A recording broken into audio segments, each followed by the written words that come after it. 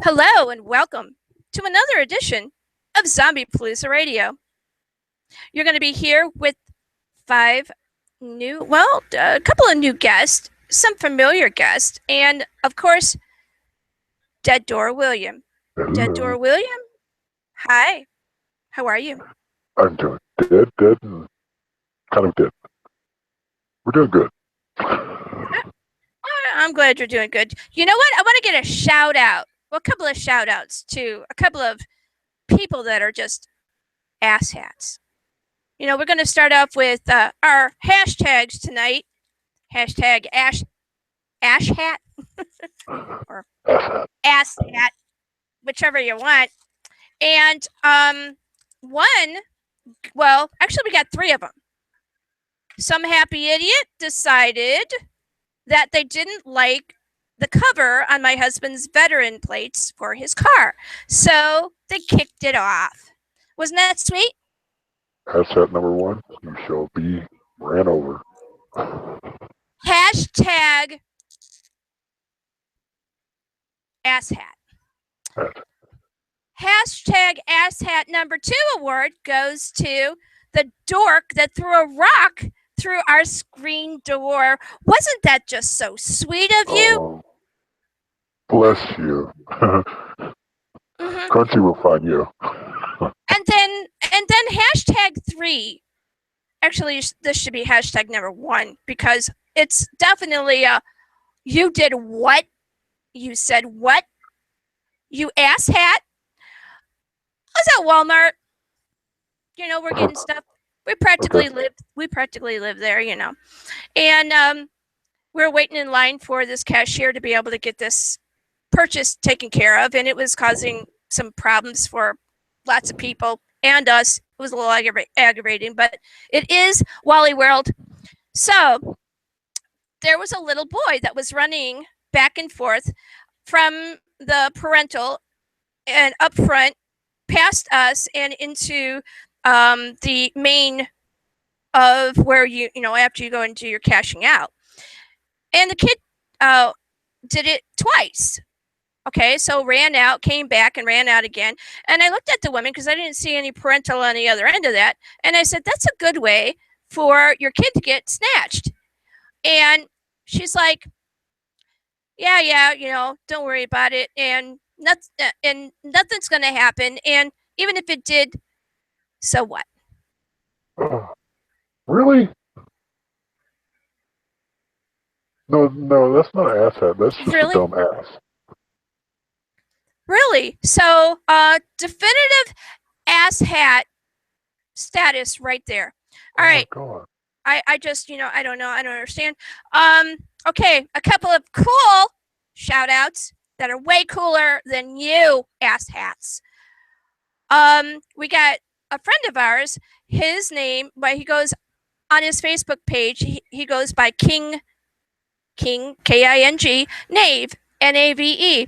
And he has a cool band that is going to be in a very, very cool place. I gotta go look, see where they are. On our Zombiepalooza Radio Live. Yeah, do you see that?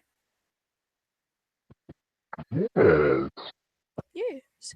Why don't you go tell him about that? Tell him what? I don't have a Facebook I'm gonna work on telling him in a minute here. Let's see. Shout out to Lisa Vasquez for Stitched Smile Publication and her company. Yeah. She's doing a good thing over there. We've got a couple of her people on the show tonight. That's gonna be very, very cool. Let me see where this thing is. Well, I mean, where are you, King Knave? I know that I went and oh, there you are. I found you. King Knave. He's going to be in Austintown, Ohio, that is, on May 28th, 2016, which is tomorrow at Chippers, which is on 5 North Edge Hill Avenue. They're going to start at 9 p.m. and the cost, what is the cost? The cost is free.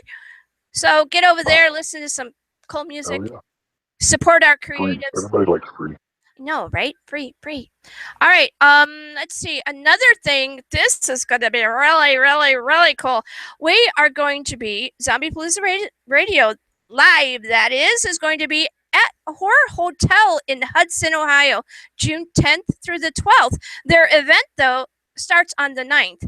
So, some cool things there. We have up on our page links for all of that.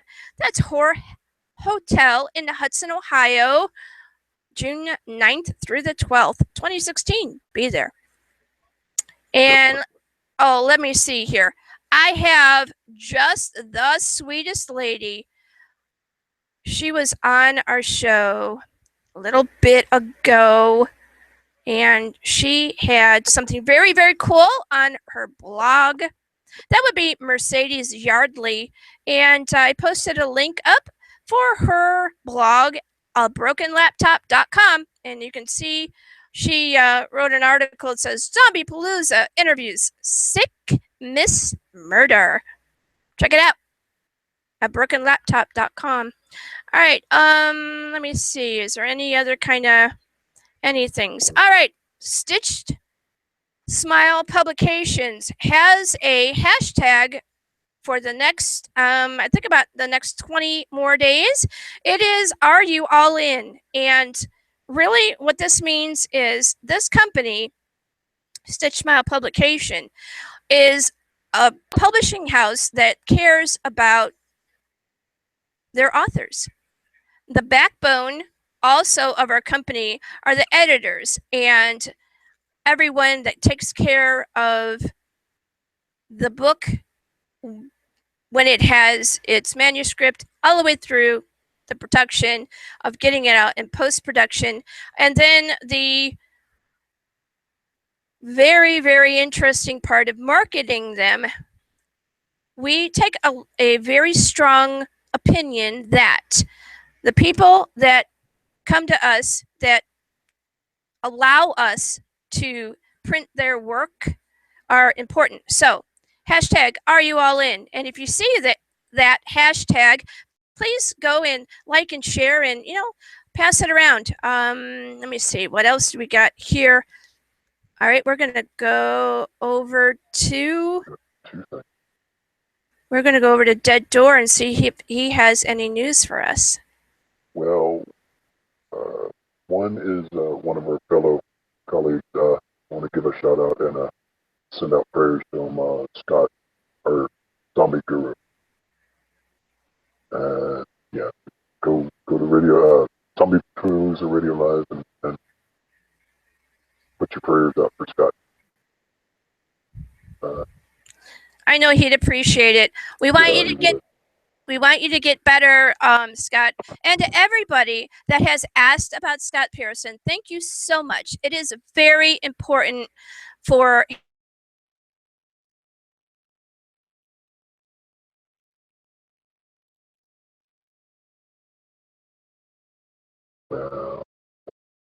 that was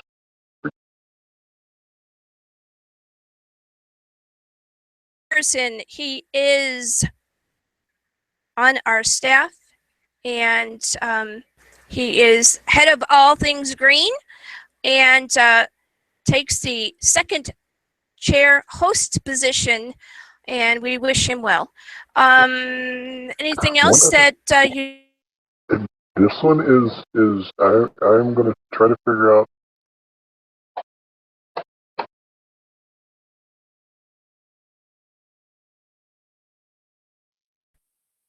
You there? There you are. Try to. What are you trying to figure out? I'm going to try to figure out how to get some kind of money or something and go to Walmart and go buy you a coffin. I seen it today on my feed. Walmart is selling coffins.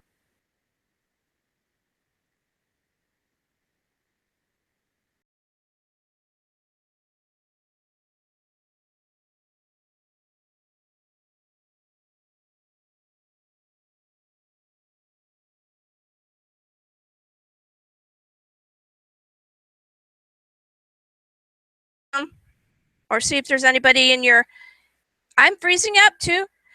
Oh, that's not good. A few minutes before we started this broadcast, my internet went kablooey, so we're hoping that that's not going to happen again. All right, well, I'm going to start this. I'm going to bring on Trevor Kennedy. Go ahead and push that link, and let's see.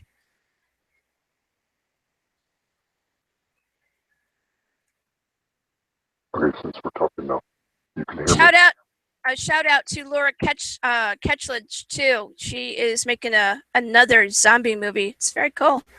Awesome.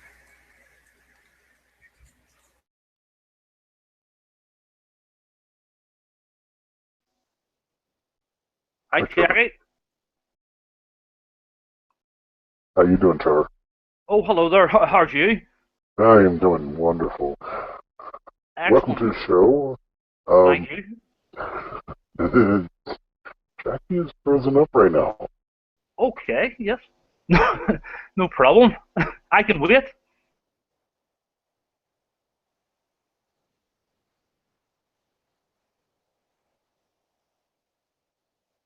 Wow, okay. You guys hear me okay, yeah? Yes, we can hear you just perfectly fine. Go ahead and talk about your book. Yes, no problem. Yep. Do you want me to start talking about it now or what? Or Yeah, go right ahead. yeah. Basically, my book. I have it here. If you can see it, it is Phantasmagoria, Fantasias of Possibility. Basically, it's a collection of 8 of my short sort of horror tales, sort of weird fiction, where I basically uniquely, in my opinion, combine the likes of the supernatural. Sort of, there's all sorts of stuff in there. There's werewolves, demonic clowns, all sorts. I combine that with the real life horrors of addiction and alcoholism. Uh-huh. Hello? Yeah, I'm here. Yep. Can you hear me okay? Yeah? Perfectly fine. Good stuff. Yeah. How's Jackie? Yeah, we just lost Jackie, and hopefully we can get her back on. No problem. We're still going live at the moment, yeah? As far as I know, yeah. Cool, no problem. Yep. Excellent. Oh. And how's your day been? Oh, it's been wonderful. Excellent. Sitting around being dead all day. Yes, right. I am the co-host of the show. I'm an actual zombie. So. Okay. It's not easy being a zombie. No, it isn't. People shooting at you and rats trying to bite your toes off. And all that hunger for brains and the like, Can't be easy. Yeah, I got a stock of those down in the basement. Oh, happy days. That should do then. So it should. Yep.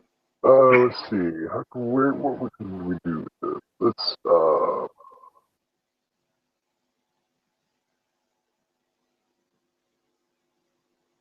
how long did it take you to write the short story? Or the whole, put it all together and all that? For the whole book? Really, yeah, I was working at it on and off for about 2 years, but I was only like working in sort of, working in bursts, that sort of thing.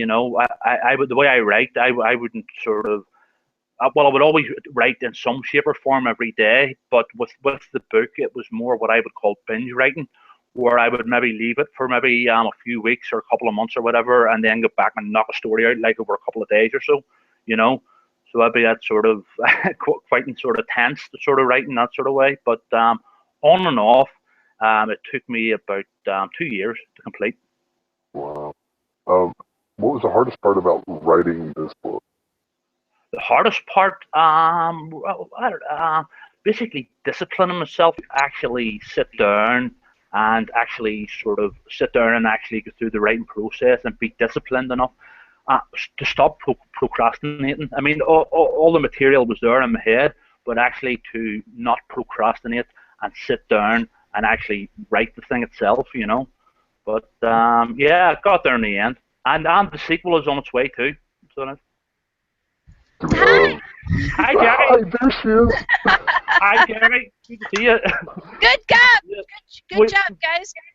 We lost you there for a bit. Yeah, and I was worried about you guys, and then my internet keeps popping in and out. But my All right. that door has things under control, so I'm gonna let you guys continue a little bit while I pull back up everything else I just lost. No worries. Okay. That's great. Yep. And welcome to Zombiepalooza Radio, the hard way. Thank you. Thank you. It's great to be here, and it's good to see both you guys. Thank you. Dora and Jackie. Yep. Yep. Be And I right love your back. teeth. I love you. Thank you. Thank you. I don't. All right. But, I can't say that really loud because she'll bite me. Right. Well, you could always attack her then for free, just sort of bite her or something. She controls me. She'll cut my headset off. Well, it's a risk you have to take, Well, YOLO. We're talking about the hardest. What was the easiest part about writing this book? The easiest part, I don't know. I don't think there really was a really easy part. I suppose the ideas themselves for me, a lot of them are quite personal. Although it is, it's fictional for the main part of it. There is a lot of truth in it. A lot of it, you could say it's part autobiographical and part horror. Or maybe the autobiographical stuff is horror as well. I don't know. But there's quite a lot of sort of personal stuff in it. So yeah, it was all up here in my head. So that was maybe the easy part, but actually disciplining myself to actually sit down and do the hard bit of actually writing it and putting it down, that would have been a bit more tricky. You wanna No. go again? No? I'm good right now. All right, this book that you have here, and Yes, I will have. There it is. There. Phantasmagoria, Fantasies of Possibility. I love Yes. the name of this, Yes. Thank you. and I'm hearing an echo. Sorry. Okay, I'm hearing an echo off of. I'm trying to. It might be off of me. Okay, it could be off of me. Am I? Oh, Perhaps. I think it's. Oh, it stopped. Oh, stop now. Yes. Good. Okay. All right. So, I was reading through this, and what I find very interesting is that you do take the themes of supernatural with real life horrors of addiction and alcoholism. Absolutely. I am interested in how you came about starting to create this piece and what it was that was going on either in your life or in the lives of others that you emulated this book off of. Yeah, as I was saying to your zombie co-host, it's part the book is part autobiographical and part crazy supernatural. Unrealistic. A lot of the themes of addiction and alcoholism are stuff that I've went through myself, especially in my sort of 20s and sort of well into my 30s. It'll always be with me. You know, Thankfully, by the grace of God, I'm in a much better place in my life now. And I'm now following the sort of something that was always in me. I was always a bit of a storyteller and always a bit of a writer. So now I'm actually sitting down and actually doing it properly, and actually sitting, and being creative. So there's a lot of truth in it, and there's a lot of stuff. A lot of it is based on actual fact. But obviously, the stuff about the werewolves and and demonic clowns and stuff. As much as I would like all that to be true, unfortunately, it's not. I think that is actually a wonderful blend of catharsism and horror. Absolutely. It's really what the essence of that particular genre is all about. And we look at, when we watch movies, we read books, things of that sort that can take us away from some of the things sometimes that have already happened to us. Yeah. But there are those kinds of works that are just fascinating to read, because that really touches the essence of the real horrific nature of humans. Yeah, absolutely. And that's what I tried to do. I tried to sort of combine the sort of the real world horrors with the supernatural horrors, hopefully in a unique way, which I believe is sort of dead. Hopefully to a good enough extent, but yeah, it was certainly, and I think the word you mentioned, catharsis. absolutely. It was totally cathartic for me. So it was therapeutic, really, to write. And I'm very proud of it. And yeah, and I've had some great feedback. So it's definitely something I'm very proud of. So it is. Talk to me about the friends, family, fans' relation to this book and what they were initially saying after it came out. Yeah, I was getting some really positive feedback. I mean, I have a lot of friends that love horror and that sort of thing. Anyway, I did have some people say to me, sort of criticize and say, "Do you not think that's a bit too personal?" And I was like, "Well, pardon the pun, but I'm an open book. You know what I mean? What you see is what you get." So for me, stuff like that wouldn't bother me.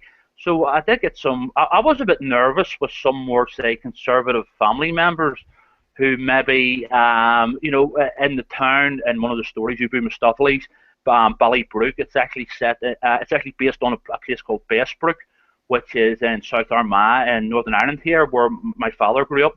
And so I was a bit concerned maybe at the reaction of maybe some of my more conservative family, outer family members, how they would react to the town getting absolutely torn to shreds, supernaturally, and all the sort of nasty stuff that goes on. But no, it's been really good, and a lot of my friends actually appear in the book in various forms, especially the story Something for the Weekend, which is based around the whole rave and nightclub culture in Belfast in the 1990s. So the vast majority of that story is very autobiographical. So yeah, it's been all good, thankfully. So it has, Thank you for that. Belfast itself has been through some socialistic horrors that Absolutely. are just incredible to even think that something like that would actually happen. Yes, totally.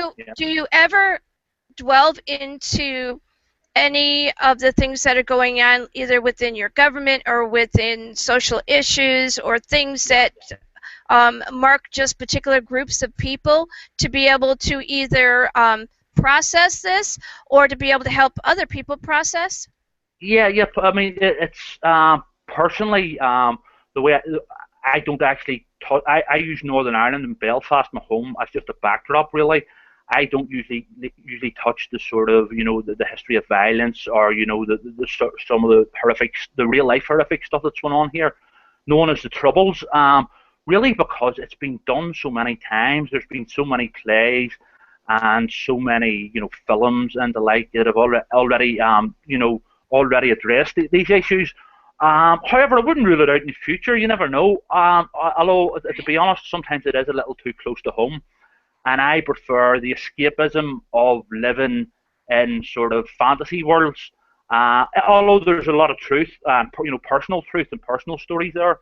Although the likes of the Northern Ireland Troubles, it's if you start writing about that, it's always going to offend somebody, and then there's going to be, Yeah, we got this thing here on the show, and there are a lot of other people that talk about that 10% of the population of any group. They're going to look at you and go, blah. Yeah. Because they don't want to see anybody else do anything that is interesting or creative or anything.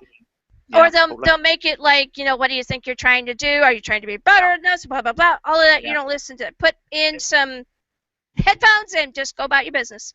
Yeah, I know what you mean. I mean, don't get me wrong. I'm not afraid of offending people in other ways, with like horror or violence or maybe gratuitous swearing or stuff like that. In my writing, however, with Northern Ireland, it's such a we're a very small country.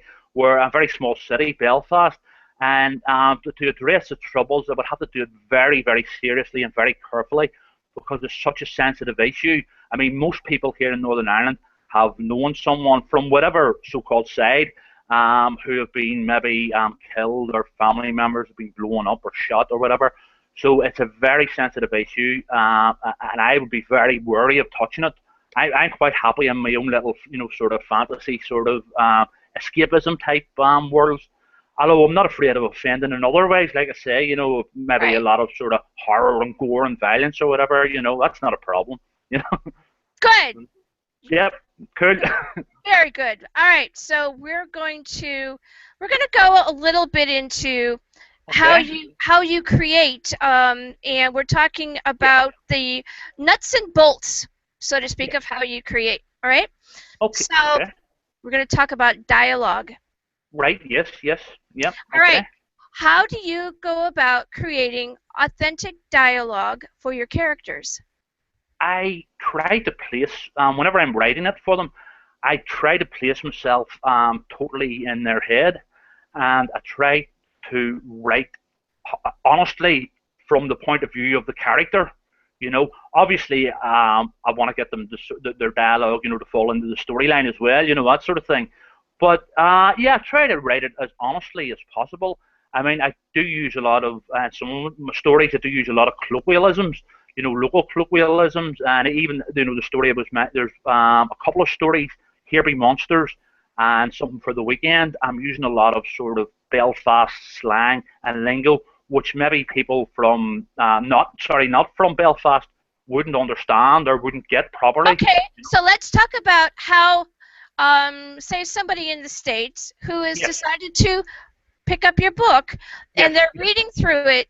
Do you at all, either in the back of the book or in the front or even where the passage is, do you Yeah. talk about what that is so that we can be more connected into what's going on? That's a good point. Actually, I haven't done that as of yet. Maybe it's something I should do in future, definitely.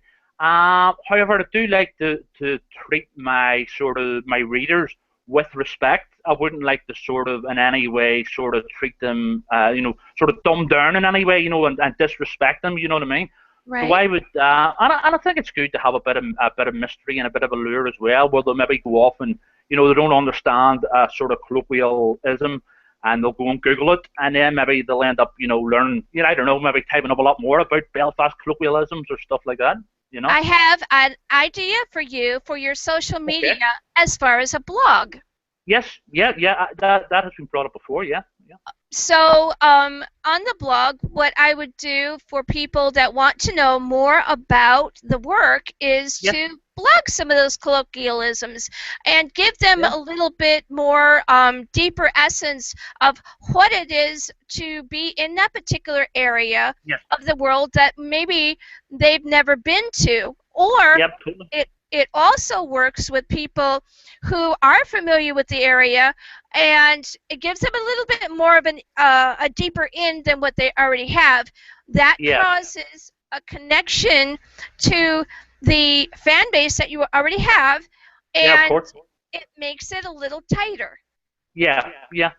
That's an excellent point. So it is, and it is definitely something that I would be interested in doing for future Cool. works. Definitely, a good idea. Thank you.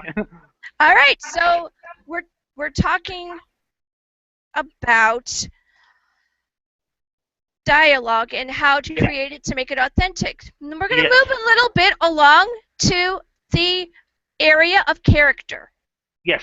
Yes. And when you build your characters, and I love the idea that you are not afraid to touch many different facets of the supernatural and Absolutely. blend it in with things that are extremely horrific. I Yeah. love that. Yeah. That's a great idea. Yeah. All right, so I want you to talk about how you develop some of these characters that are in the supernatural. The characters, then we're going to go to the next level of environment and talking about how you go about the placement. So, Yeah. characters. How do you go about developing your character? Really, my supernatural characters would really be. I don't know, I just have them in my head. I have a lot of inspiration over the years. Watching like horror films and the old Hammer horror films, So really, I try to think of what is the most effective for the story, and also what will make try and make as much an interesting character as possible, and then I'll draw from all those inspirations and all that stuff going on inside my head, and hopefully write interesting characters. I think for me, because I'm writing about supernatural and supernatural characters, I for me, I don't really care how crazy and how wacky they are, because at the end of the day, it's fictional writing, So yeah, I think the wackier and the sort of the more crazier, the more interesting they can be, and give them a good backstory, and if they're going to be evil, make them like the most evil character in the world, that sort of thing. Or even the werewolf guy in A Wolf at the Door. He's like lived from the 1800s or so. So he's interesting because he's been going through the centuries, and he's a cold-blooded character. Well, totally cold-blooded, and he's now become. He went from being a family man in Victorian times to now this complete sociopath, and also a werewolf. That sort of thing. So there is a progression there, where the character has grown. So it has, But I mean, I've had all sorts of inspirations, from my whole life. Some of them real life inspirations, some of them what I've watched or read, usually in the horror or science fiction field, What character that you've created in all of the writings that you've done, because there are other pieces that you've worked on, yes, most relates to your darker side, your personality, your darker side? Yes, absolutely. Yeah. Yeah. I mean, I think a lot of it is sort of, I don't know. There is a bit of catharsis there, Right, right. Because for me, I think the great thing about probably the greatest thing for me about being a writer is basically you're God. So you are, and you can do. I remember reading somewhere, I can't remember who it was. It might have been Stephen King or someone. Wrote that basically, create characters and then put them through hell. So you can basically do what you want with the characters. So yeah, maybe there is a bit of a dark element of myself in those characters. There must be. I mean, where does it come from? It comes from my mind, So yeah, I mean, as I was saying earlier on, with the character, the clown character, Ubi Mustafali, I want him to be, not just evil, but the most evil character ever, And not just that, his sort of demonic bosses, these otherworldly bosses who he works for, called the Cruel and the Forbidden Ones. They're on a different level of evilness, but they what do you call it? They're more mysterious. You don't know much about them, So it's a bit more. There's a bit more of a mystery about those. So yeah, totally. All right. So when you're creating these characters, do you do like a sketchbook at all? Like literally sketch them out? Sometimes I would, yes. The way I would write, I remember hearing it referred to one time as like a gardener. I would maybe work. I wouldn't. I would could write a story over maybe a day or maybe 2 days. However, maybe a few months before that, I have been making notes, plotting it. Notes here, notes there. I like to either carry a notebook about with me. If I don't have a notebook on me, I will text an idea to myself in case I lose it. I remember seeing David Lynch give a talk here one time in Belfast, and it was in 2007, and he said, whenever you have an idea, write it down straight away, or else you might forget about it or lose it. And I've always stuck to that. So although it can, for the actual bone, the basic, writing itself can maybe just take a day or two. I've maybe been plotting this for months, maybe up to a year. I mean, I have ideas written down from like years ago. They're years old, which I'll then, take them dust them down, take them out of the cupboard, and use them in a story. So yeah, I'm always plotting, and I'm always writing in my mind. You work in the supernatural, and you're very interested in creating characters that are unique, which is very cool. But there are particular kinds of things that you need to stick to when it comes to blending supernatural and horror, because not all supernatural is, in fact, absolutely true. Horror. Yeah. How do you make that distinction when you start to go writing? Do you know immediately that you're going to write a piece that is characterized genrally as horror, or do you kind of let it filter out and see where it's going to go? Yeah, a lot of the times, I always like to put a bit of a supernatural twist to things, even if it's in the smallest way. But a lot of my stories, the more autobiographical ones, ones like The Lonely Passionate Jimmy Tate, A Warning to the Self-Indulgent, and Xanadu, they're more autobiographical character pieces about myself, and I've just sort of thrown in a bit of a supernatural twist, or another worldly twist, like a Twilight Zone type twist. I'm a massive fan of the old black and white Twilight Zones, massive inspiration to me. So I would throw in those sorts of twists, really to make it a more interesting story. Because I find myself pretty boring. Maybe it's because I live with myself 24/7, you know. So if I'm writing about myself, I'm going, maybe that could do with the sort of, like some sort of werewolf or zombie or something, It's just to make it a more interesting story and a more interesting read for the reader. I hope anyway. The subject now is power. Because Yes. of the supernatural, power is everything. Yeah. Who gets the power, who is weak, who will never get the power, and Yes. who has power but may not know it, Yes, I understand. Yeah. and also the one that's got seemingly all the power but doesn't. Yes. Yes. Talk about how you make those distinctions and in what pieces we might be able to see the subject of power. The power. Yes. Definitely with the story Uber Mistopheles, which also appears in this Alex Johnson Cherry Nose Armageddon anthology. So yes, yes, yeah. Well, basically, the, Uber Mistopheles himself, the title character, and also the cruel and forbidden ones, they have total power and they rain down just for their own entertainment, and that is all. They rain down pure terror and hell on this little village in South Armagh, Ballybrook, based on Bestbrook.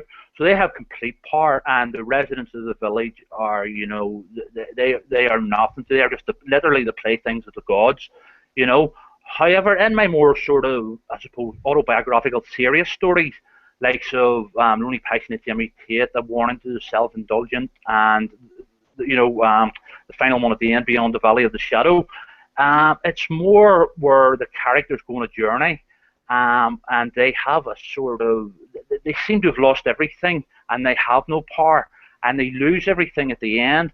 However, there is that sort of epiphany at the end where they realize that they sort of had power all along, but Yes. basically they messed it up, and Yes. now they're sort of, they're full of regret and remorse because they didn't do the right things at the right time when they had that power, and now they're reaping the horrific sort of repercussions of that.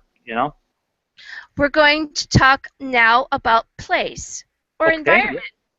So the fact that you are working in supernatural and that Yep. you can create characters that look and do just about anything that we can possibly think of, the role of how you place them Yeah. is extremely important because, like, say, if you have a water demon Yes.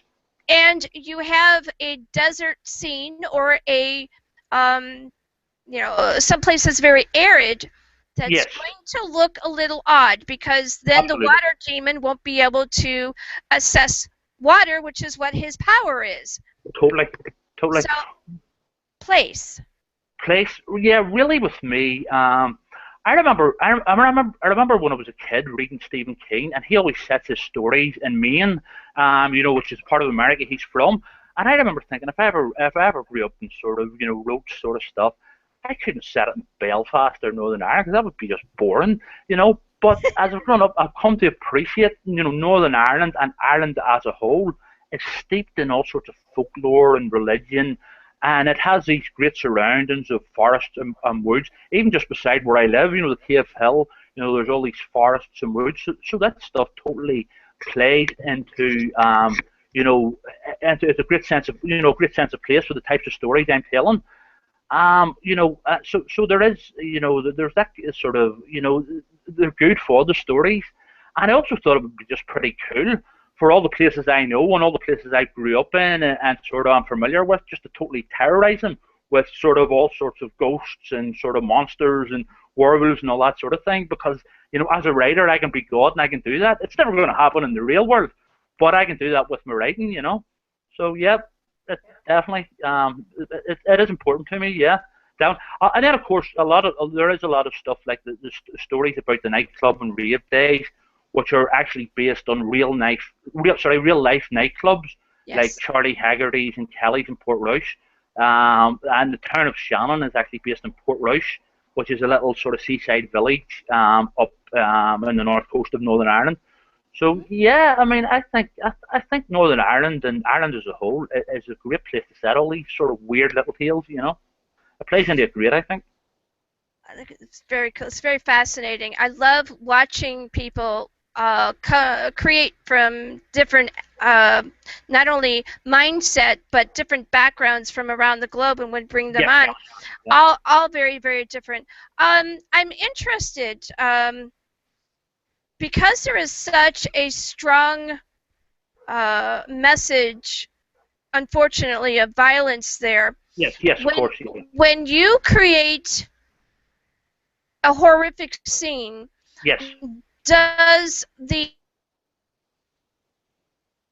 Sorry, I lost you there. Americanized bang bang shoot 'em up, Yes, or yes. do you have, or do you also, or do more of a psychological thing and have the person actually think about what is going on and what is available and what they can do to be able to get out of the situation without the use of guns? Yeah, that's funny you should mention that. Because a lot of my stories do have, a bit of sort of, I suppose, gratuitous violence and stuff. But I do, I suppose here in Northern Ireland as well, we've sort of become desensitized to violence, whereas it could be totally alien to certain sort of parts of the world. Here, Mhm. unfortunately, it doesn't really bother us that much. However, I do, whenever I'm writing, I do like to, there has to be a reason for the horror or the violence. It can't just be completely sort of out of nowhere. It's funny to say, I'm actually a big, massive fan of Doctor Who, and always have been since I was Ah, about 3 or 4 years old. But the great thing about Doctor Who, Whovian. which is hello, yeah, I, yeah. The great thing about Doctor Who is that the Doctor doesn't carry a gun, refuses to carry a gun. right. He's anti-violence. He defeats his enemies and the monsters with his great intelligence and great wit. So that's sort of been a big inspiration to me. However, it doesn't really come across in the stories, so I'm quite sort of maybe inconsistent, perhaps, but I maybe love, it does. I So, love that you're able to like take those elements, because Doctor Who on your side of the planet is a really big deal. oh, absolutely. It always was. I mean, from I was like 3 or 4 years old, I've been watching it. It used to terrify me, but I love being terrified because kids, love being scared. Love that thrill. It's like being on the sort of the Big Dipper or the amusement, the fun rides, that sort of thing.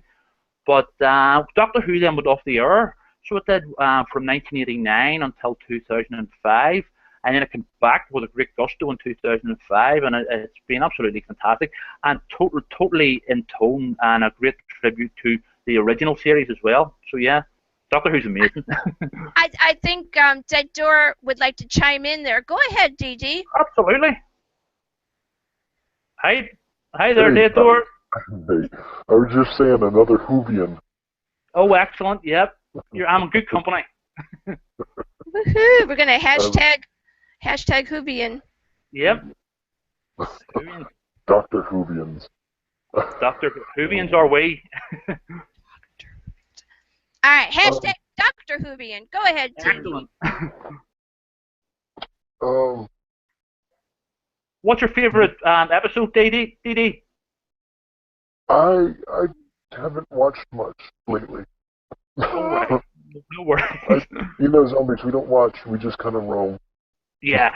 Good. Good. Now, my buddy's family, his wife and his daughter, Yeah. they watch it. So, Good stuff.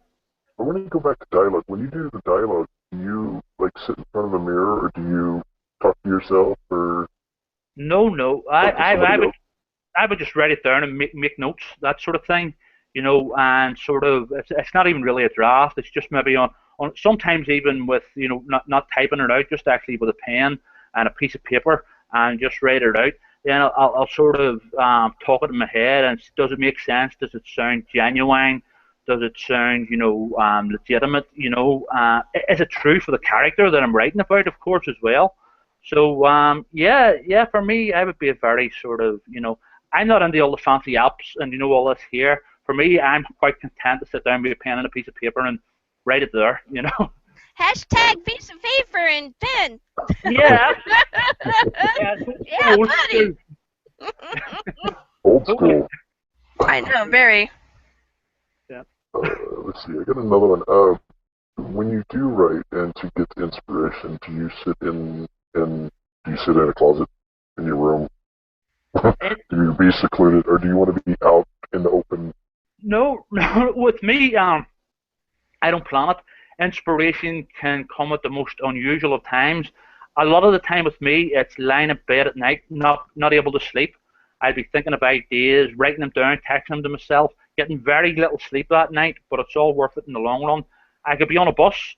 I could be just doing something mundane and something normal, and something will just pop into my head, or I'll see something and think, that would be great in a story or whatever. So for me, I do not plan. I don't like have set time to sort of to plan things out. I just do it off the top of my head, if and when. I could be sitting in the toilet and I could have the greatest idea ever. You know what I mean? It has to be written down. So it does. So it can happen at any time. Yeah. Well, all right. What are you laughing at? I don't, I don't know. But he's right, Yes, GD? Yep. Whatever. I don't know. No, I know, right? No. How important is humor to horror for you? For me personally, Exactly. for me, I grew up watching horror films, and I used to hate parts in horror films which were meant to be humorous, because for me it always ruined the atmosphere. And if I want to, when I was young, when I wanted to watch a horror film, I wanted to watch pure horror. I wanted to be terrified. I wanted it to be The Exorcist all the time, or The Shining. However, as I've grown older, I've sort of appreciated the humor and horror films more. I mean, at the end of the day, horror is the theater of the absurd. So, Yes. so it's a fine line between comedy and horror. In my own writing, I don't use it that much, apart from maybe a bit of absurd humor or something like that. I mean, I have a story coming up in a Dean Drinkle anthology, Solomon Carson and the Death of a Virgin, which is a story in the 13 Signs, which is a big anthology of Dean's coming up soon. It's being released in July. But anyway, I do use a bit of really dark humor in it. I mean, I love comedy. I love comedy almost as much as I love horror. But for me, sometimes I like to just keep the two separate. If I want to, for me, with a horror film, I want to be scared. Or a book or story. Absolutely. So for you, what is, if any, the most difficult aspect of creating? Basically, procrastinating. I find, and actually, I mean, I love writing, and there's a great sense of satisfaction, feeling of satisfaction whenever I have written something. When I look back on it, it makes me feel very happy and proud of myself. However, for me, it definitely is discipline writing. So it is. So I have to literally, almost literally, force myself to write some days. I think deadlines are a great thing, because you have to have a piece of work, written by a certain time. But with me, it's definitely actually sitting down and writing. Another part that I struggle with is I would judge my own stuff very harshly. I would, look at my stuff and say that's rubbish, so it's more, I suppose, having a bit more faith in myself and my ability, perhaps, as a writer. So, it's really growing in confidence, and I'm But getting there. I tell you what, you got into Cherry Nose Armageddon, and people were wanting to get into that book that couldn't get into it, and you made it. So that should do something for you. That's a big honor. Thank you, yeah. It's Woohoo! Way to go! Yep, good stuff, definitely. So. Hello? Oh, did we lose her again? Pardon? Oh, no, no, she's there. Okay. Oh, all I'm right. here. I'm Yeah, chilling. cool. Okay. I thought we lost you again. No, I guess we I'm got gonna go we have a with little this bit of a one real quick. storm coming along here, and You guys are coming in in and out. Ohio, yeah? Yeah. That explains a lot. Okay. Yeah. Um, As long as it's not a storm like the one in The Mist, Stephen King's The Mist, you'll be okay. wow, that's Bad, scary. bad. Yeah. Uh, what? I don't know. Why writing? Why did you start writing? I've always sort of been a bit of a storyteller. When I was very young, I loved reading and writing. However, when I got into my teenage years, it wasn't really a cool thing to do, and I was trying to be cool, you know. Um, but then when I got into my late teens and my twenties, I was too busy being a party animal and a sort of and a drinker and a binger, which led me into all sorts of trouble with my health, you know.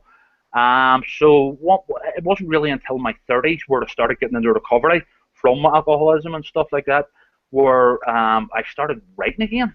And out of I mean, I wouldn't knock any form of recovery for anyone, but for me personally, being creative and writing has been the greatest thing I've done for my recovery, and in many other ways as well.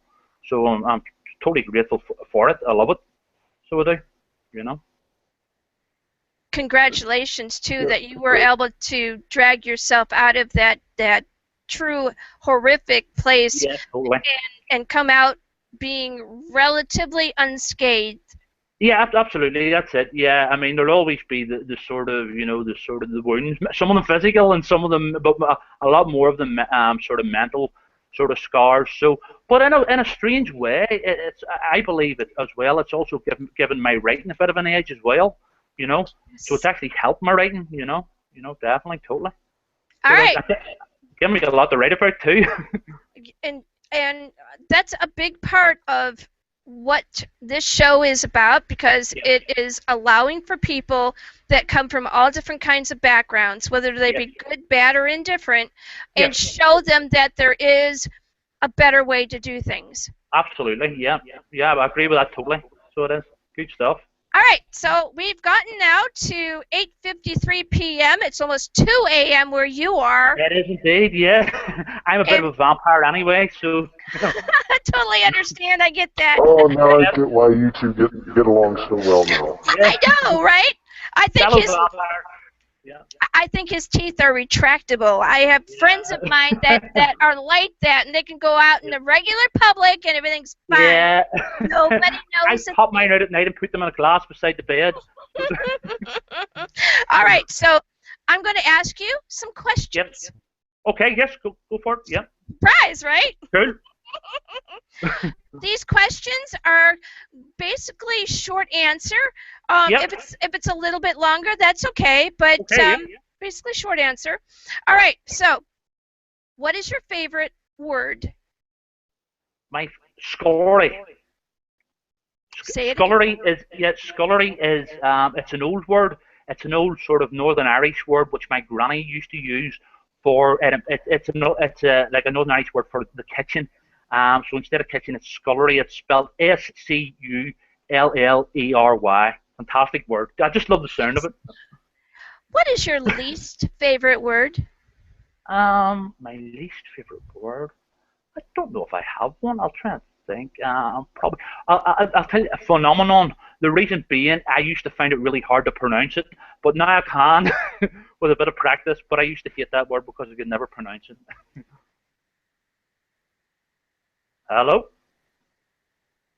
Uh-oh. Oh no, we lost her again. We've lost our helper. Yeah. I get a few of those questions. Okay. What is your favorite book? My favorite book. Oh, so many. Probably The Exorcist by William Peter Blatty, or maybe even Pet Cemetery by Stephen King. I would ask her why, but with Stephen King, it'd probably take a whole Yeah, 2 hours. totally. um, well, we know what your favorite TV show is. My favorite TV show. Vicious. Yeah, well, I have a few actually favorite TV shows. Obviously, Doctor Who was one of them, which you mentioned, but I was also a big fan of the X Files, the old black and white Twilight Zones. So many TV. Twin Peaks, which is coming back as well. So many. Hannibal, the recent series of Hannibal Lecter. That was amazing. Oh, wow. Yeah. Wow. All right. Go ahead. What profession that you haven't tried yet would you most likely want to do? Oh dear. I don't know. That's a tough question. I don't know. Maybe, hmm, maybe professional acting. You know, I've done a bit of amateur acting with the group the group I belong to, which a Heel and Ankle Community Theatre Company, and so maybe a bit of professional acting, maybe a bit of Shakespeare, some trade the boards with, some of the big Shakespearean actors. So maybe professional acting. What profession would you never want to do ever? Printing, because of all I when I left school, I served an apprenticeship in the printing trade, and it's just a really sort of thankless sort of job, real hard manual labor, and yeah. So I mean, I served my time in the trenches, you know what I mean? So I don't really want to go back to it, really hard work. And finally, if one of your characters came out of your book and Yep. was sitting or standing next to your bed when you woke up, what would you Yep. do? I would probably I would like to have a good chat with them, just to see, what was on their mind, or if there was maybe face their minds for future story ideas. So yeah, I would like to have a good chat with them. I'm not easily scared, and I'm their creator anyway, so something Very like cool. that. I like that. That's actually a very good attitude to have. All Yeah, right, so Go right ahead. now, Give me some attitude. I'll write you out of the next book. sorry. all right, Dead Door, behave. All right, so what I need you to do now is I need you to give me all of your social media links, things where you are most active. Yes, absolutely. Do you need me to give you them sort? Oh, just speak about them, yeah. Yeah. Oh, basic. Facebook, Internet Movie Database. I would check the BBC website usually for news and current affairs, stuff like that. Although at the moment I'm trying to stay away from the news because although I love Okay. horror and All right, not what I meant. I meant how to find you. For us oh, to oh find you. sorry. Oh, sorry. I do apologize. Sorry. And you're right Yeah, about the BBC. I do watch and read the BBC. I get it. yeah. I've got yeah. Basically, mainly Facebook. Yeah. Mainly Facebook. Where you can get me on my own sort of personal page. Add me as a friend, anyone. Or you can get me at the Belfast Fantasy Society, which is a group. Just enter that into the search engine on Facebook. Yeah, by all means, come and join us. Or else you can go on my pages, my writers page, or even Trevor Kennedy, author and freelance writer, or also my radio presenter page. So yeah, mainly on Facebook, you can get me. All right, very cool. Is there any question we haven't asked you this evening that you would like to get us to do before you go? No, not really. I was just wondering if it would be okay just to give a shout out to some friends of mine, just with some of Please their do. Go yeah, ahead. horror projects. Okay, right. Tomorrow I'm actually going to be working on a short horror film script for Spooky Woods production. It's a slasher sort of horror film. The director is Kieran Woods, and the short film is going to be called Pub Crawl. Also, a big shout out to Dean M. Drinkle with his upcoming anthology that I read a story in called The 13 Signs. He also has another anthology coming up with Alex S. Johnson, which is called The Junk Merchants, which is William S. Burroughs inspired. Also, John Gilbert's Fear magazine. I grew up reading Fear magazine, and I realized a childhood dream come true when John, recruited me as a writer for Fear magazine. So it's returning to print in July. So a big shout out to Fear magazine coming back in July. I'll post all the details whenever it's coming out.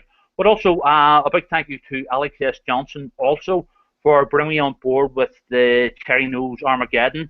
And I'm sure the book will do successful. So, and thanks to all the guys who've had faith in me, and likes of John Gilbert, Dean, and Alex, and so a big shout out to those guys. Very cool. What do you think about Zombiepalooza Radio now that you've had your first experience here?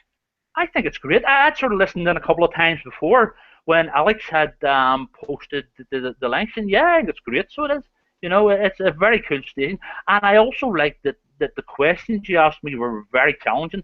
Actually, I had to actually think about them, but that's a good thing, Yeah, so yeah, all good. I'm impressed, definitely, and I will be promoting you guys. So thank you. Absolutely. I'm already promoting you guys, but it will be every week. You're on every Friday evening, yeah. Yes. Given the weather and everything else doing what it's supposed to be doing. Yeah. Yes. Well, I mean, I'll promote you guys every week, not a problem. Thank you. Like I said, I have the Belfast Fantasy Society page, which it's basically for people from all over the world. It's just because, I'm in Belfast, But yeah, I'll probably promote that every week and hopefully get you a few more listeners, at least.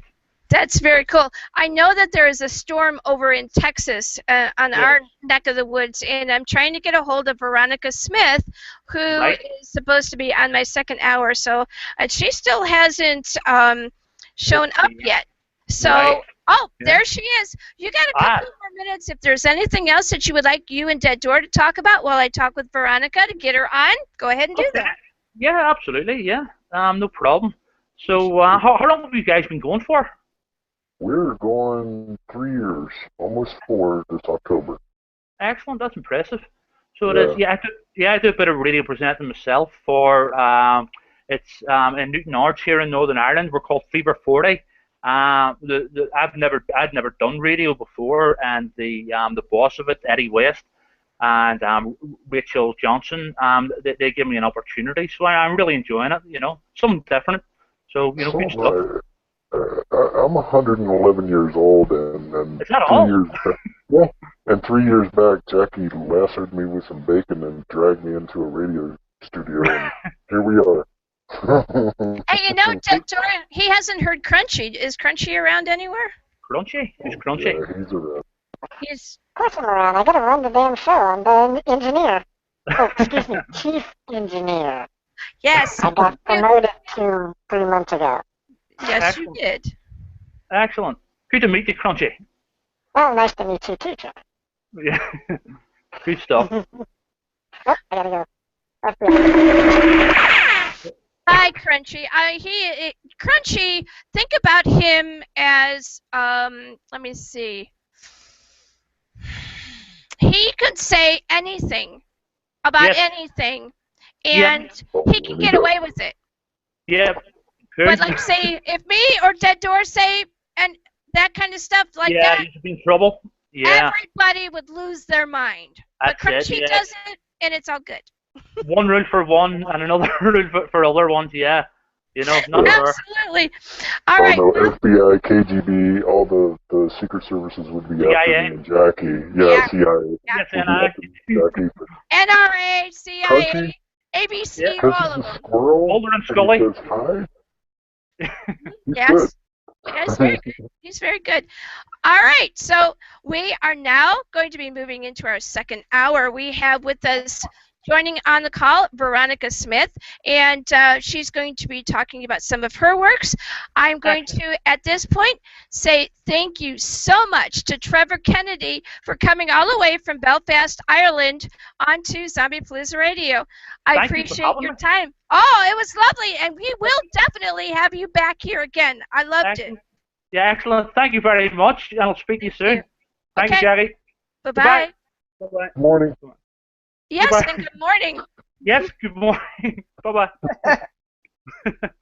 Go ahead and up at the top of the screen, you'll find a red courtesy phone. Go ahead and click on that, and we'll see you later. Thank you. Goodbye. Thank you. Goodbye. He was lovely. Lovely, lovely. Do you know somebody else who's lovely? I'm going to guess Veronica. Hello, Veronica. Welcome to the show. Hello. Can you hear me okay? I can. And we can. All right. I think we can, right? I hope so. Yes. Yes. Let me go. We're going a little bit. Usually I have all of my stuff up and running and all that, but my internet has been doing a thing. I'm not even going to say what that is because you know how that goes. So, So, Veronica, for people who do not know who you are or what your background is, why don't you go ahead and tell them? But first, I want to say, welcome to Zombiepalooza Radio. Hello, and this is Dead Door William. I think you might know Dead Door, and so I'm going to have him say yes. Good evening to you. And if Crunchy's around, you know Crunchy loves the ladies. Go do all that. There's a radio in here. Hello, Veronica. Welcome to the show. Hi, Jackie. Thanks for having me. That was Crunchy. That wasn't me. Okay. Sorry. Thank you, Crunchy.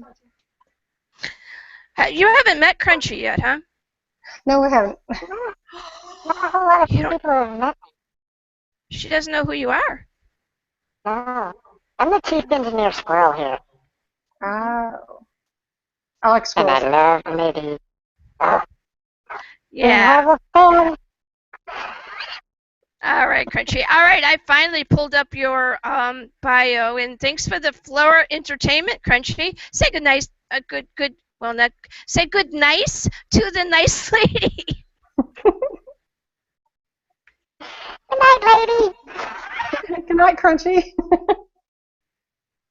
Oh, he better not go anywhere because we kind of sort of need him.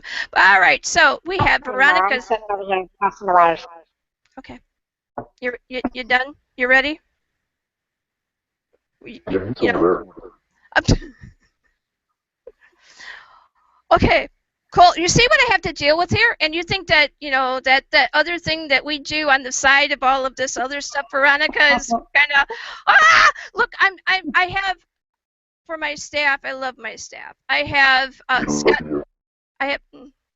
I have Scott Pearson. Scott Pearson's head of all things green, and right now he's on a sabbatical.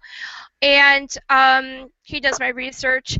And we have Dead Door, who is our #1 chair co-host, and also just an amazing zombie. He's very cool. First chair co-host. And then we have Crunchy E. Squirrel, who is our chief engineer. He got promoted about 3 or 4 months ago.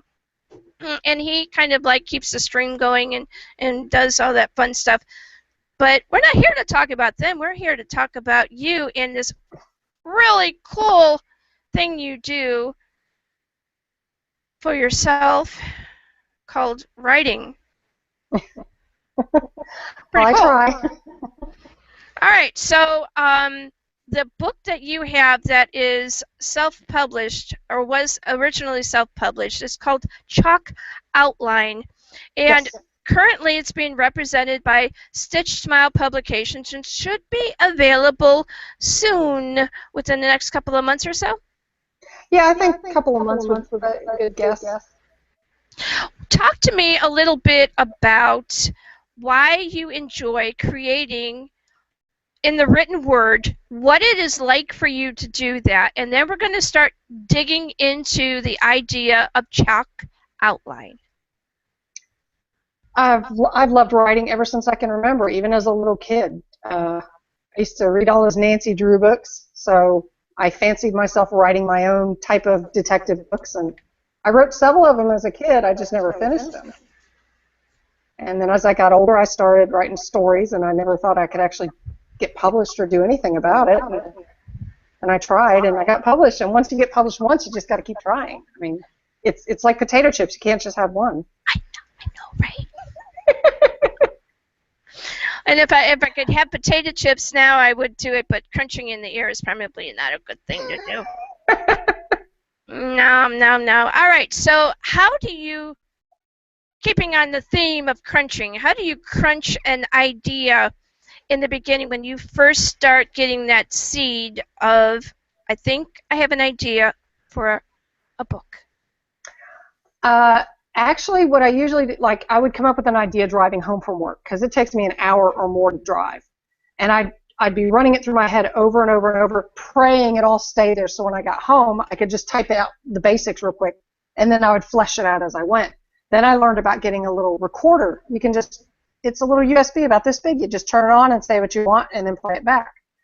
And I would just take notes as I go. I don't write in order, like from start to finish. If an idea comes to me at the end of the book, I'll go ahead and write it and then just shove it down at the bottom of the document.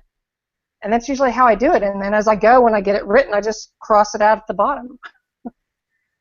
What do you do when you start getting an idea for a character? And I'm more interested in how the character presents themselves to you.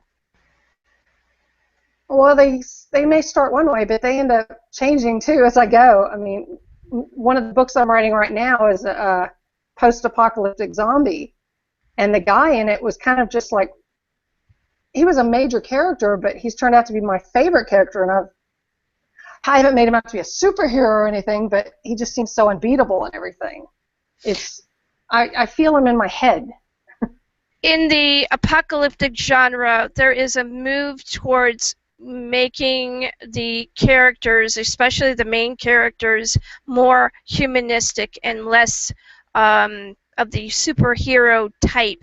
Is that something that is important to you when you're, or are you consciously aware of doing this while you're creating? Yeah, because he feels, I mean, to be honest, he's a one-armed man. He's had his arm eaten by cannibals. So that makes him real. He's got his hatred of cannibals because of that. He fights the people. I mean, if cannibals come after him, he will kill every darn cannibal to save his people. And if he loses somebody, he breaks down and he cries. So maybe superhero wasn't the right thing. He's everything to those people, and they're everything to him. I think that is a amazing drive in anyone who has family, who has loved, who has lost, whether it be a appendage or a full-on human.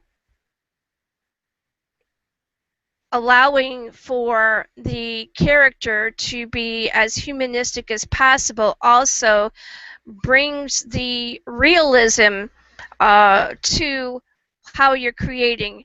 And on this show, we talk a lot about realism and the necessity for it to be as close to that as possible, even though it is fictional in nature. Yeah, I want to get my facts straight. I mean, I have no problem making fictional stuff, but if I'm talking about something like chalk outlines based here in Houston, so I make the locations as accurate as possible. I'm not going to make up some neighborhood I've never heard of. You know, I mean, there's a bridge in it. It's a real bridge. The police department, I had a friend on the police department. He read my book. He gave me pointers. I got his advice on it. So I like to make it real, too. What, and so when you went to, I know, I got a question that I don't think I've ever asked for on here. It's going to be new to me, too. I just thought of it. I'm like, dun, dun, dun. When you go to approach someone who has a background in the idea frame that you're looking for, to be able to seek that advice from a human being, how do you go about approaching them if perhaps you know them, but not so much that you can just call them up and say, hey, what's going on? How do you approach them? What do you do? That's exactly how it was when I was researching the police detectives, and my husband went to school with this guy, and he really is a homicide detective, and I said, gosh, do you think I can ask him? I mean, I've only met him at your high school reunions, you know. And he says, well, go ahead and send him a message. So I did, and I told him I was writing a book, and he said, well, sure, I'd be happy to. I said, would you mind if I put you in the book? And he loved that idea, as long as I put an alias, because they're they don't like to have their real names in books. But he was happy to give me information. He wasn't going to give me anything that would, make it so I could get away with murder. But the idea of making sure that your facts line up with how your character development is, and in the proper development of the environment is extremely important. oh yeah, My question to you is this: you read, right? oh yeah. All right, so you read. What do you do when you run across a book that has what appears to be a mishmash of information that you're maybe not quite sure if it's really off, but it just feels like it, and then when you go to push into it a little further, you see it's just not on point? Oh, like some sort of typo or maybe a continuing Not error? a typo. I'm talking about the necessity to be able to keep on point and for the facts to fit the genre, the character, and the environment. Well, I mean, it's fiction, so they can't always be factual, but if they're going one way and then completely off a tangent, it seems like maybe they just got off track, and sometimes it is hard to follow that, but it's fiction, so I mean, if someone makes up some other world that I've never heard of, I can try to get into it. It may take a while, but sometimes I can like flow with it. All right, so here's where I was trying to go with that. Okay. When you create in a particular genre, there are particular things that you need to stick to. Although there are tropes, you don't want to jump the shark. You want to stay within the genre to make it viable. So your characters have to be a certain kind of a manner. Your environment has to fit where the characters are going. All of that. Do you see where I'm going now? Yeah. What do you do if you run into a piece, whether it be at work or just reading, where it doesn't seem to fit right? How does that make you feel? What do you want to do to it? Do you want to throw it away? Do you want to help the person? What do you want to do? If I know them, sometimes I might send them a private message and say, hey, I'm not sure where you were going with this. Is this the way it's supposed to be? Because it just doesn't sound right. And if they explain it to me, then I might go, aha, that's what they meant. And it just, maybe I just didn't quite click on it. That's what But I usually read everything. It takes a lot for me to not finish a book. All right, so I have a stickler about certain kinds of genres, and when people try to write and they decide that they just want to be able to throw whatever it is in there because it is a fictional thing and you can get away with all kinds of stuff. For me, no, you can't. Yeah. Because if you are just crossing too many genre lines in one piece, or if you are trying to take the focus someplace else when it really should be here, it's going to be boring, it's going to be thrown out, you won't get on the show, blah, blah, blah, all that, all hell raises and breaks loose, blah, blah. All right, enough of my tangent. Chalk outline. When you went to start creating for this, did you do it in a very methodical way? Did you take notes on the characters? Did you write an outline? Or did you go basically by the seat of your pants and just start writing it? Kind of seat of my pants, and I've never done an outline. I jot down all my notes, everything, in maybe in one, like half a page long, and then I'll just start putting them in an order.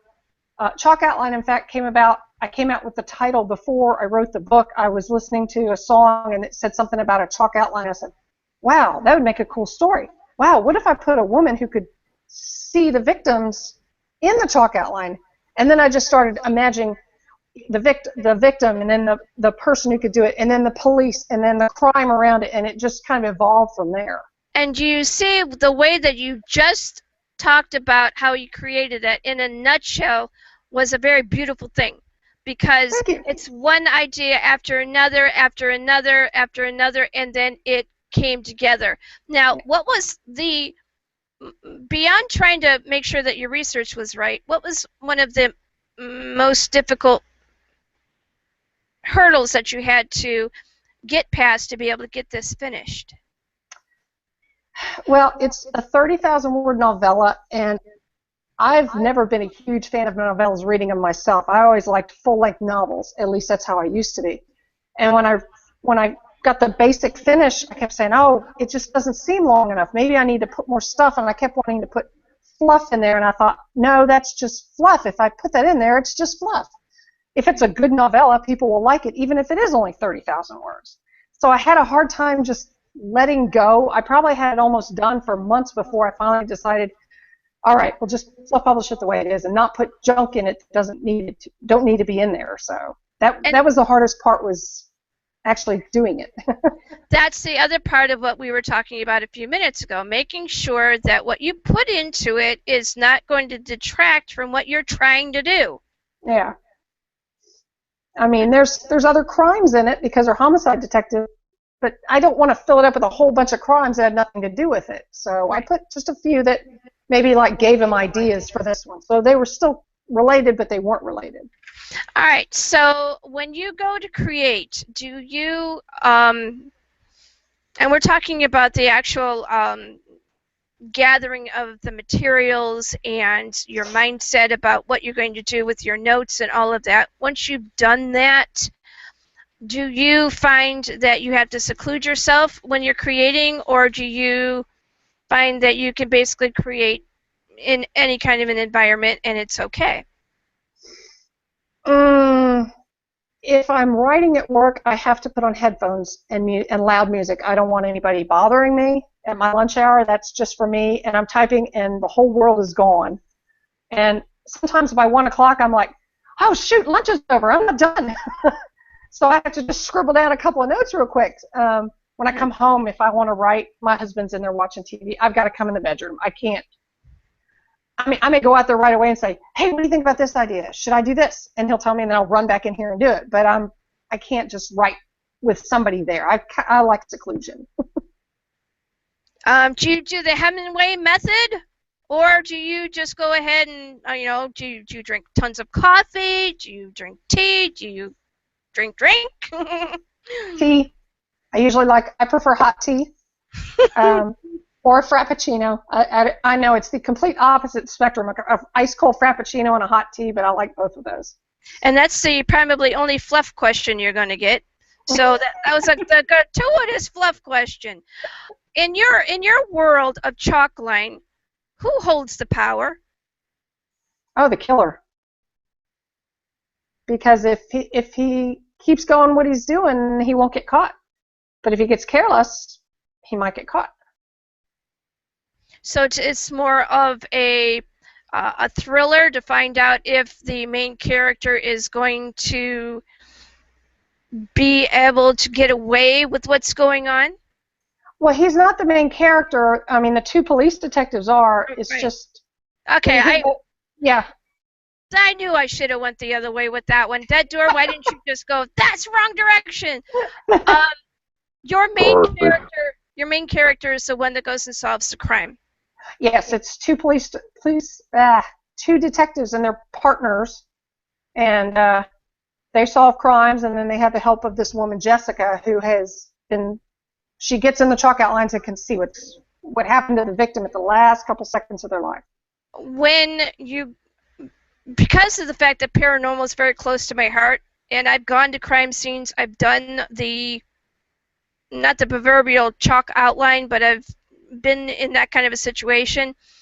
The heightened noise that comes from the event itself, the sensations that the person is going to feel, how do you go about showing that side of what is going on with her? Do you walk into that as the essence of it, or do you just tap it lightly and go about your business?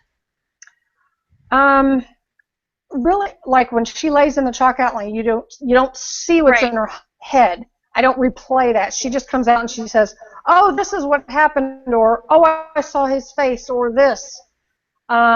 then, there's flashbacks to determine why she or when she discovered she could do this, and what caught, it just kills her to do it. And to be honest, it is a book about child murders. I put that specifically at the beginning because it bothers some people, but I do not get into detail. I keep it vague on that part. I think that what I would like to see with Chalk Outline is maybe a backstory more about her development and what it's like to be empathic and to be able to feel and to be able to see precognition, how to find basically who did what they did, all of that. I think that'd be cool. That's just me personally, though. Well, there is a flashback of what happened originally. So, I mean, you like, what it is she goes to sleep and she dreams again. It's the same nightmare over and over of what she does when she first lays down at the first time and what caused all that to happen. So it is detailed in there. Very cool. All right, so what other works do you have besides Chalk Outline that you would like to speak on? I'm writing, like I said, the Zombie Apocalypse. It's based on a collectible card game called Survive, which Helheim Games puts out. Mm-hmm. And they contracted me to write the book, and it's set like 20 years in the future after the world has gone to hell, obviously. Mm-hmm. They're in the wastelands, and they're not in the big cities, which are the U.S.A has taken over pretty much the government. They're on their own out in the wastelands, and they're against zombies and mutants because of the radiation, cannibals, the U.S. faction who's trying to take over everybody. And it's just them surviving, a group of people in their compound, and they're just like a family. And, what kind of difficulty do you have, if at all, in the research for this particular piece? And where do you find that you have your biggest strength when it comes to this work? This one, actually, I was able to get backstories on the beginning of this whole story because it's a card game. So you get the basic outline, and I got their cards. Yeah, let me see. That's is cool. Is it right side up? Yep, right side up. Awesome. And I mean, I use some of the cards, and I don't follow all their characters. I have my own set of characters completely. In fact, mine is actually set like a year after this anyway. But I mean, I've developed, different factions.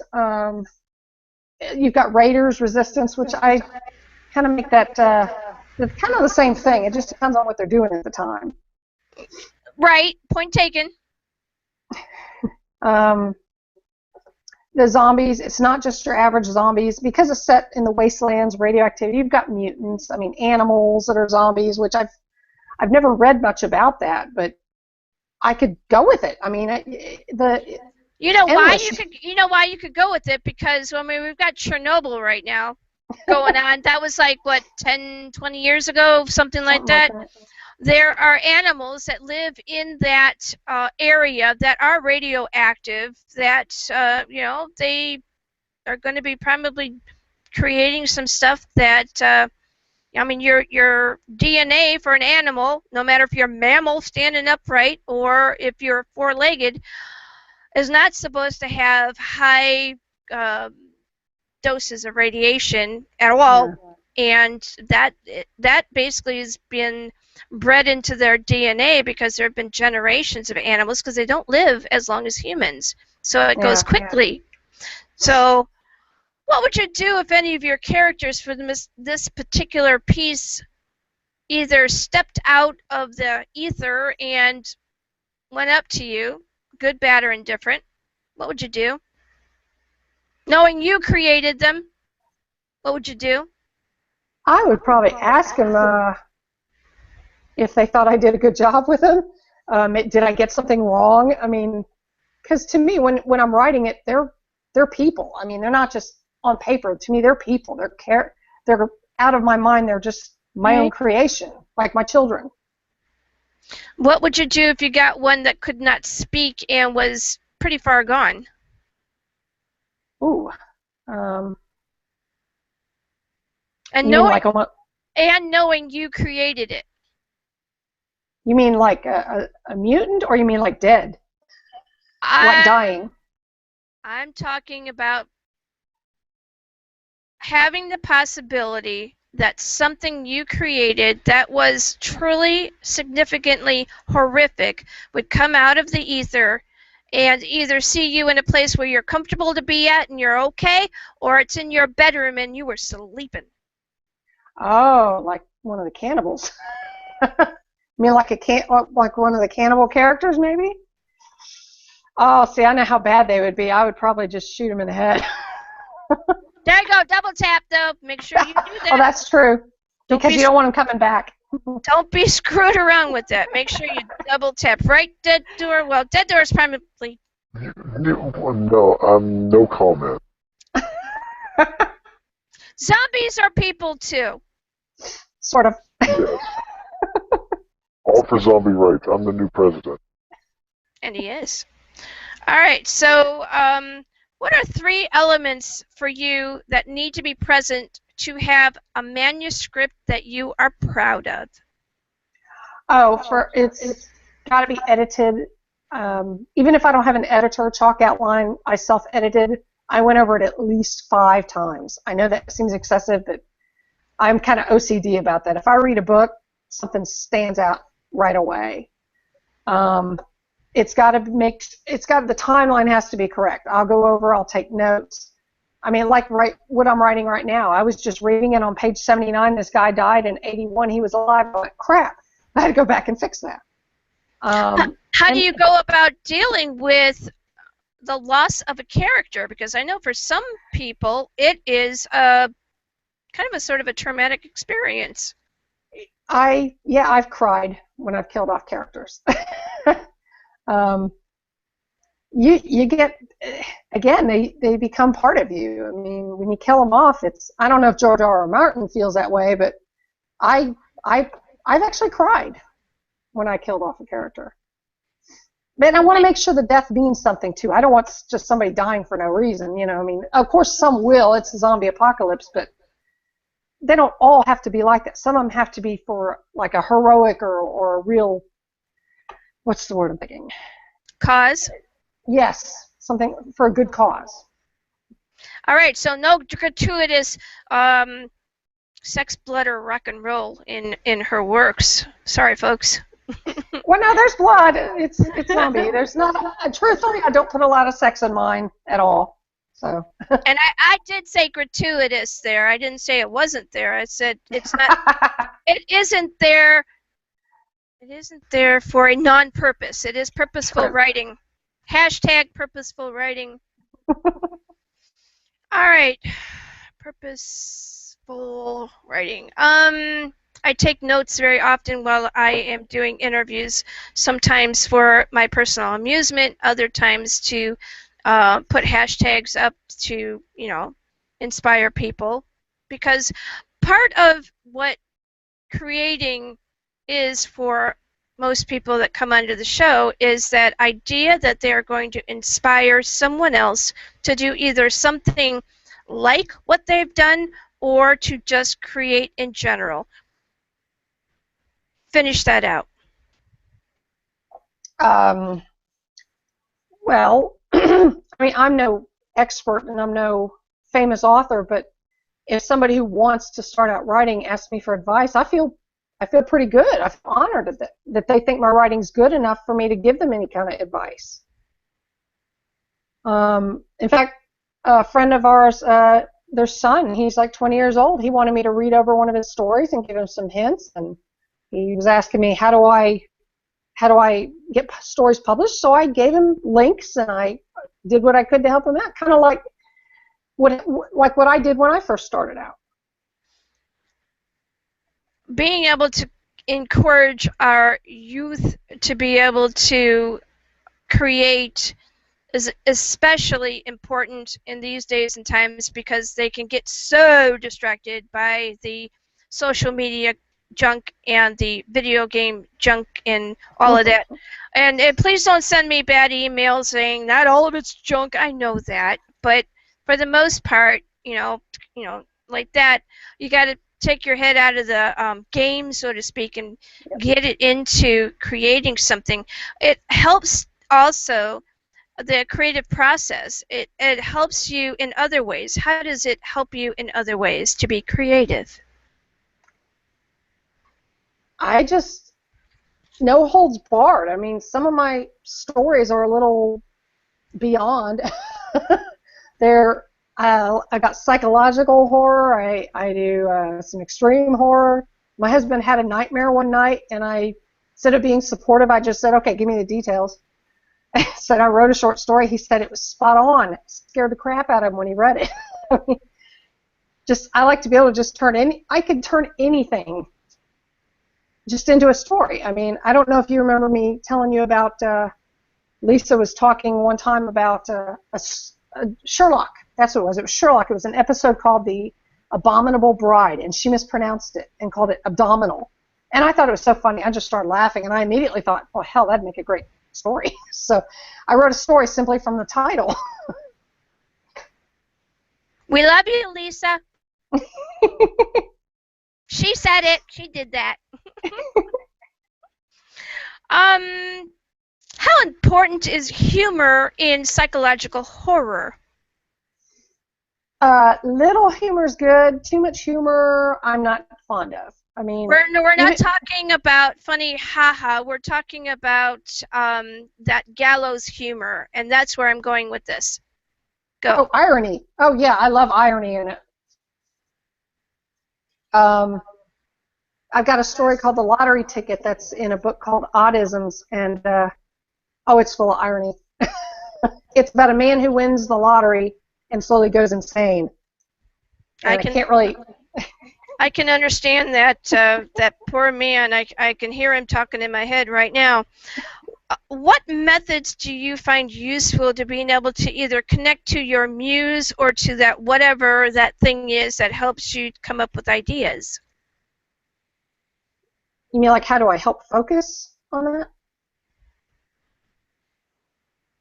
Well, usually what I do is I plug in heavy metal music. I mean, if I'm cranking, I don't know why. I'm a pounder when I type, and so I got to listen to it, and I'm just pounding away. And the music just makes me write. I mean, I can just crank it out. Like I could spend my entire lunch hour writing for an hour straight, and then when I get home, if I can get in the bedroom and start typing, I'm plugging my music. You know, music has a lot to do with the way when I write. How do you invest in your fans when it comes to your writing? I don't know how many fans I have. Help me. I'm trying to help you here. Just work with me. I mean, I like to put people in my book. I like to put their names and create a character in there that's actually a little bit like them.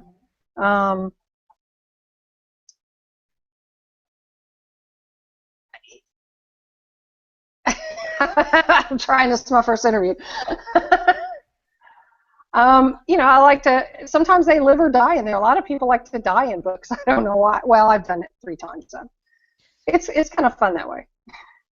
What I'm trying to do here is I'm trying to show the people that are going to be listening to this show, if they haven't walked away from it yet because my questions suck or something, showing them how you how you are aware that there are going to be people that are going to read your work and what you do to be able to connect with them socially so that they feel like they're invested in what you do, the good, the bad, and the indifferent.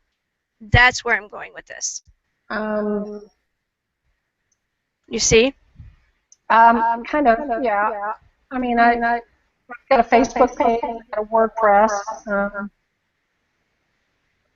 I love for people to call me up or contact me and say they want to be in my books. I'm not really sure what you're asking exactly, I guess. How do you invest in your fans? How do you engage with them? What do you do for them if somebody comes and says they want to, do you have fans? Do you have people that like your work? Oh, yeah. I mean, that's where I'm going. I know you do. Okay. That's why I'm asking you this. I'm trying to help. Okay. Lord. When you have someone that really likes your stuff and they come to you and they say, I like what you did here, here, and here, how do you engage with them? What do? You said earlier that you like to put them into some of your works. Maybe sometimes kill them off. Maybe sometimes have them do something incredibly cool. That's where I'm going. I mean, I thank them. I want their opinions for sure. If there's something screwed up, I want them to tell me about it. I've had some friends read them, beta reading for me. I usually have some of the same people read the same ones over and over, but I like other people to read it too. Right. And if something's just too messed up, I want someone to tell me it's really bad. I really want to know, because just because I think it's good doesn't mean it's any good. That's what I'm talking about, because it is essential for you to be able to get comment outside of your own little world, because if you don't, then you might have a particular idea that everything is fine and dandy, but then you might find that there's something that's not quite right. And if it's especially done in the beta form, which we love our beta readers, it allows for them to be able to connect with you in a non-threatening way to say, I love this, this, and this, but this kind of has got a hiccup here. Yeah. So, and it also shows, because you also do something else for something else that's pretty cool, I'm going to mention in a few minutes here. And it shows that you're willing to be able to diversify, that you are engageable, that when somebody has a question, that you will be there when you can, obviously, and interact with them. And that's where I was going with all of this, which is the segue into this really cool thing you're part of.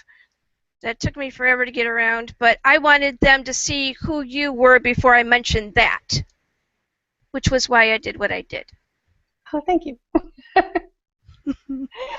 And maybe in not the best prose or as eloquent as I usually do, but I know for you that you like to go hardcore. You like to jump all the way in, and you don't like people going and just kind of being very subtle about it. You like to have them say what is on their mind. Yeah. Yes, I do. There you go. But you are also approachable, and I know you are because I've worked with you. I don't know if I'm still going to work with you. Lisa might hear this and go, what did you do to her? We love you, Lisa. All right. So this, the other part of why I did what I did is that a lot of times when people get to a certain particular point, sometimes the interview questions are only stuck on that. And that is not the essence of who you are. We want to know who you are. We want other people to see what you do, and that you have other vital pieces to you that do not perhaps include this other big thing that you're a part of. Makes you stand out. The other part of all of that, what I did, was part of the reasoning for why you were picked to go into that really cool big thing. Because that's the essence of what we do for that really cool thing. The really cool thing is, of course, everybody's like, well, yeah, just get on with it. Yeah, I was getting ready to say that. Thank you. See? Somebody had to. Stitch Smile Publications, and what do you do at Stitch Smile Publications that's really cool? I'm acquisitions. I read stories and books, and I give my opinions whether or not we should publish it. There's several of us because we usually have clashing opinions, so sometimes it takes a majority. Yes. And then I also help put together the anthologies. What kinds of perspective do you bring from what you were already doing before you were brought here? What kind of perspective do you bring to be able to flesh out a new work and decide whether or not it is good enough to go to the next level? I'm pretty versatile. I like a lot of different things. like I said, there's very few books that I've actually just tossed that I didn't like. I beta read for a lot of authors. Some of their stuff's never even been published. If it's a stinker, I'll tell them. I'm sorry. And that's why I did what I did, because this, I love you. You got to know that. I'm usually toughest on the ones that I know that can handle it, and I know that they're eventually going to get to that point that I'm pulling out of. So that's another reason why I did what I did. We don't, at Stitched Smile Publications, take just anything. It has to cross a particular kind of a threshold. The reason why is because Veronica Smith here, one piece of this publishing house, is very dedicated to looking at a piece of work and deciding on its merits if it is the right fit. So there are other publishing houses that will basically just take anything because it's something for them to do. This is not the case here. True. Give me, like, I don't know, 3 or 4 different pieces where you pass the work through before it gets to the next person and working on editing. What do you look for? What is like okay, so you get a manuscript. How do you want to be able to read the manuscript? What format does it need to be in that's most comfortable for you? What kinds of things are you looking for in the original source material of the couple of 2 or 3 either chapters of it, or you know where I'm going, what you requested. What are you looking for in that, and what absolutely has to be there, and if it's not, you will not accept it. I can personally read Word, PDF, MLBI. I mean, any format works for me because I'll read it on my computer, my Kindle. If I'm just reading it, I'm not going to sit here and do editing notes, which, if I can just push that aside and enjoy a book. Right.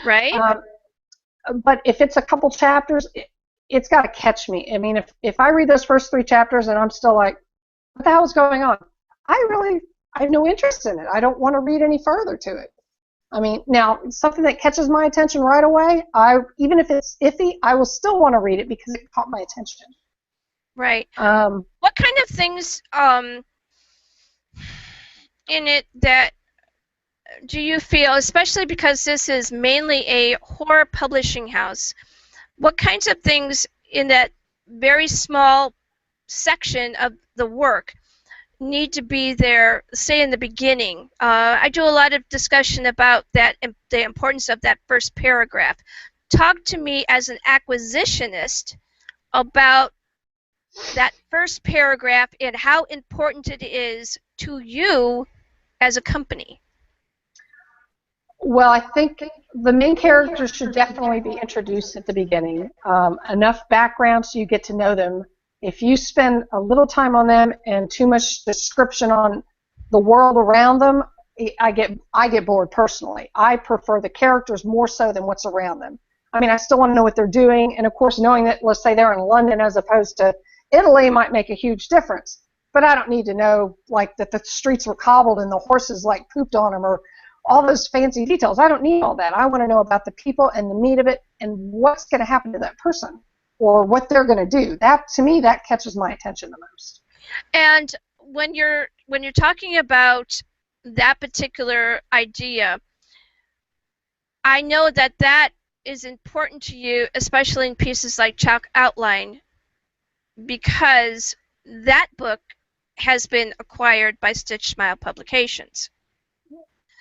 Now, rounding out my piece of why I did what I did, I want people to see that you are not trying to force feed things that don't fit, and that if there is no purpose in having the particular piece of material, that even if it's removed and it still doesn't make sense, it is just not going to pass the mustard. But for the most part, the works that have been coming in to this publishing house talk about some of them that seem to be extremely credible in their source material and that seem to have a very strong essence that is going to do well in the public. Yeah. I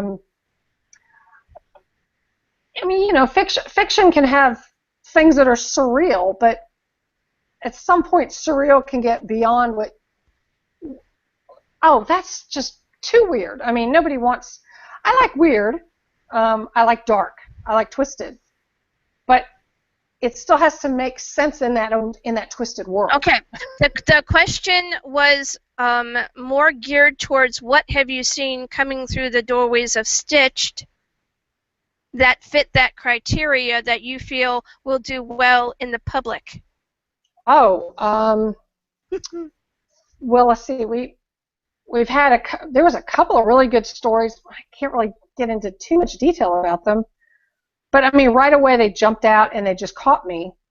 What about the book Dredging Up Memories? Oh gosh, I love that book. It's like Apocalypse, but it's from his perspective, and he's just, I feel like I'm reading the book through his head. It's the only way I can describe that. It's just, I felt for him. Everything he went through, I felt like I was going through. It was really good. As a reader, part of what I was talking to you about earlier, you would then be in the fan position because you enjoy the author and their work, and I'm sure that you're probably going to want to read more of this particular author. We're talking about A.J. Brown or Jeff Brown, and Dredging Up Memories is one of the pieces of apocalyptic fiction that is changing the way people view Zompok. Yeah. And there are particular humanistic points in this piece that will both stun you and will perhaps even repel you at some moments, but then there is an embraceable factor. The all-around piece of it is just going to compel you to want to read more and to be more included with what and where this author is going. There better be a sequel. I know, right? All right, so we're going to come back around to pieces that you've done outside of Stitch Smile Publications, because I always want to end on a real high note for the guest particular. Okay. What are you going to be, or what are you currently working on now that is going to be coming out maybe within the next 6 months to a year that you feel is the direction that you want to go? Well, I have that novel, the post-apocalyptic zombie called Salvation. I'm also doing a collection of, I think it's like 12 or 13 stories that I've done. And they range from zombie to nightmares. It's called Your Worst Nightmares. So it's basically done on nightmares or visions, and it's just out and out horror anyway.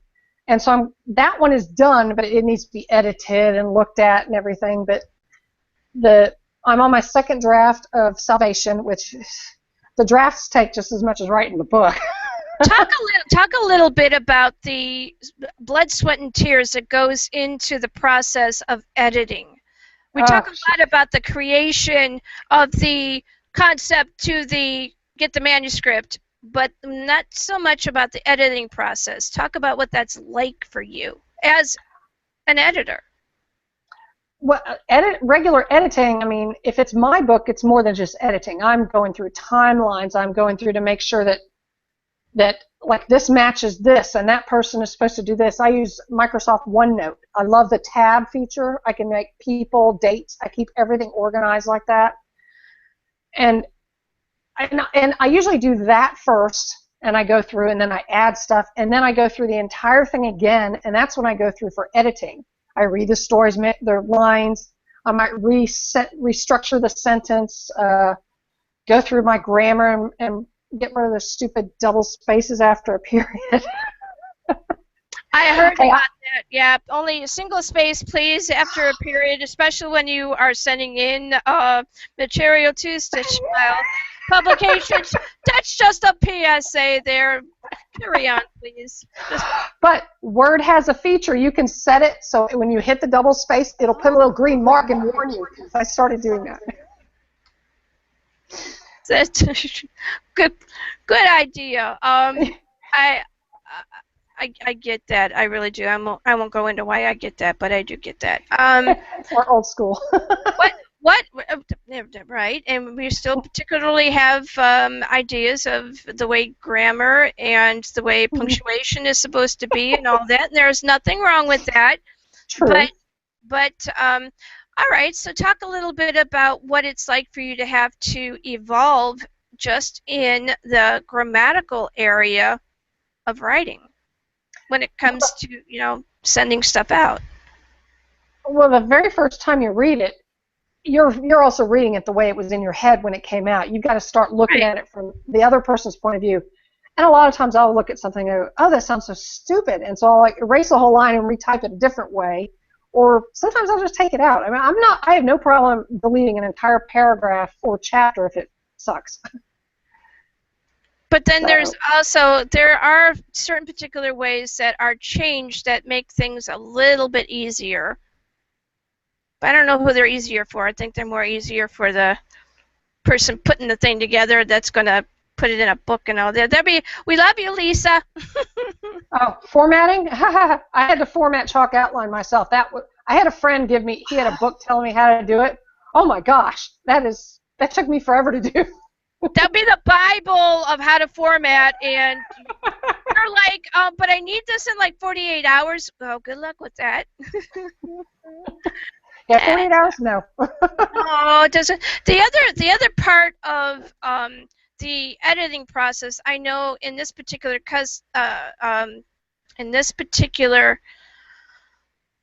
pub house, and I'm not going to go into detail because that would be talking about stuff I don't really want to talk about on there, but there is a method to it that is different than most publishing houses. There's I can say tier system to it, and that helps to make sure that the manuscript, when it's at its final fruition, is completed and it is definitively ready to go out.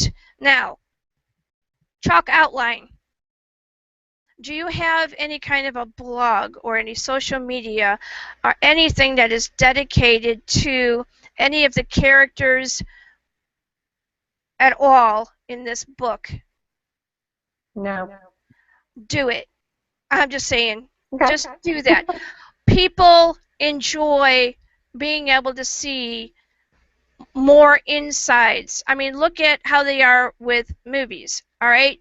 A lot of people get the ones that have all of the stuff and how the heck you put this thing together, and the fascination part of it is people are very voyeuristic. It's just the way it is. Yeah. So I would go about getting a blog started. You can write, I don't care what character. You can write from the child's perspective, you can write from the detective's perspective, or that lady that I'm like most close to, her perspective, okay? Yeah. It will help you to be able to create more of a fan base and get that connection that I was talking about earlier that's so vital to an author. Because you like that, right? Oh, yeah. Bad, Jackie. Bad.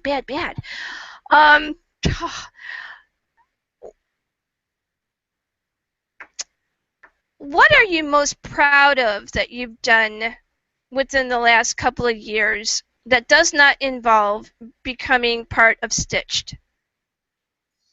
Getting off my butt and actually getting my first story published. And congratulations. That's awesome, isn't it? It's the most incredible feeling in the world. You can get anything published, but your very first one gives you this high like there's nothing else.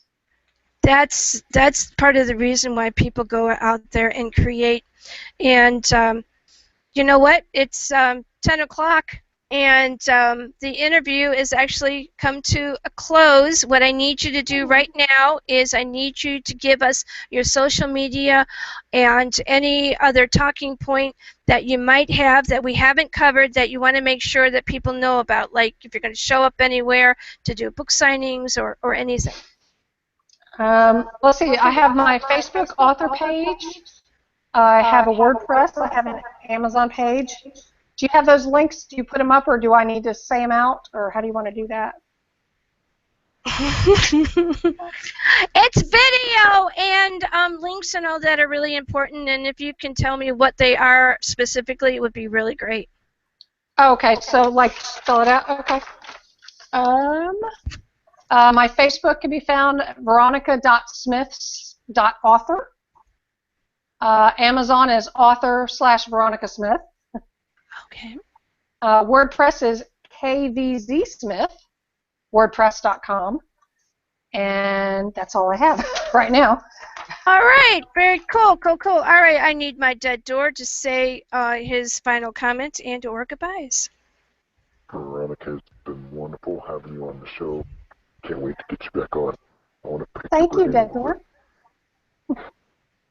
Absolutely. Awesome, awesome. All right, we have up next Sylvia Stein, and she is going to be talking about some pretty cool projects that she's worked on, some that are already published and others that are in the work. And I will open the chair up to allowing you to hang out for a few minutes and say hi to her if you would like to, Veronica. All right, awesome, awesome. Okay, I will have Sylvia. Go ahead, Sylvia, and click that link.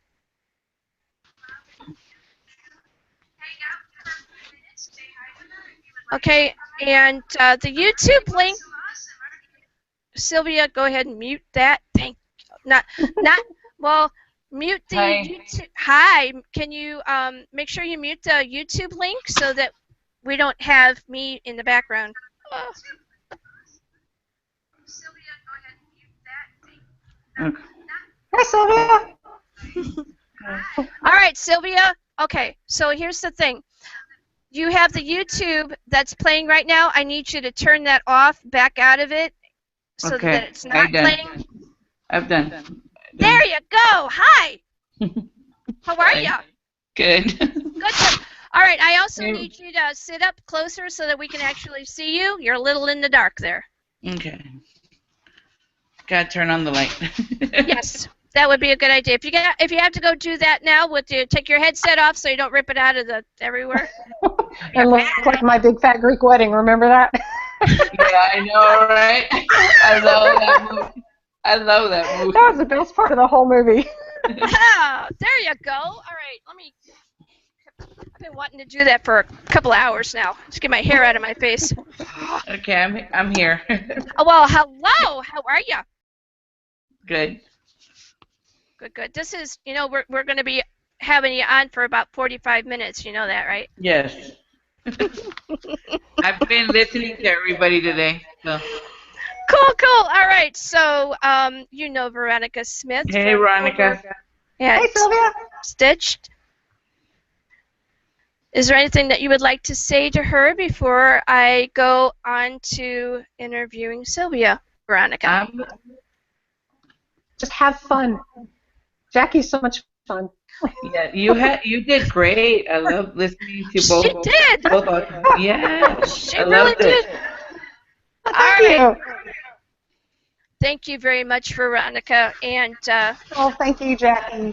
much luck to you with the company and also with your writing career. And we'll talk to you soon. Okay? All right. All right. See you later. Bye. Woohoo! Bye, Veronica. Bye. Okay. Hey, guys. I think I've had her on once before, and so she's still relatively new to the experience of being on the show.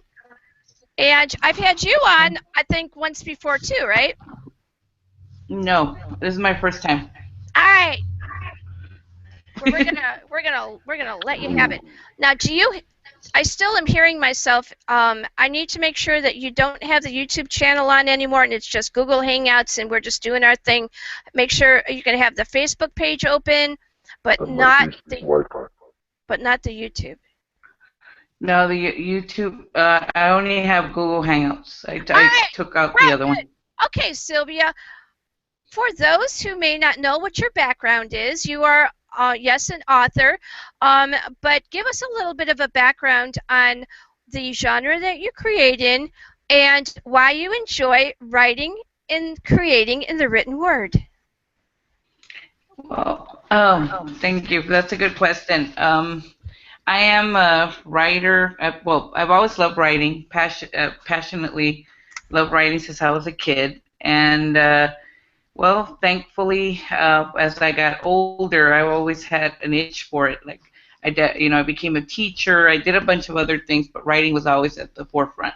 Finally, in 2011, I joined a writers group, and then I went to Southern New Hampshire University, where I studied the craft of writing, and then I pursued, my genre of creating stories after I did anthologies, and then I just loved, I created my first short story called Closure, which became a novella, and I did focus more on new adult, type of YA, and I do a mixture of everything.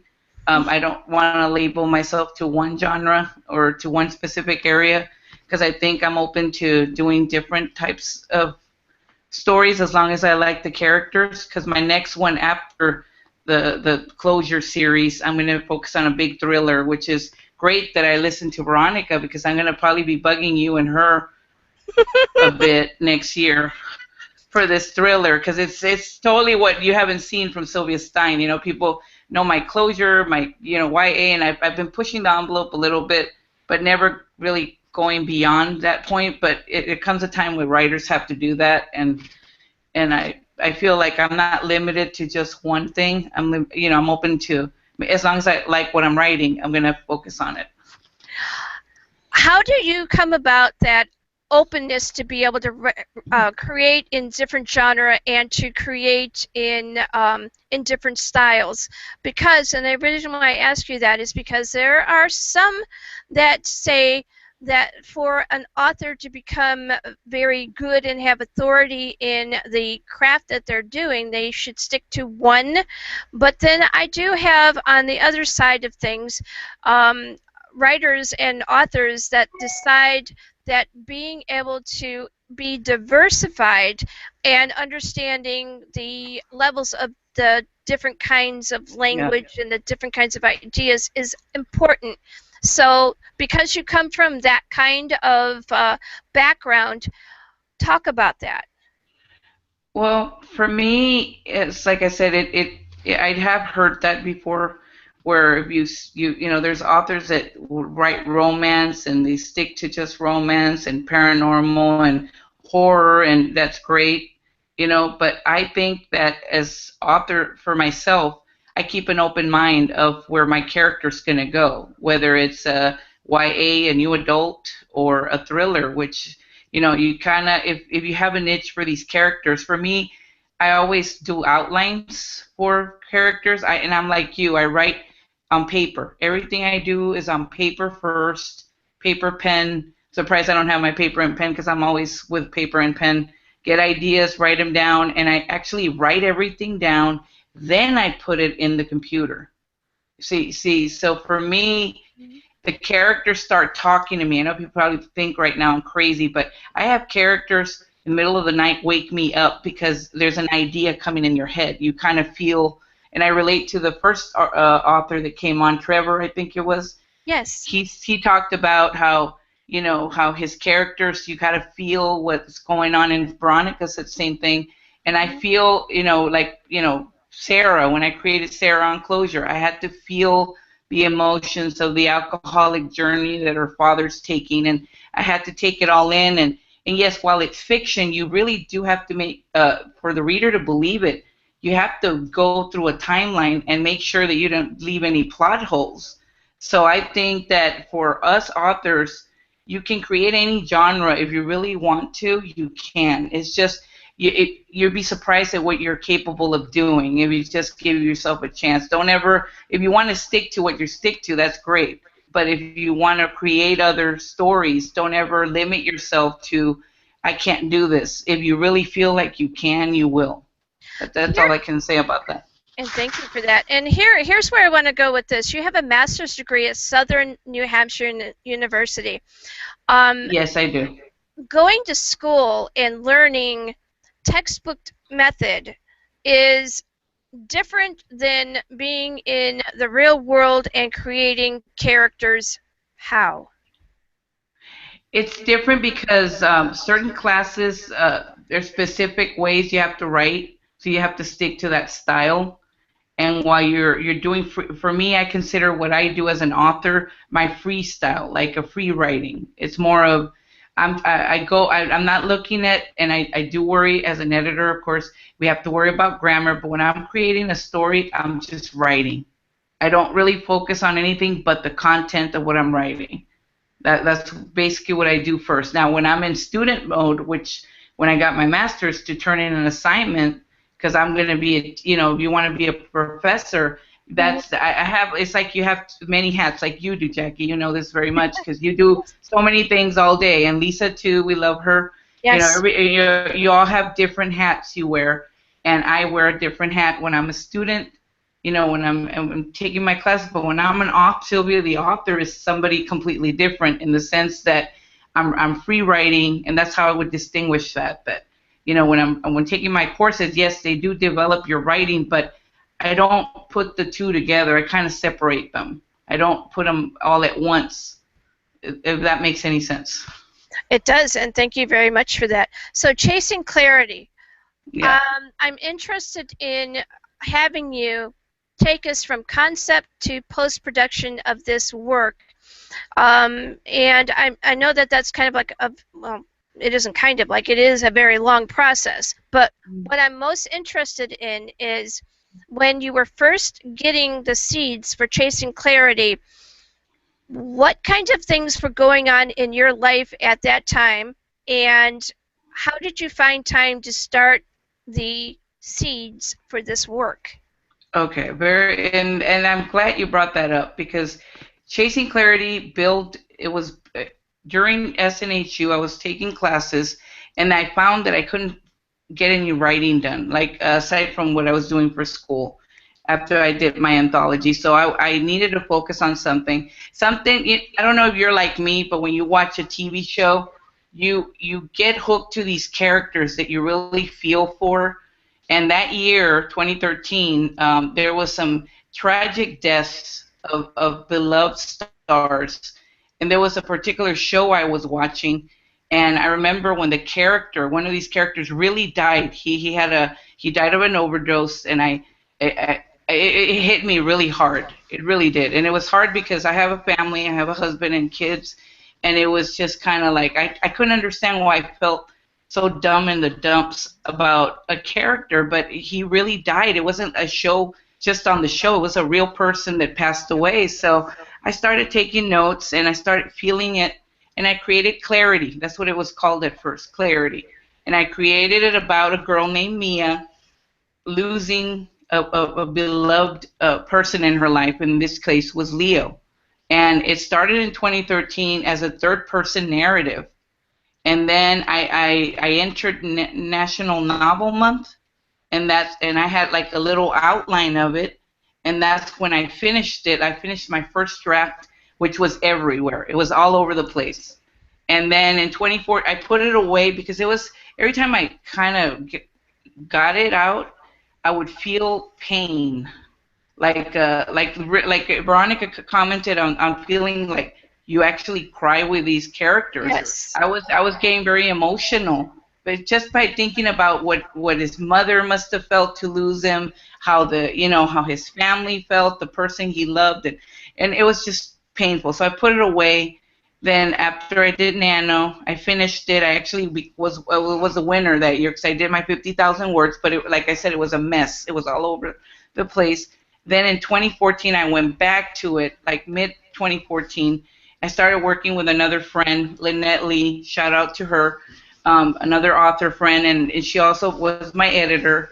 And she dealt, with she kind of honed in Mia and what I was trying to say about her, and we worked together. And then I did it at first person, and I wanted to bring about what happens when a person has grief and they have to deal with it, and put in those emotions, and also show the stages of grief that somebody does go through, not just throw it out there, oh, it's a romance. No, it isn't about really the romance. It's about this character, Mia, and what she's going to build up from being in Michigan. I chose Michigan because my husband's from Michigan, and I'm more familiar with it.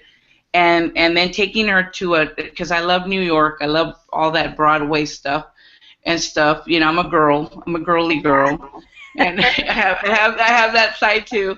And I had to, kind of bring in that, but I want to create a little humor too, not just make it all sad. But I wanted to create her mother as realistic as I could think of her. And everybody talks about her. Oh my God, her mother needs to stop. But that's how mothers are. I'm a mother. You're a mother. You know how we get with our children. And she just worried so much for her daughter. And her father was more laid back, and the mother's always more. But I wanted to show Mia's journey. So that was where Chasing Clarity was, and then it developed into the YA that was released finally in October of this past year, and it was all because of Lynette Lee helping me out with this story. I had another editor, Michelle Austin Whitty, which was great. She was great, but Lynette Lee was the one who provided that extra, feel to it, which helped a lot. Talk a little bit, because you have a background in editing. I'm gonna move to another room because I think I'm catching my. Okay, there. You're okay. You're all right. Let me get you back up here. Okay. All right. So, talk to me about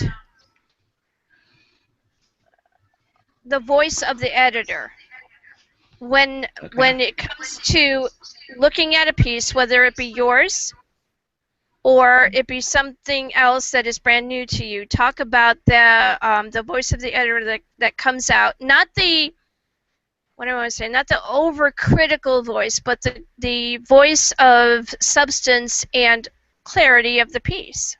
Okay, that's a good question too, especially now that I'm interning, for Stitch Smiles, and I've done other editing work before, but now that I'm focusing more on it because of the interning I'm doing, which I love. I'm learning more about paying attention to when I look at a particular work. I look for voice and tone when I'm looking through the pages. Like, the characters are important, but I look at the narrative. I start off with the narrative without being critical. I look at the good points first. When I edited a few of the works I have done, I look at the most important points are, for me, is to be constructive always. Constructive. Right. It's okay to tell someone, but look at their good points and then say, I really like this, but I think we can do this better. But I provide examples. Like, if I want them to work on dialogue, I state it on there. So that's basically what I look at as an editor, because I'm learning for myself as an author, what not to do. Because I mean, my first book, I had to republish it several times because I wasn't paying attention to the editing. I thought that the editor had handled it, and they hadn't.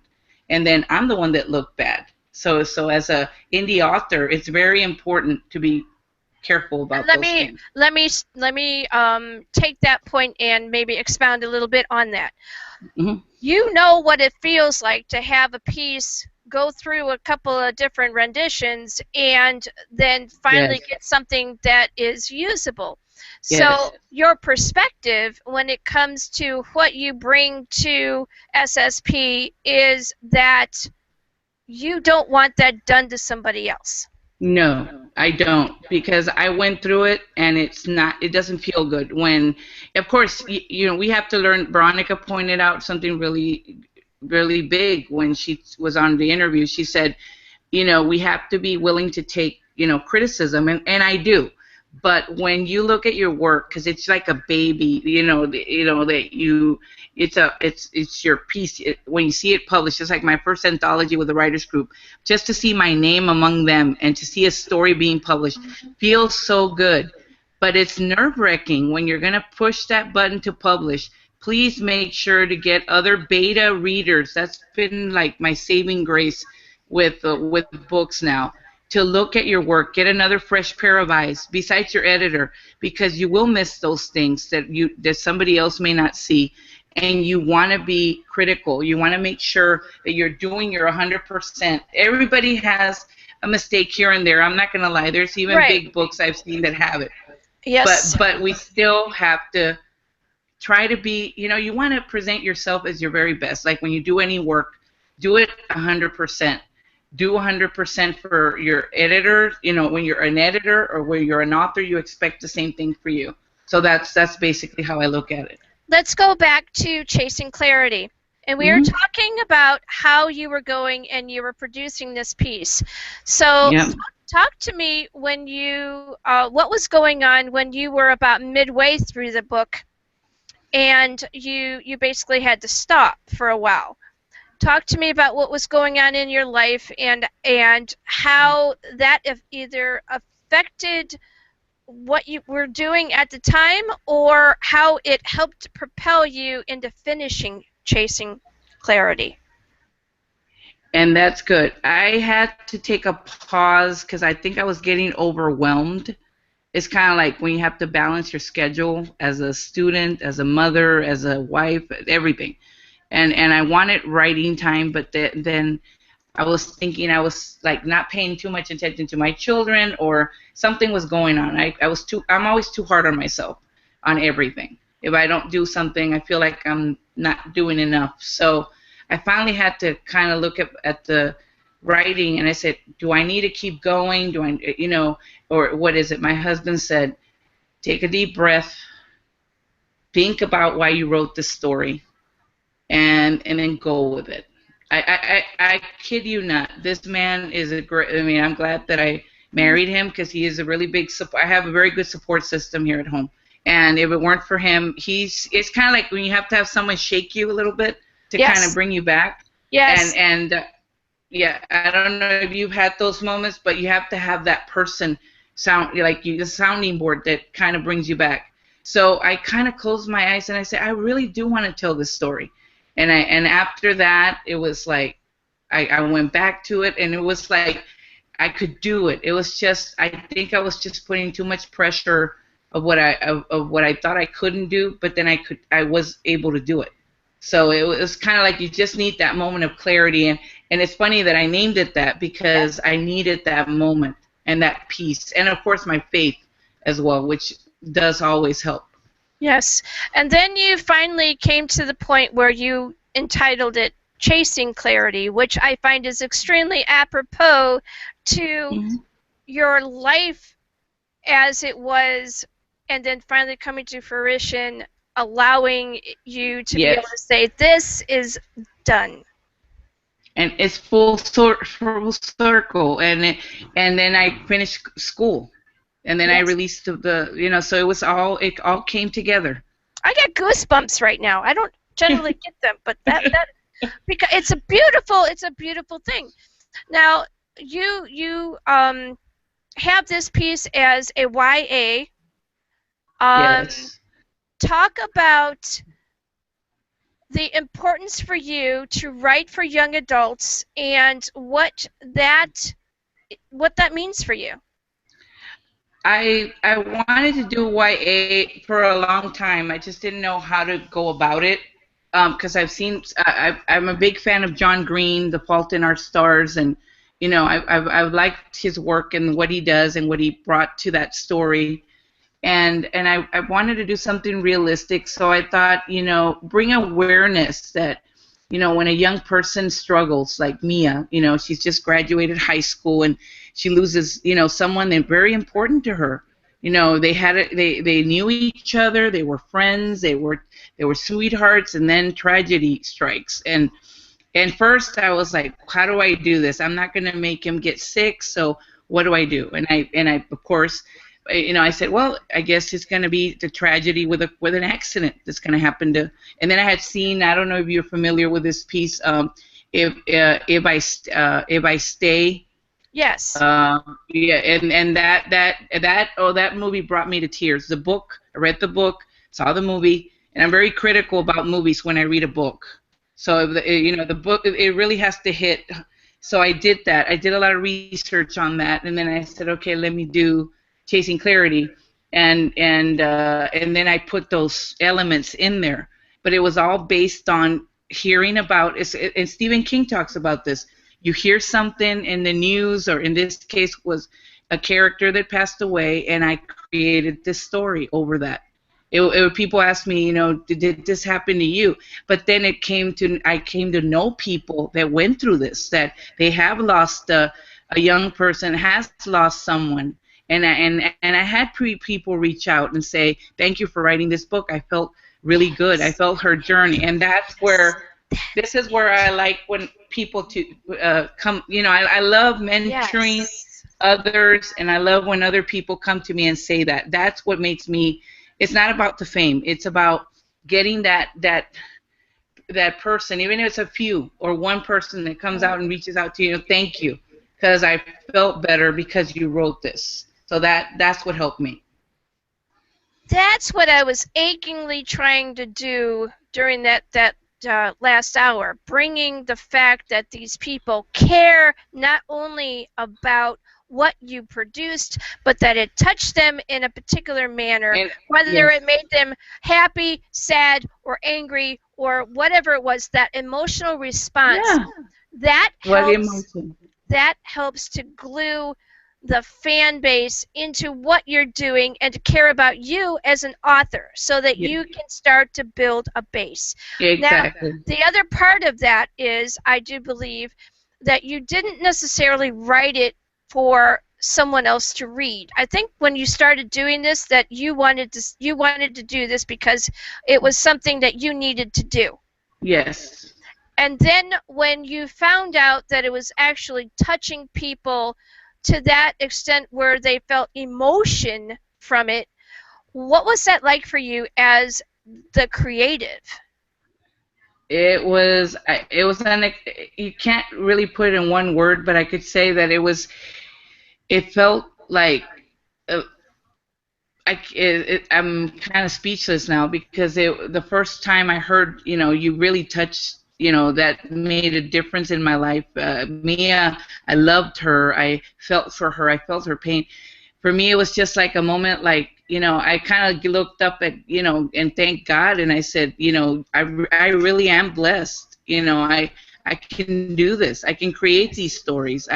Because as writers, we weave and create. Yes. We with our pencil, or pen, or computers, we create this world that is ours. And when somebody touches that, you just kind of feel like, wow, you're just kind of dumbfounded by that, and you're humbled also, because they're humble. If you're not humbled, you're not doing what you're supposed to be doing. I have a little bit of a idea of what that's like to do, because some of the people that have been on this show, they'll write to me either in a personal message, or they'll throw something up on my board, and they'll just like it's when you first look at something like that, it takes you aback. It's like, yes, they're talking about me. What? But then you look at it and you go, hey, that's really pretty cool. The art of this coolness, though, and with where you, as a creative Sylvia Stein, have taken this, is that you didn't get a big head about it. You were like, you looked at that and you went, that's beautiful. I did this. People are reacting to it, and there's positive thing that's going on. But that does not define me. That's not the only of what I do, and there's more. There's more to come. So wait and watch to see what I do next, right? Yes. So that's segueing us into what? Sylvia Stein are you going to be doing next? Well, my next piece, as I said, ties into Closure, because Closure was my first novella. And the next piece I have is The Diary of the Broken Father. Closure was a story about, and one of the authors talked about his journey into alcoholism, and I'm glad he recovered and all that, and he's good. This story is about a broken family. Basically, uh, Sarah is an abused child because her father loses. They lose a beloved person, and everybody says, "Oh, you're always killing somebody." It's not intentional. It's for a message. I always try to create some type of message with what I'm writing, and Lila, in this case, is the mother. She passes away very young, through cancer, and Sarah and Garrison have to deal with that loss. And Garrison goes into this down spiral and becomes an alcoholic and neglects Sarah. Sarah is a neglected child, and her only solace or form of surviving is to go live with her aunt. Her aunt pulls her away from that nightmare, and Garrison has to learn to rebuild. So I had to do Diary of the Broken Father because a lot of people, when they read Closure, they said, well, I wanted to know, okay, you talked about Garrison's journey, but I want more detail up to what he was thinking. So I had to do the readers justice by writing his story and kind of going through his AA and what he feels and his anger at God for what he's lost, and and all these steps that he has to go through. And I wrote it because people ask me, is that true? Kind of. My father, God bless his soul, he was an alcoholic, and although he wasn't an abusive person, I kind of wrote this story. It's kind of fictional, but it's kind of a little bit my story because my mother is like, my mom's the cornerstone, and you always want to protect mom, and me and her are very close. And I thought when his alcoholism kind of tore our family apart, even though he wasn't a mean man, my mother didn't want to be with him anymore. And I kind of built on that story and created it. And when people first asked me, I was surprised that I kind of said that because I had never said it before. But like I said, it wasn't anything bad that he did. Him and my mother reconciled eventually, and they never got back together, but they were good friends. And sadly, he passed away years later to cancer. So I think I added cancer because of that. And it was a painful, very painful to watch. And I kind of wanted to bring this story to kind of create a message that there is light at the end of the tunnel, and what do you do, and is it possible? And that also brought up a lot of emotions for my readers. Yes. And the other part of this, before I go to DD, because I want him to get in on this, you're not writing this so that you can necessarily create a fan base. What you're doing is you're being true to the craft and true to the storyline. Yes. So I don't want you at all to be perceived as someone who is just giving only what the fan base wants so that you can sell more books. That is not what you're doing. No. Talk about that. Basically, for me, writing, like I said, has always been a passion. It's something. To create stories for readers is, I want to create stories that people want to read, but it's about empowerment with characters, bringing stories to life that people want to read, and just kind of giving a message, whether it's a villain in a story that I may have. There's always a message in what I'm trying to say. And if somebody does write to me or says, I loved it, I'm grateful, because, like I said, if you're not humbled by what you're doing, then you're in the wrong profession. So, and that's just my opinion, but that's how I feel about it. You have to be humbled, and because I grew up with like I said, I've had to work with it for everything, and I always take everything, and I'm blessed, and I say thank you every day because you never know what's going to happen the next day. You just kind of live every day like it's your last one, and you're grateful for every day, for everything. Thank you for that. All right, we're going to go over to DD and see if he has some questions for you. All right. Hello. Hello. I'd like to know why you why you became a writer. What way back when said I have to write? Oh, why I became a writer? That's a good question. I think it was I went to the library and I loved reading, and I read all these books by Laura Ingalls Wilder, and yes, I'm that old, and all these, all these Nancy Drew and all these great stories. And so that's great. We're all in that. We understand what we mean by those books. And I kept saying I want to write my stories, and Veronica said the same thing about wanting to create stories, and that's how it was. I knew from a very young age that I wanted to write. Always did. Always creating either plays for my siblings, and because we didn't have that much, I mean, we had enough. We had food, and but we didn't have the toys like everyone else had, or the things. We grew up, back before technology. Even now, I don't even own my own cell phone, Jackie. I kind of share it. So. I'm still living old school, so it's a good thing you brought that up. There's nothing wrong with that. There's an old school paper pen, old school. Yeah, exactly. I mean, I have my laptop, but that took a while because I'm very old school about everything. I grew up. I really need this. This I need. I need that. Yeah, I know. But I get this. Yeah. So it's important, but like I said, he brought a good question that writing has always been there. It's just I needed to really hone it in and bring it up, and now this is what I'm doing, and I love what I'm doing. Thank you for the question. Oh yeah, no problem. Now, why an editor? What said, okay, now I have to edit?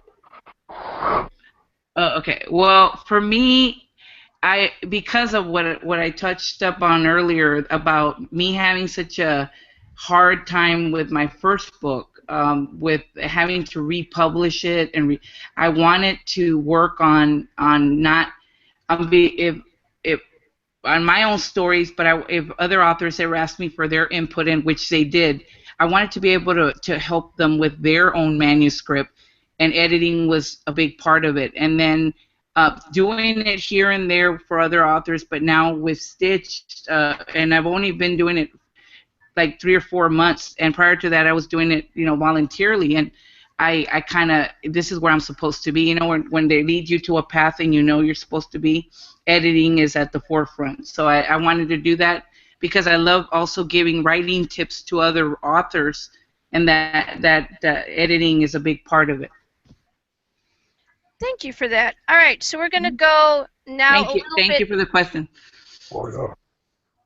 Oh, I got another hashtag for you, Jackie. Hashtag old school. Yeah. All right, hashtag old school, and paper pen, hashtag paper pen, paper. You're gonna love this when I show you this. This is going to be something else. All right. Talk to me about dialogue. Talk to me about dialogue in the sense of a non-editor, just a writer or an author. Dialogue. Dialogue for me is, and that's one thing that I always got complimented for in my stories. One of the biggest things I have dialogue. People tell me that I'm good at writing it, and other authors have told me this.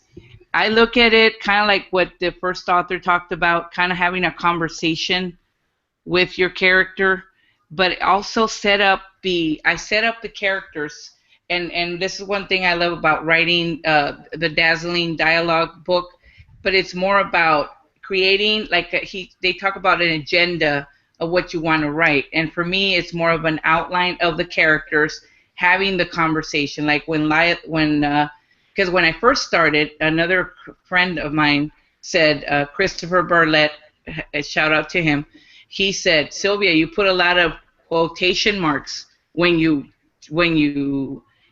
like quotation marks, exclamation points, sorry, on your thing when you're saying it looks like you're yelling. Your characters are all yelling at each other.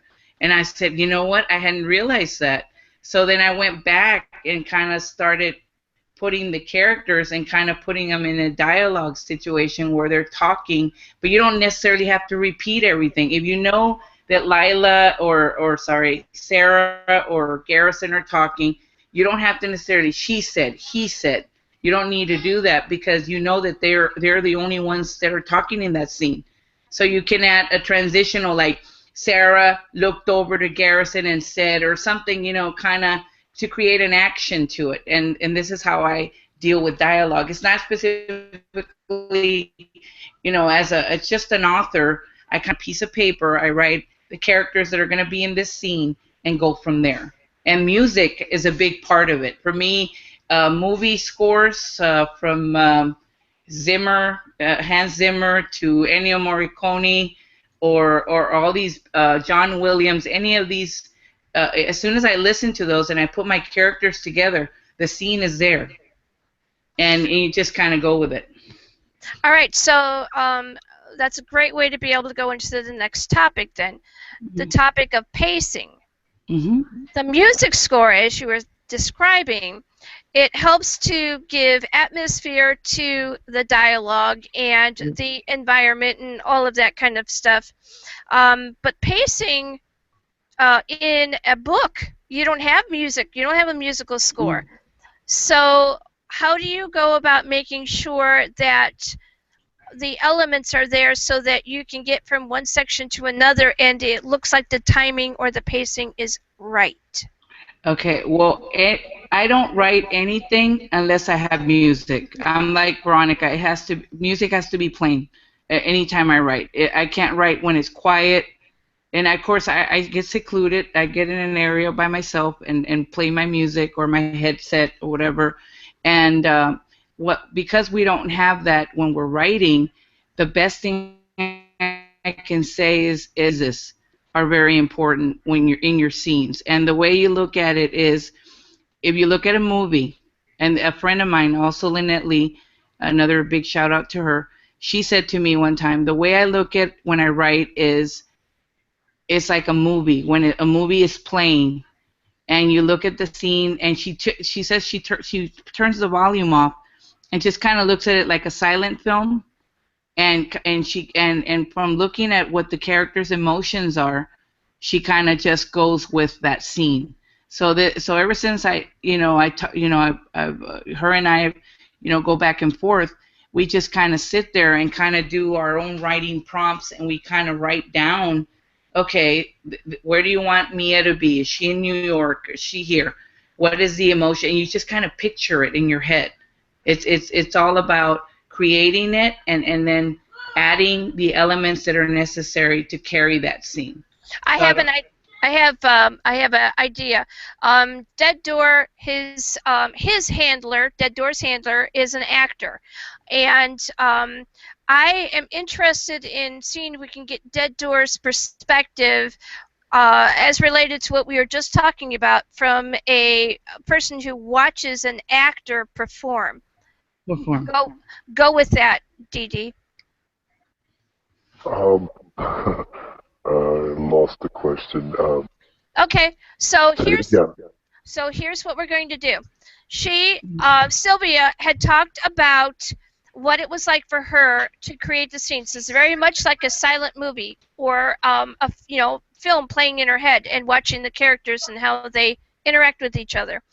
And my my proposition to you is, as your handler is an actor, what I'm interested in finding out is, when you are watching him act, what is it like for you to watch this acting process, and how close is it to what Sylvia is saying about this production of her manuscript as a film? Oh wow, it is a sitting back watching him. It looks like it's a hard process. Um, Researching character. Uh, um, hmm, Trying to find the words.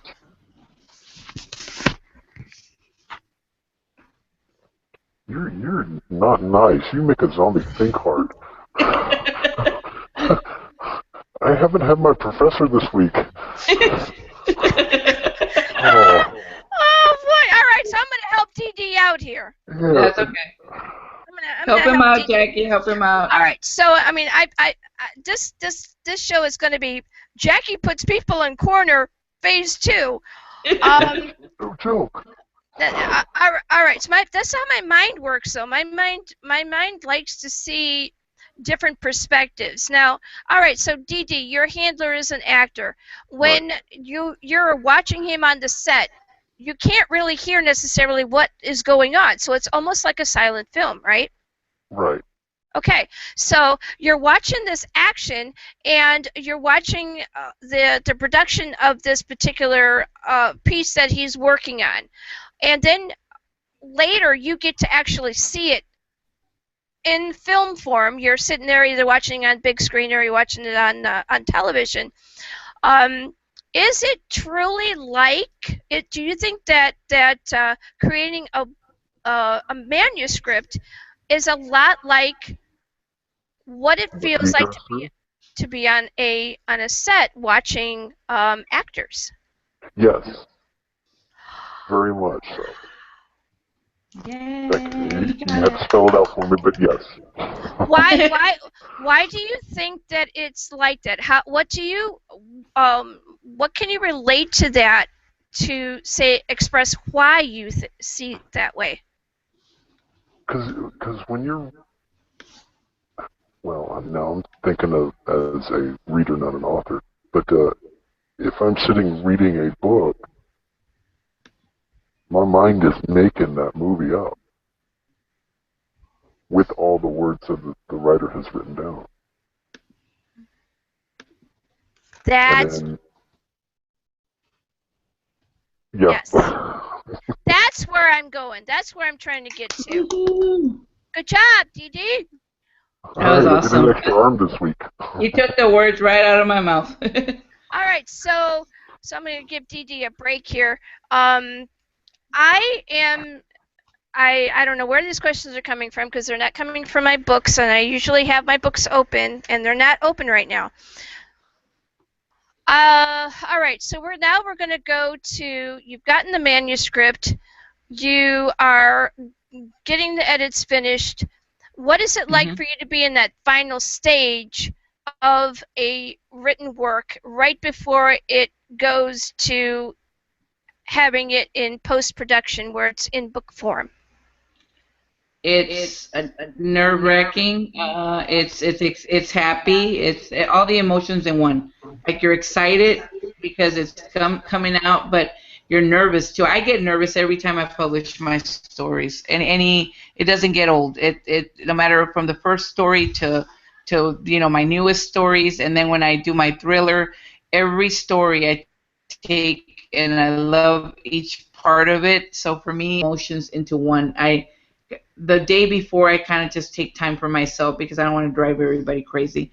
And then I'm like, Mommy's all right. She didn't go to the nut house. She is, and no offense to anybody, but I just, I'm saying like I really do go through so many emotions. Like one minute I'm happy, then I'm sad.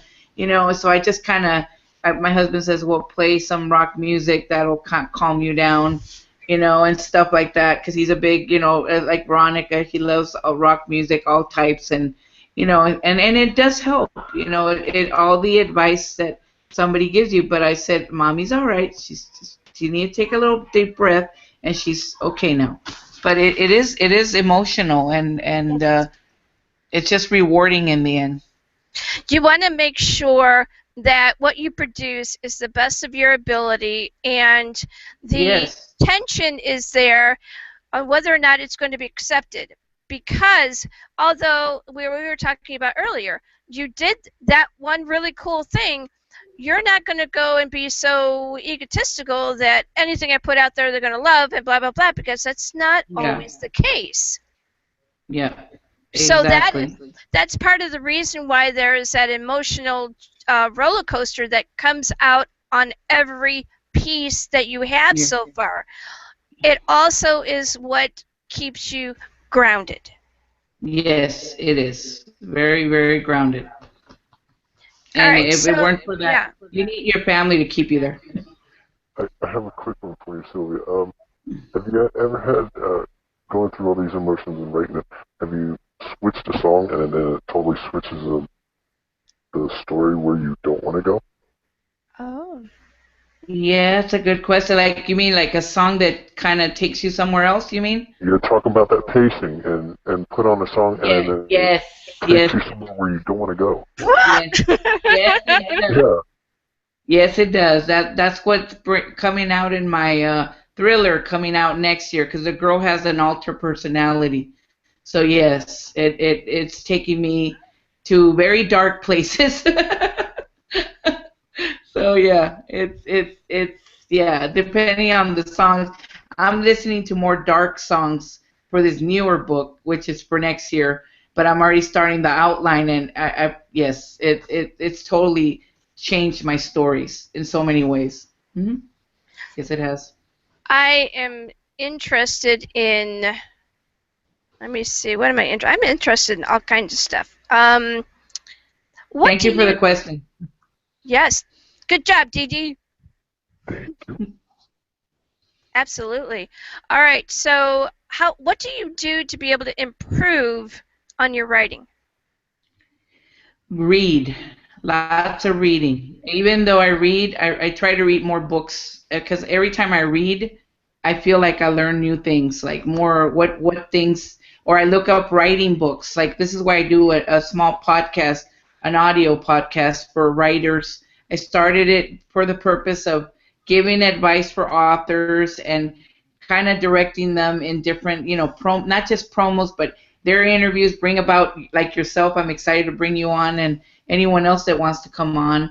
But mainly it's to kind of educate new authors, writers that are afraid to write, and kind of bring about these books they may not have heard of for writing dialogue and or for how to create a scene. I do these small little podcasts in order to help them improve. So this is what I do: read a lot and try to teach. What's the name of the podcast? And don't say small little anymore. And one more time, I'll smack you upside the head. All right. Sorry, she's gonna smack me in the head, so I won't say that. Don't say it anymore. The Stein author channel. It's on Podbean.com, and I love Podbean because it's free, and you could just, if you want to upgrade, you can upgrade, but you don't have the pressures of having to do it if you don't want to. It's up to you, and you can download it on iTunes and I believe Google Play. Although I never use Google Play, I know it sounds bad, but I kind of just download it on iTunes, and it's the Stein author channel, and I'm getting better with it. I'm using little jingles. The husband got me a new mic, so I'm excited. That is awesome. All right, so when I bring creatives on and they talk about stuff that they do, especially if they have a very honest, open mindset about what they're doing and why they're creating, I try to get them to understand that there are a bazillion people out there that talk about what they're going to do. Yeah. And they don't do it. No. There are a bazillion people out there that do it, and you wish they didn't do it. It happens. But there are that percentage of people that do it, are real and humble about what they're doing, and are just excited to be able to help other creatives produce. Yes. That's what you do. That's why I don't ever want to hear you say, I do a small little I don't care if your listenership is 5 or 5 million. It is important because you went through the actions of saying, I'm going to do this. You thought about it, then you started going to it, and now you're continuing. So that's what I'm going to say about that. Thank you, and I won't say that again. My podcast on yes, Podbean. that's the silver tuna. That's what I'm talking about. How long has it been going on?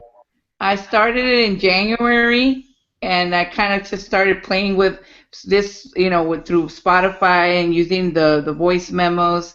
And now I'm starting to kind of, because I've listened to Jackie and you guys on Zombiepalooza, I'm learning to kind of tune in different topics and kind of make it more about what you're talking about that day, so kind of not confuse the if I'm going to have an author interview, it's going to be all about the author interview. If it's going to be a writing tip, not mix it all up everywhere. So I'm kind of learning new things, but I do have a good response. There's a lot of downloads.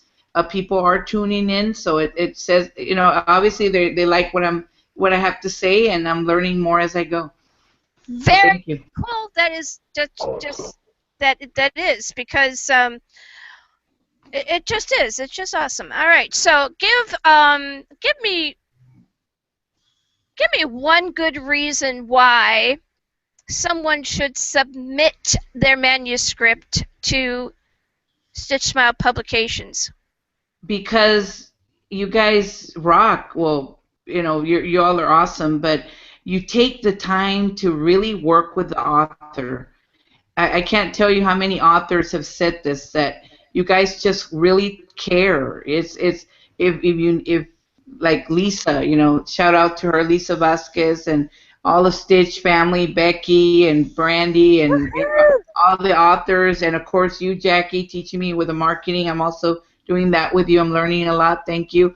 But you guys, Deanna and everyone works together. If you need someone, they're there. Donnell, Amanda, and Veronica, all these great people. You're so organized, and we're working in virtual world.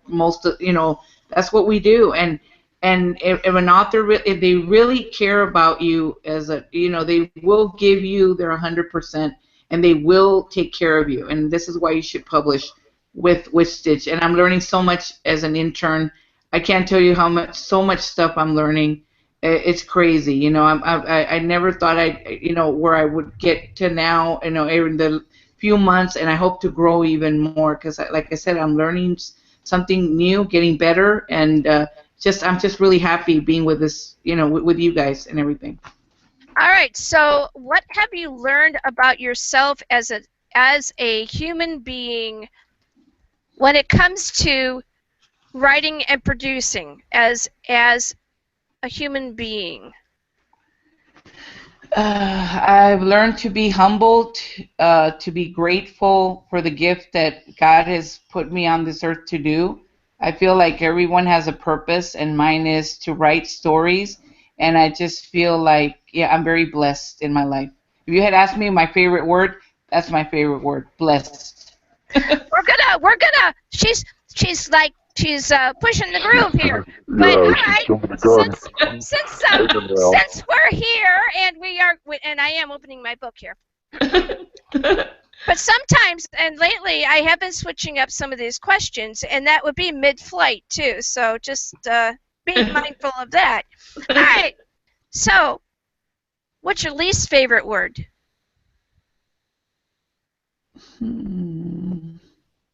Kardashian.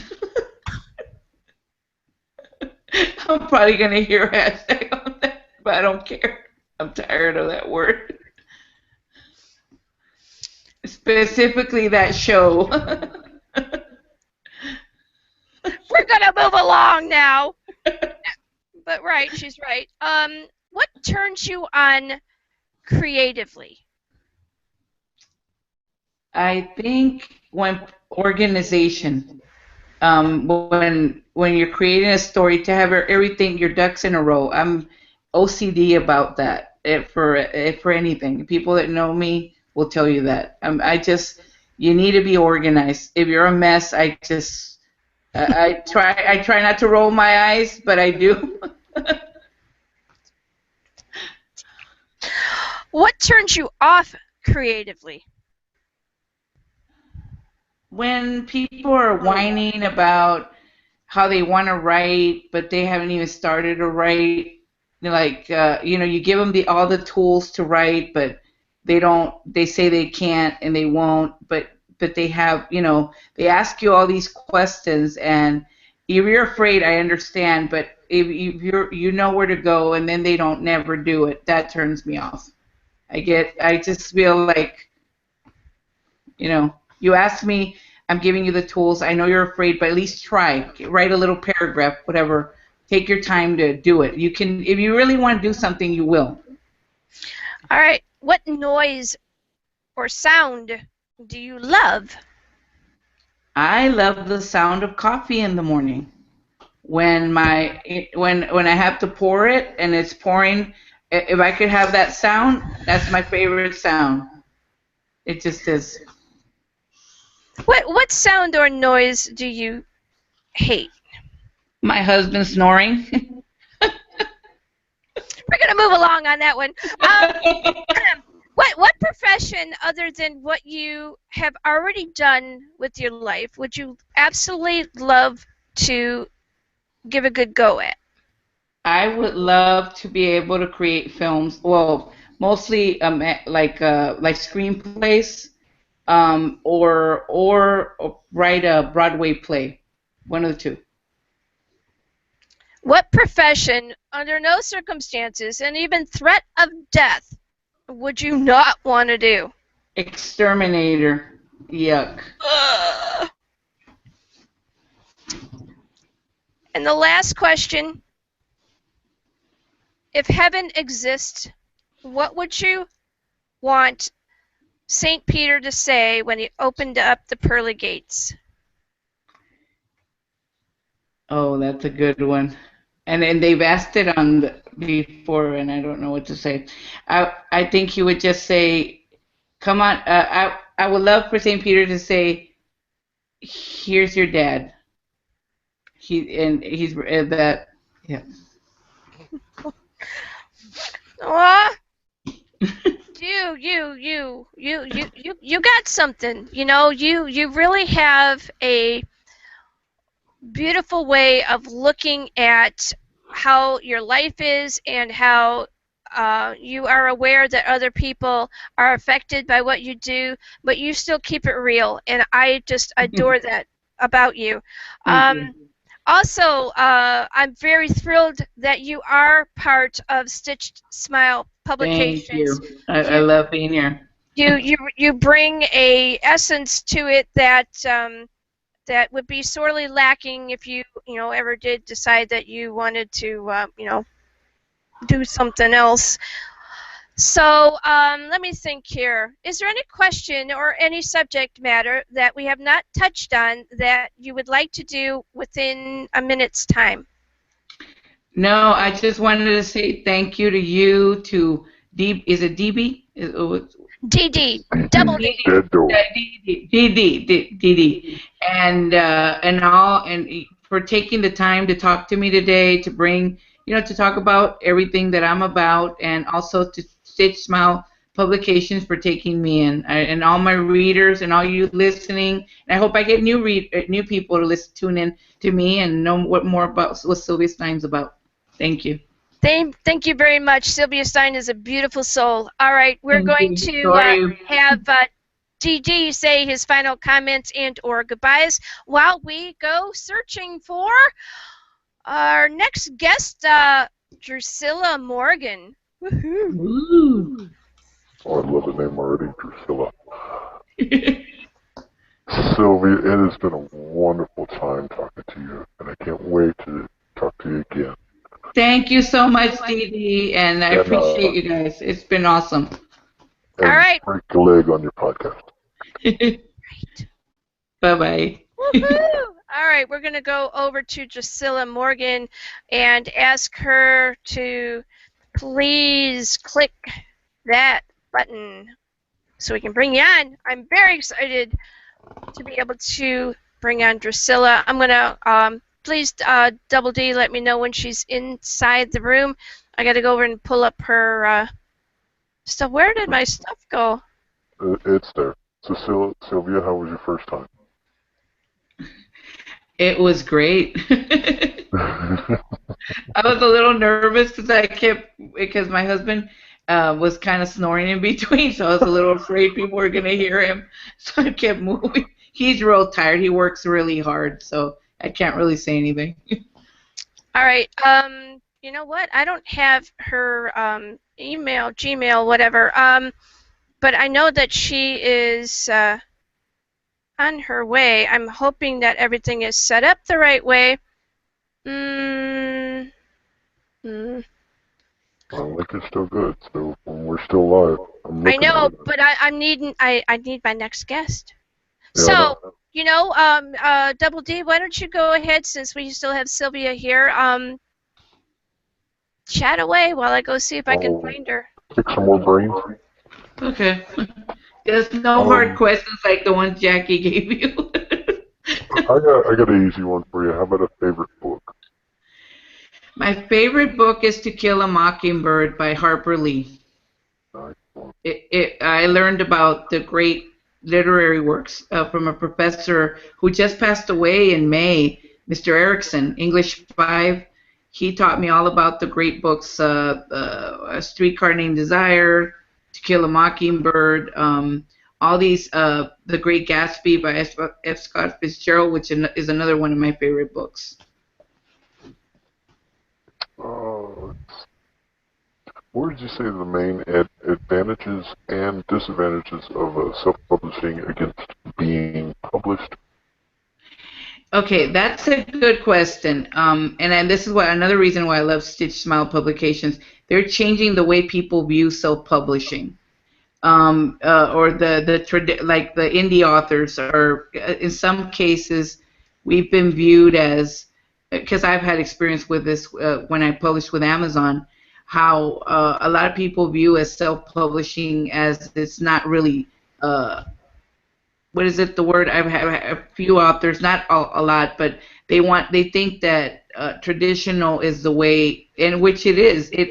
Each one has their good points and their bad points, but I think self-publishing has come a long way now, and we need to start kind of looking at ourselves as, we're more than just, we're creating a different dynamic with the rhetoric that's been going around where self-publishers, I don't know, they think that people paste their books together because of those that don't really take the time to get a good editor. And I, myself have been trying to teach others that there is good points. For me, they've been good. It's harder because you got to market a lot more, but I'm learning every day, and I think that we need to change that dialogue that, self-publishing is not the way to go, because there is a lot more to it than just, what you kind of hear, little rumors here and there. It's not as bad as it was, but there's still some people that are moaning and groaning about this is not the way to go. Well, and there needs to be more information on it.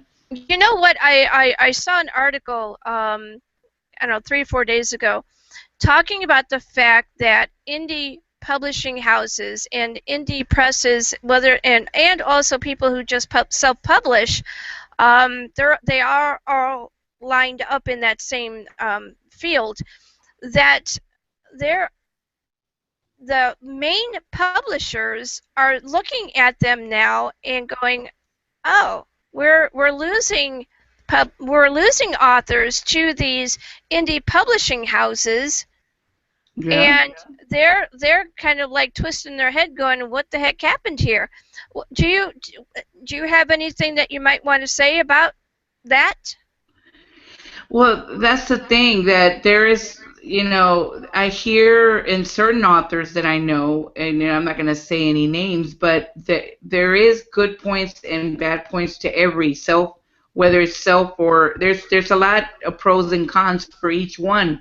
But to sit around, and I've even had people say, oh, I went to a book club last year, and they found out that I self-published, and they were like, oh, I thought you were traditional. I did the whole webinar, and I answered questions, and at the end, all I was told was, oh, we thought you would publish traditional. That's who we wanted to talk to. And it felt bad, but I was still glad I gave the information because there was still a few that were appreciative. But just to turn around and say, oh, you published with Amazon KDP, you're not really a real author. I even had that being said to me. Oh, yes. Yeah. And this is where I said I need to talk about self-publishing and what it means for me, what I've done for it. And for me, it's been rewarding because I get to talk to these other writers that perhaps would have never tried it. But of course, a lot of people are focusing just on the money of what they're making. But here's the deal. As here's the thing about that. All right, so you the article was talking about big main houses and that there are these indie publishing houses. But here's what the gist of the article was. The gist of the article is that we're getting some award-winning people who have come from indie publishing, and these big line, the big companies are looking at them and going, "Oh, really? Oh," and I think can't remember which one it was that I had on the show during the Bram Stoker stuff that we did, but I know at least one of those books that won a Bram was from a indie publishing house. Yeah.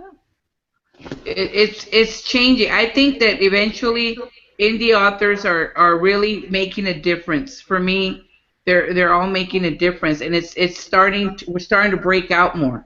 Right. And I'm very proud to be an indie author. As a matter of fact, because I'm an indie author, I was invited to this big book bash next year in Michigan. I'll be with a set of other authors that I got invited to, and I'm really happy about that. And they're all indie authors that are going to be there. So there is a big change. But I'm saying, like, unfortunately, there is still that those few, and I'm not saying there's many. It's turning around, but you still hear those comments, the negative ones, which you have to just kind of deal with. So when you go and you find yourself in a situation where you're having a conversation, whether it be among friends or in a group that's diverse, where you don't know what their background is or why they're particularly at the function, and someone comes up to you either live while you're trying to do your talk, or even after, and comes up to you and says that, what would you recommend for someone to do to be able to maintain dignity about what they've done, and to also be assertive and not boastful proud, but proud of what they've accomplished? Well, like for me, because I was put on the spot when that happened, I just kind of said gracefully, I was grateful to be there. And I said, well, I'm happy to be here. I'm glad I could take the time. If you'd like to get to know more about what I do, please go ahead and go into my website. And I provided the information. And I kid you not, because I did that, I got very good responses after from a lot more people, because they said you were very graceful. You could have said something really, really, mean, and you chose the high road. And I always do. No matter how hard it gets at times, I keep it professional. It's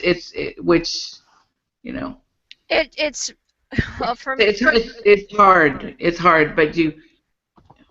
It is. It's sometimes when people say stuff to me about the show, or they say something about the name, or they say something about, I don't know, something that happened on the show, they're not always.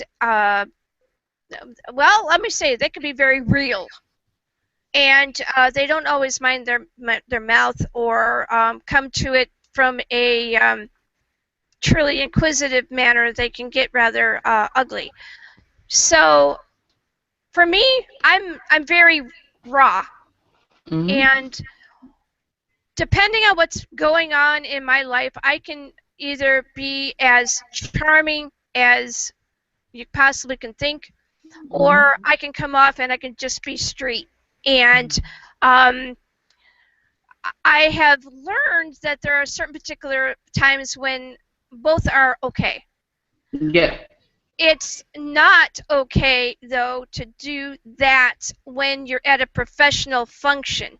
You must maintain the level of professionalism. Not that you're better than everybody in the room, but that this is how I choose to be able to create.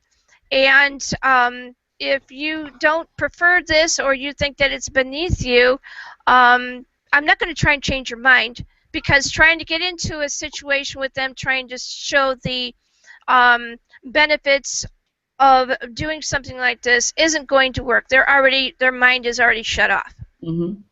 Exactly.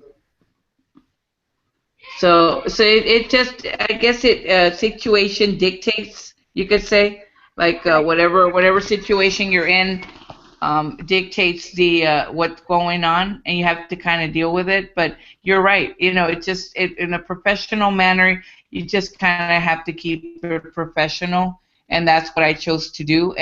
But I love what I do, so for me, it's just like the humble part. It's kind of like what you told me earlier in the first part of the interview. About keeping it, trying to be graceful about what you do, and I love what I do. So for me, it's just, you always have to deal with what we call those people that are not fans or haters, and you just kind of have to just keep dealing with the ones that do appreciate what you do, because you're not going by fan base. At least that's not the way I look at it. You kind of have to do it because you have a passion for it, and which is what you do and what I do. And I'm sure Dee Dee does, he DB, sorry. And, we all have a thing we are very passionate about, and we do it because that's what we do, Exactly. All right, for those who have tuned in or are looking for Druscilla Morgan, I don't know where she is. I sent a message out to her, and I have no idea. I got a bug that landed on my laptop. Now it is remnants. All right, so I don't know where she is. I've sent out a thing. If there's anybody that is listening to this right now, because we're still live, if you can find out where she's at, or get a message to me on my Facebook page as to where she might be. Hopefully she's okay. She is in Australia, and it's actually about 11 or 12 o'clock afternoon time there, so I'm just kind of curious as to why she's not here. But in the meantime, while we're waiting for her, I have a bumper sticker idea. We are talking to Sylvia Stein. Go ahead, Dee Dee. You've heard the saying, kill them with kindness? Yes, that's true. That's a good one. This is a bumper sticker. Kill the 10% with humbleness. Yeah, because we always talk about the 10% on here, because there's 10% that are always going to be in that ass hat section, always. Or if you remember, in A Streetcar Named Desire, wasn't it the girl says the line, the famous line, "I've always depended on the kindness of strangers"? Wasn't that it? Remember? Which is kind of sort of what we're doing right now as we're waiting for Druscilla. I'm going to go pop over again to the Facebook page. Our Facebook page is Zombiepalooza Radio Live on Facebook. Please, also, Crunchy usually does this, but it says like and share and all of that fun stuff for our YouTube channel, please, and thank you. Dee Dee, if you want to carry on for another hot minute while I see if I can figure this out. It's hot minute all day. Hashtag hot minute. Gotcha. Oh, where can we go? Because that was one question and it took up another 20 minutes. That's awesome. What is your favorite positive saying? What's my favorite part of what? I'm sorry? Positive saying. Positive theme, you said? Saying. Oh, positive saying. For me, it's believe. I guess for me, it's believe. Like dream big and always believe, something like that. Those are like positive things that I always think about. Like before you go to sleep, you think of the words like blessed and believe and dream, and nothing is impossible. That's another good one. Mm. What advice would you give a aspiring writer? Write. Take the time to write. If you love it, it doesn't matter if you take 10 minutes, 5 minutes, 15 minutes, write. Whatever it is that comes to your head, just write. If you really have a passion for it, you'll do it. Don't give up, because you may make time for it. You can find time. You just have to learn to. It's kind of like, I don't know if you remember when we were in school, we used to do clustering for when we would do our drafts, when they would put us in that. Kind of think of it like that. You want the funnel to be, to clear up. You start putting things and outline them together and put them together, and kind of and if you start, you'll never stop, because that's how it works. You just kind of have to start slowly. All right, I'm going to go a little bit back into your writing style. Is that okay for you? You okay with doing this extended little bit there? I think I could do another half hour. I think I'm okay right now. Okay, cool. All right, we're gonna do a little bit more. What is the importance to you of the first line of a manuscript? I think for me, when you read a book, you gotta hook that reader. It's like with bringing up A.J. Brown. I'm gonna put him on the spot here. Jeff Brown, Dredging Up Memories. When you read his first book, Hank draws you in right away. You're drawn in by the synopsis and the blurb. It's kind of like it has to draw you in.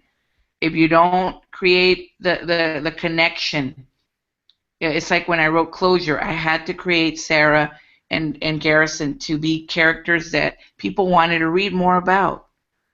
Otherwise, it won't work. You have to create that line. Oh, I see what she's. Hang on. I gotta. Okay. No problem. Power off that, because that was going right into my. All right, so we are. I think.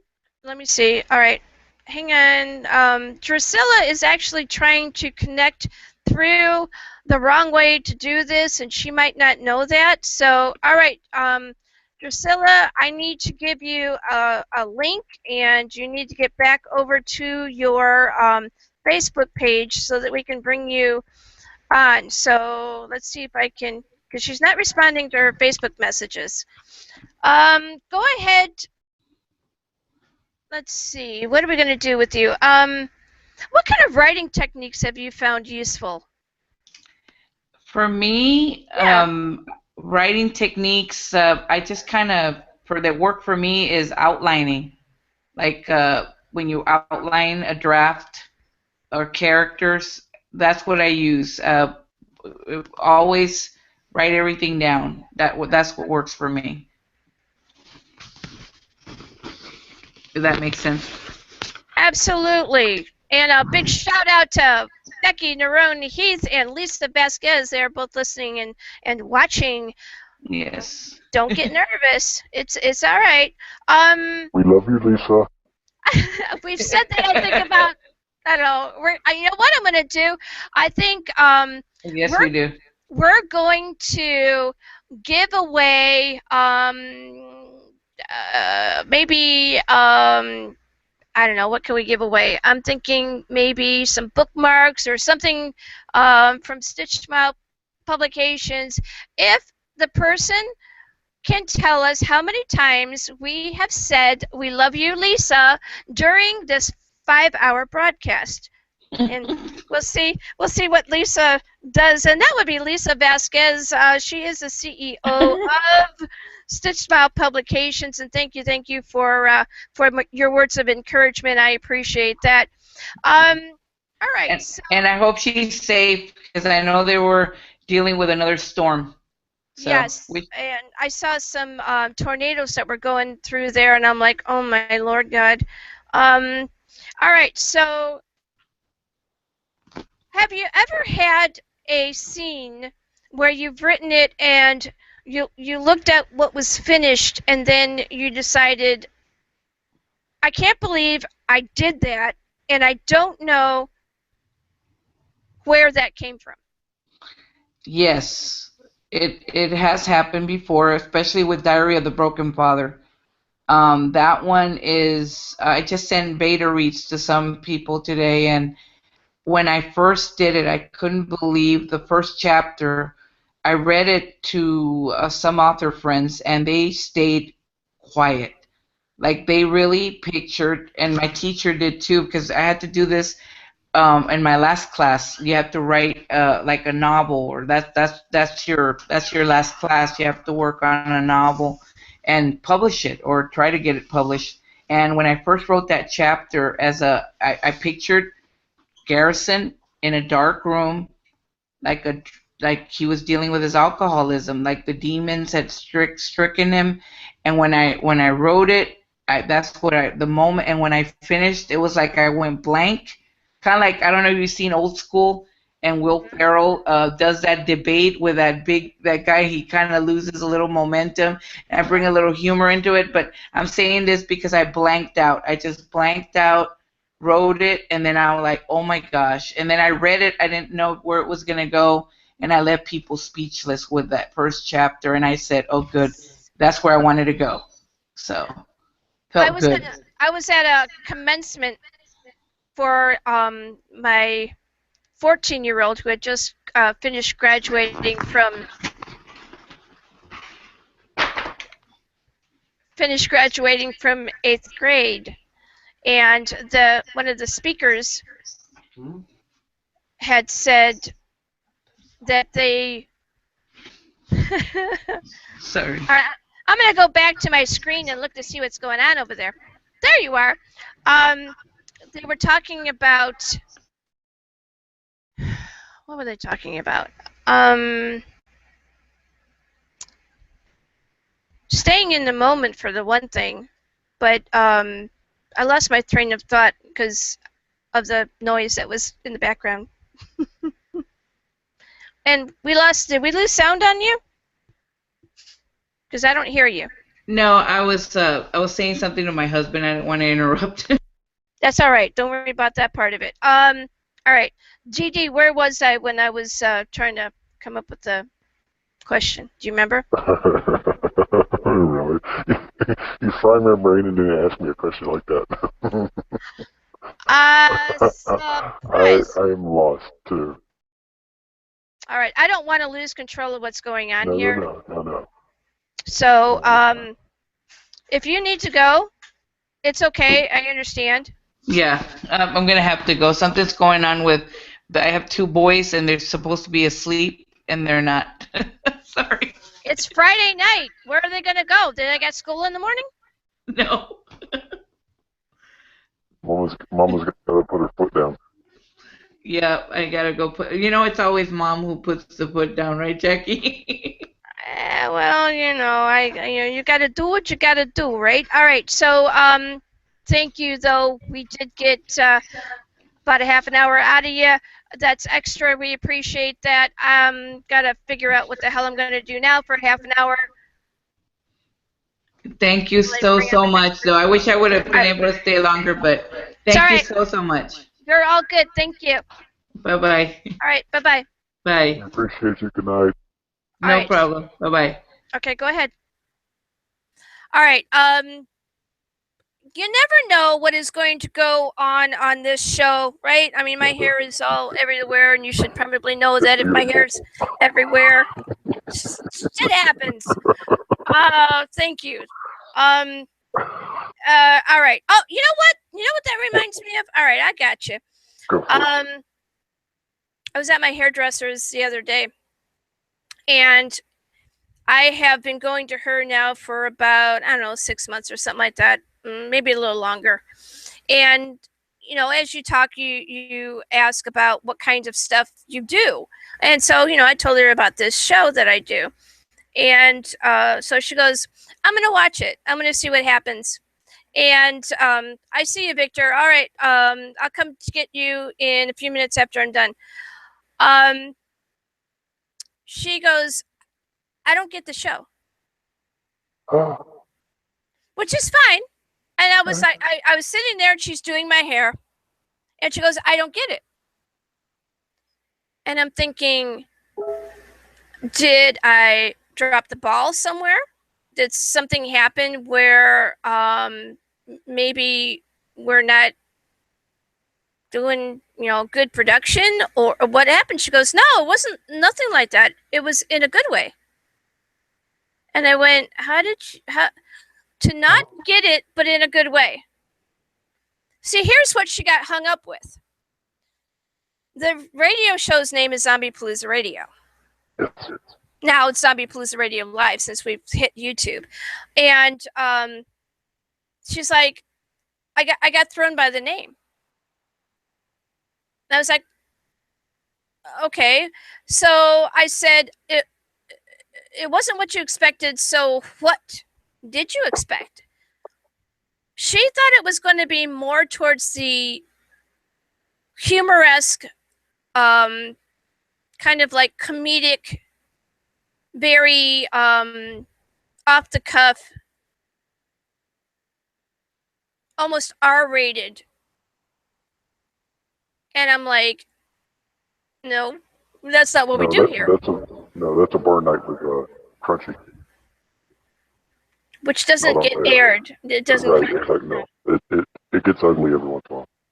So what we're doing here is we're bringing on people from all over the globe for the past 3.5 years, and we're doing it in a way that we showcase what they're creating. We have them tell us why we should care about what they've created, and where people can get more information about what they've created. And it must have substance at some level, because if it doesn't, it's not going to go on this show. Period. You know, I kind of get what she's saying. You gotta think of Zombiepalooza Radio Live as a zombie horde. Mm-hmm. It's very unpredictable but professional. Right, it is. It's yes, exactly. That's awesome, Dee. Hey, how does Syvia be positive what?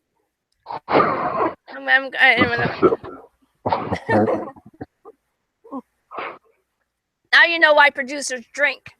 Yeah. Because it happens like that. I don't want to drink no more. All right, so here's the other deal about this show. We have a certain particular way that we do things when we screen for guests, and or when we, if you've actually made the cut and you're going to be in the lineup, you'll get a number of things that are going to happen. You're going to get personal one-on-one. I'm going to have a conversation with you. We're either going to do it through Facebook, or we're going to do it through the phone, or we're going to do it through Google Hangouts. And so that part of it, I get to see how you react to questions. I get to see different kinds of things that are interesting to you. And it allows me to be able to see if, in fact, you're going to be a really good fit, or if you're kind of a little nervous and you don't necessarily need to have your hand held, but that the experience would be really good for you still. And after you pass all that, what I'll do is I'll get your email. And your email is important. It has to be a Gmail, because this process that we use is Google Hangouts, and everything is done through Google. Google Chrome, Google Hangouts, the Google Plus pages that come along with the Gmail. All of that is really important because it helps to connect, and it helps you to be able to get into the links that we will do for your sound check if you've not been on the show before. You'll need a headset with an attached mic. You'll need the Gmail, of course, and you'll need either a smartphone or some computer of some type to be able to get you into the process. And you have to be brought in by a link that is created when I make a room on Google Hangouts. So what I'll do is I'll copy and I'll paste the link to you, and you have to have your Facebook open because that's where you're going to be getting the links. And then, you know, if everything is set up beforehand, which is the norm, then you just click that link and you come on, and it's pretty easy. So the other thing that she said she didn't get, well, the other two things, but they're really not things, they're creative aspects of this show. She said she wasn't so sure about the voice that was really, really deep. She didn't get that. I don't know who she's talking about. said, where does she work? J.C. Penney, but I won't say where. And I love her. I'm just going to take the salon chair part. And your part, she didn't understand either. How does she not understand the engineering part? I have to keep the thing running. What? So It's okay. I told her a little bit of the story background. The deep voice is, in fact, Dead Door William, and he is my first chair co-host, and he is a zombie. Zombiepalooza Radio, live, zombie, co-host, first chair. Oh yeah. There he is, Dead Door. You know, yeah. So there's that. And then she wasn't really so sure about who Crunchy was. And I said, well, Crunchy is our engineer. And I gave her a little bit of the background story about who that was and what the importance of it was. And she's like, oh, that's like really cool. All right. Hello. Hello. All right, so what I need you to do is turn off, if you've got our YouTube channel on, you have to turn that off and just Right. use the link because we don't want feedback and all that. And Yep.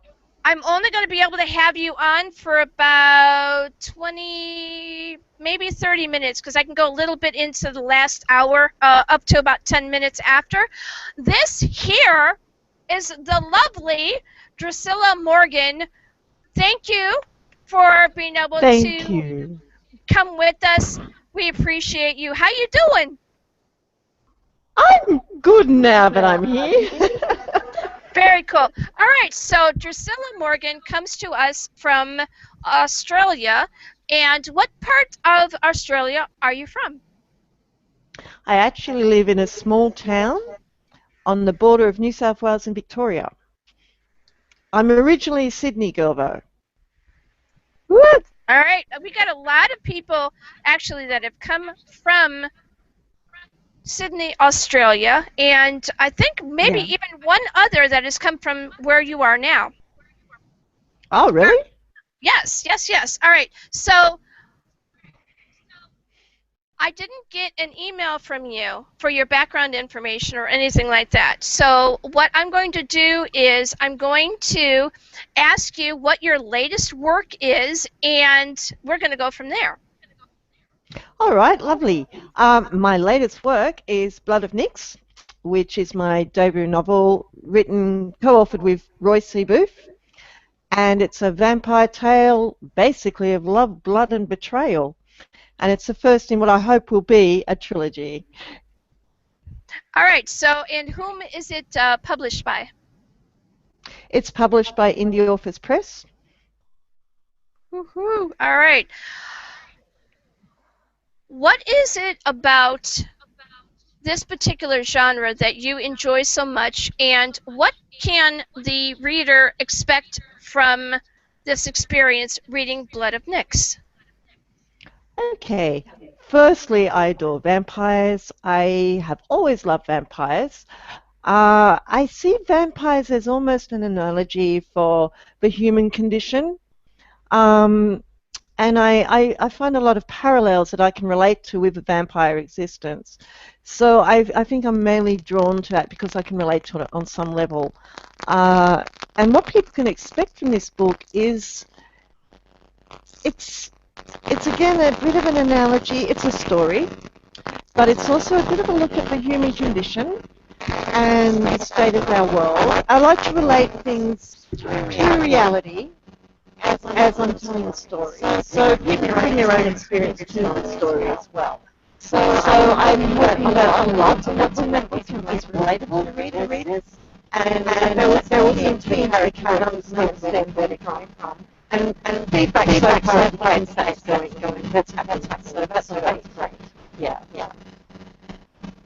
Okay,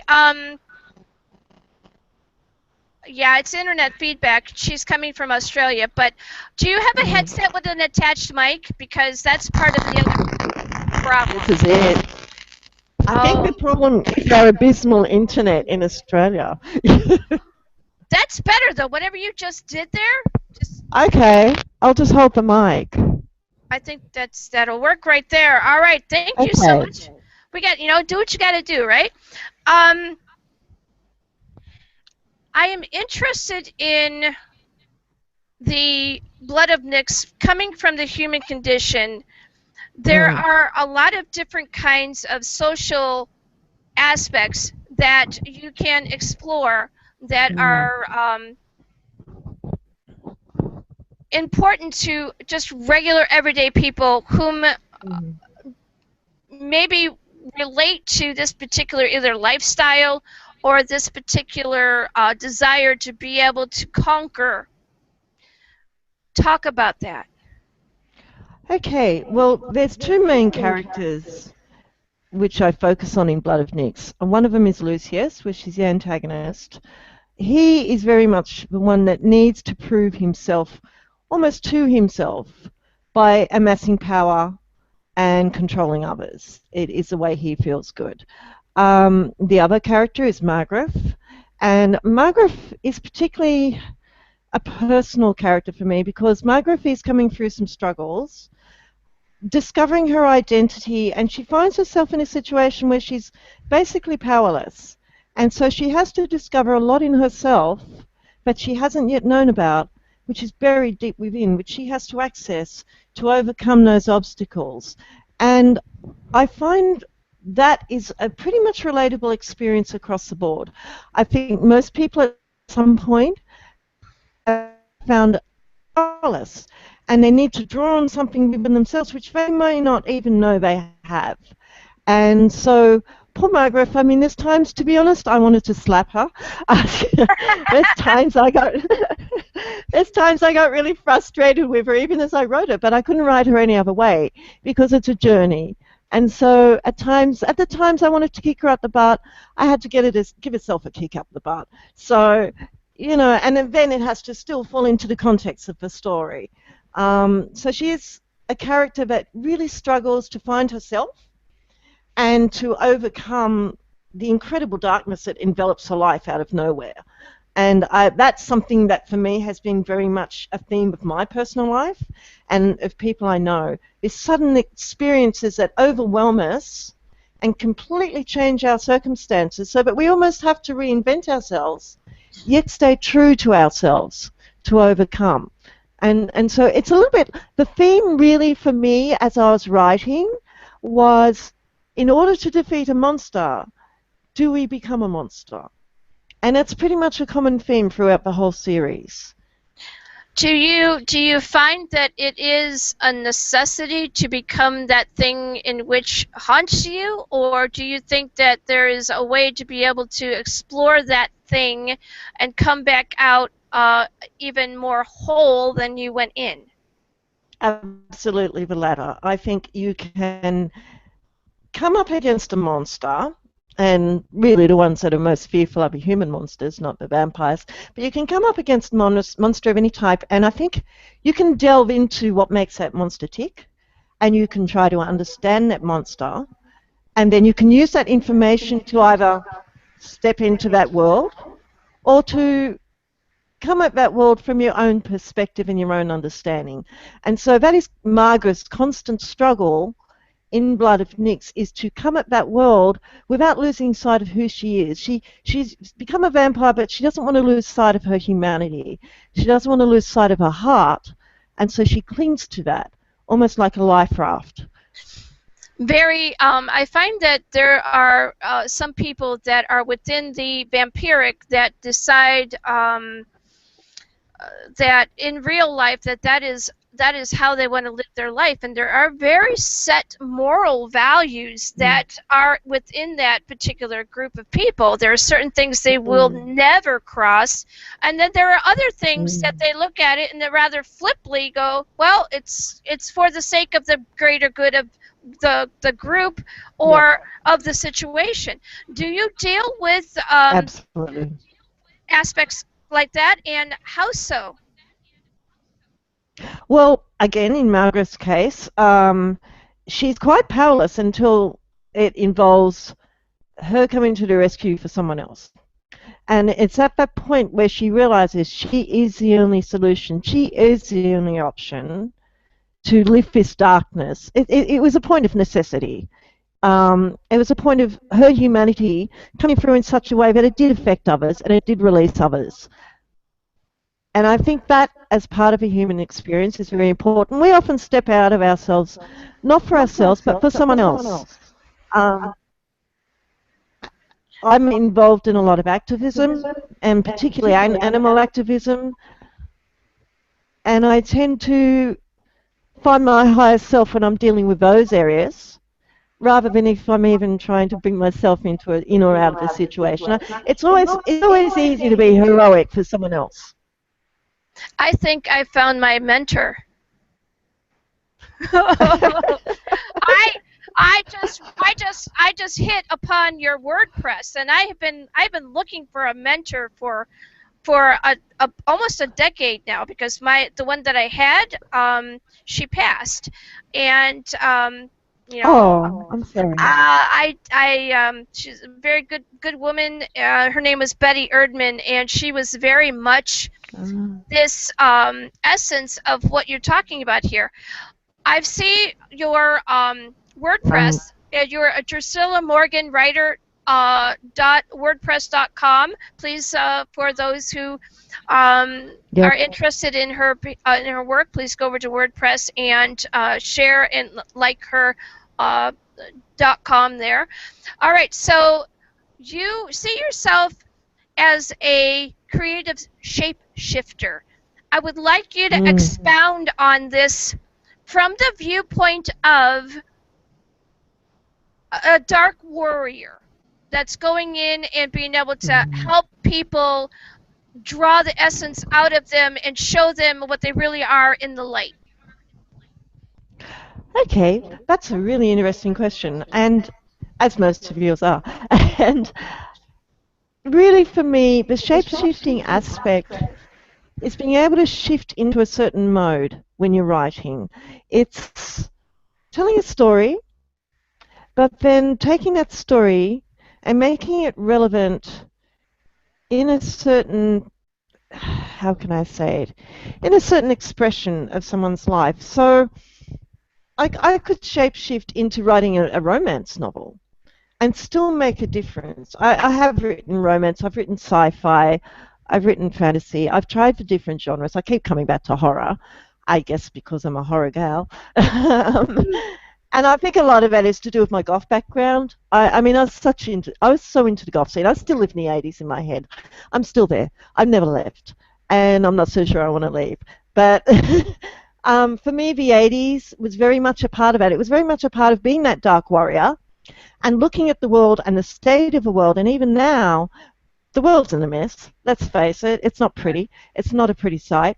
And I don't really think that anything I could do could get darker than the world, to be honest. So I think that what I can bring into the world if it is in a dark space and people can relate in that darkness and somehow find the light, but I'm shining within that darkness, because let's face it, that's where you're looking for the light. You're looking while you're in the darkness. You're not out in the light looking for the light because you're there.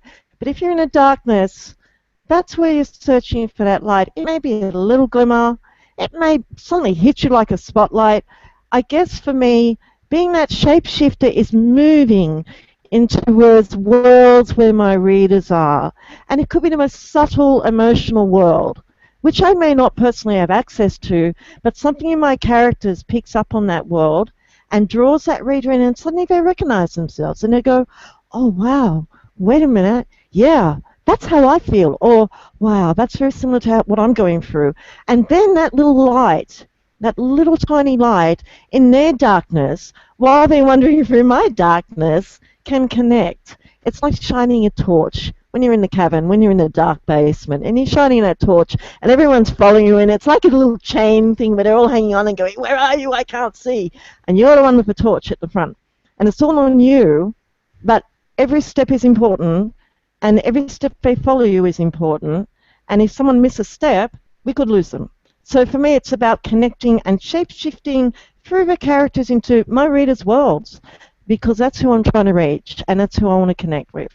How did you get to that point? Was there a certain age that you reached, or was there a certain book that you wrote, or is there someone that was in your past that allowed you to figure out that you could do this and that there weren't no limitations?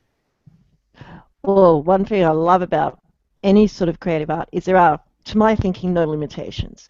There's constantly people trying to place limitations, but really as an artist, we can get away with a lot. So I tend to take advantage of that, and I like to get away with a lot.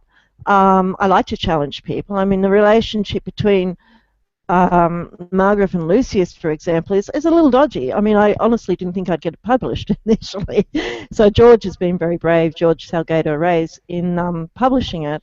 But it's you need to go to dangerous places. You need to be dangerous because people live dangerously in this world.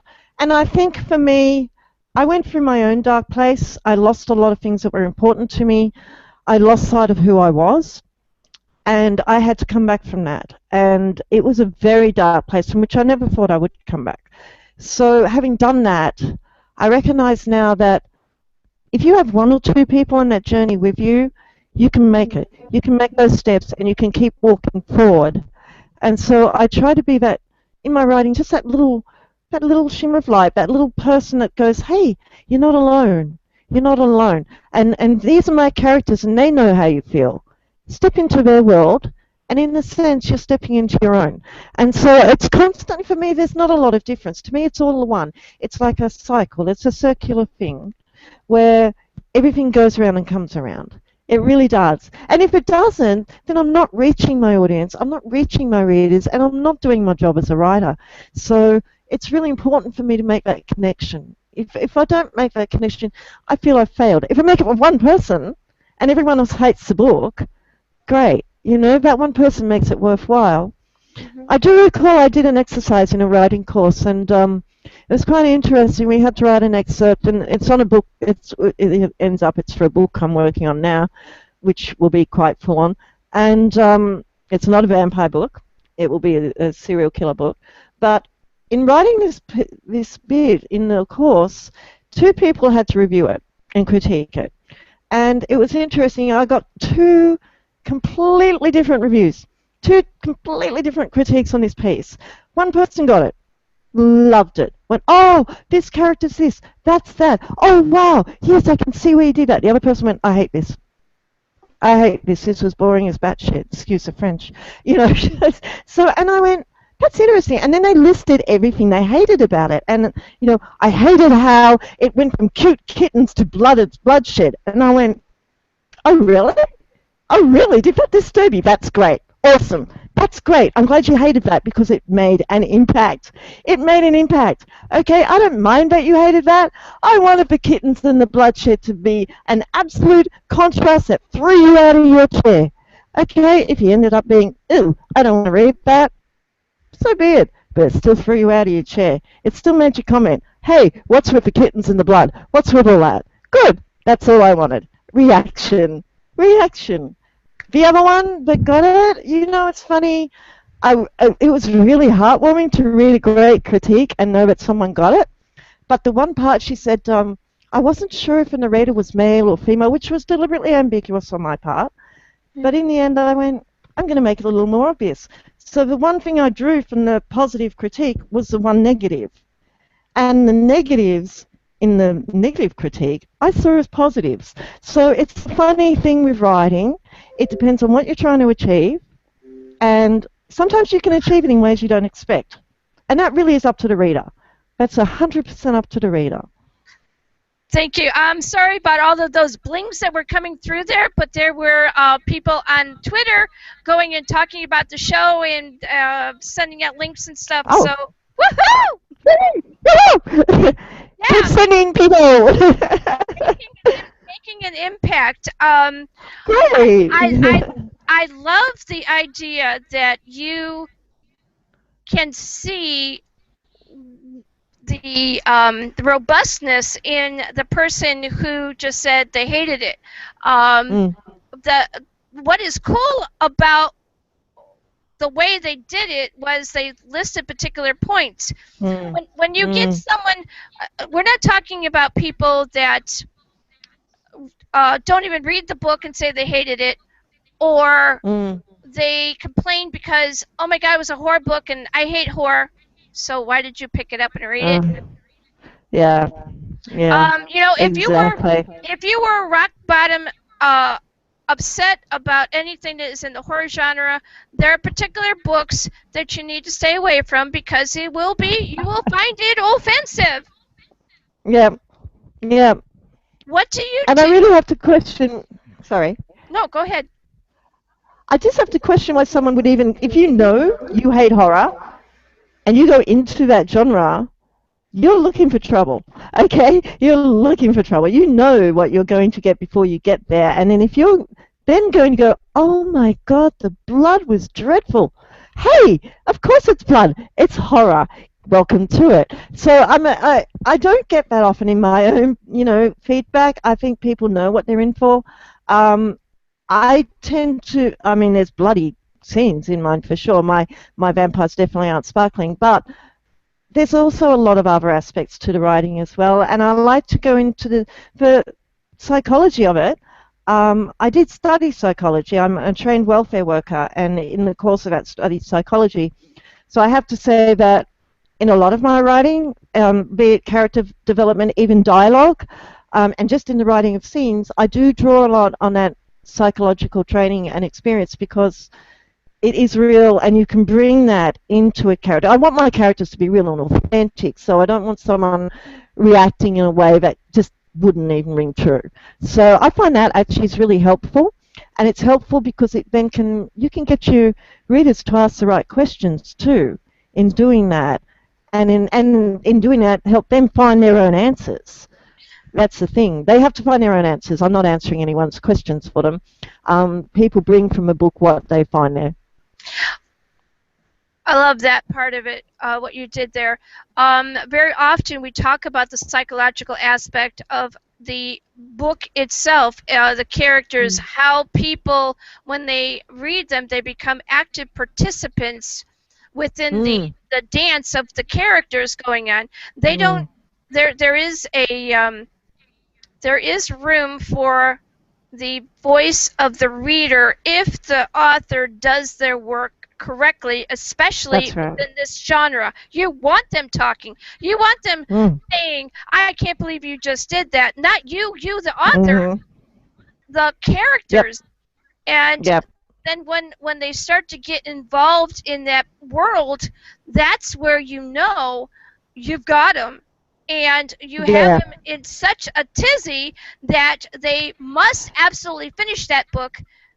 And, they may run through the book in a couple of 3 or 4 hours, or it could take them, a little while longer, but they're going to come to a conclusion. They're finally going to, get the last page Where the hook is not necessarily having a cliffhanger, but having them so invested in what you've done as an author that they demand that there's more.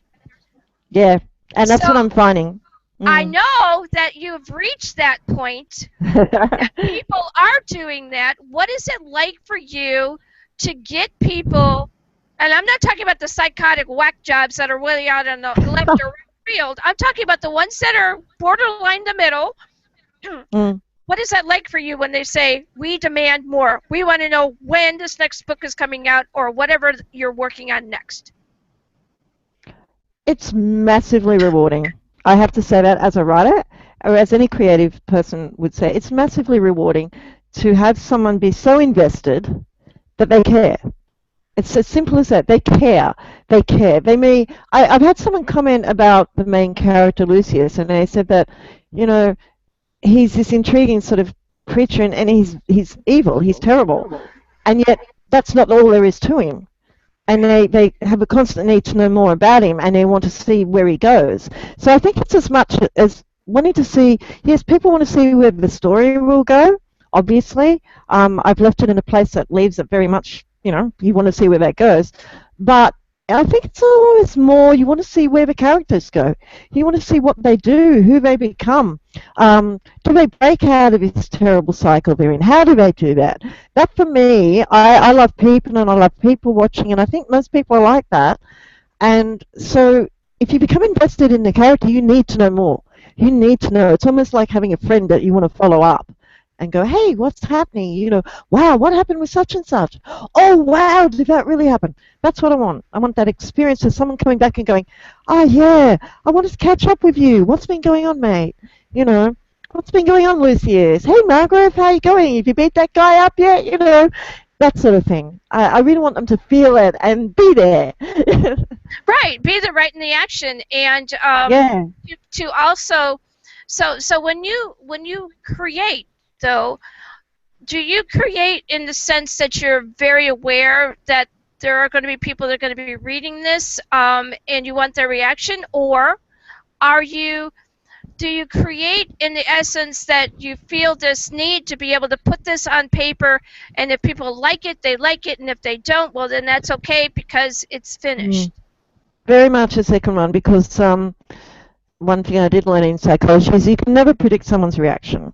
And so if I was to write, and I think if any writer was to write according to what they perceive will be the reaction, 9 chances out of 10 they're going to be wrong, because everyone reacts differently to a piece. So I think really the idea is to be authentic to your characters and make your characters authentic in themselves. They need to be real, relatable, and people need to be able to follow what they're doing and saying, and not feel all of a sudden like they've been thrown out of the raft into the ocean, like, hey, how did that happen? Why did they say that? What? Huh? And then go back and read it and read it and read it. I don't want that. I want them to go, yeah, that makes sense. Yeah, he would do that. Wow, what an idiot. I do hope there's people that wanted to slap Margaret along with me. I do hope there was. I found most people have been more patient with her than I was, but and maybe they're a little more sympathetic. Maybe that says something about my own response to myself, because there's a lot of Margaret for me and Margaret and vice versa. So, I can't write for people's reactions because we don't know what that reaction's going to be. Every person's individual. Their life experiences will make up how they perceive what's happening in the book. But in the end, the story will bring it all together. In some sense, that story draws it all together. And when you get to that conclusion, you're like, oh, okay, that makes sense. That makes sense. Okay, I see where they were going with that now. Okay, I see why that character did that. So it's still got to make sense in a contextual sense, but writing for someone's reaction, very difficult. There's a lot of readers out there, and if you're going to do that, you're going to be spreading it all awfully thin. And maybe not so accurately.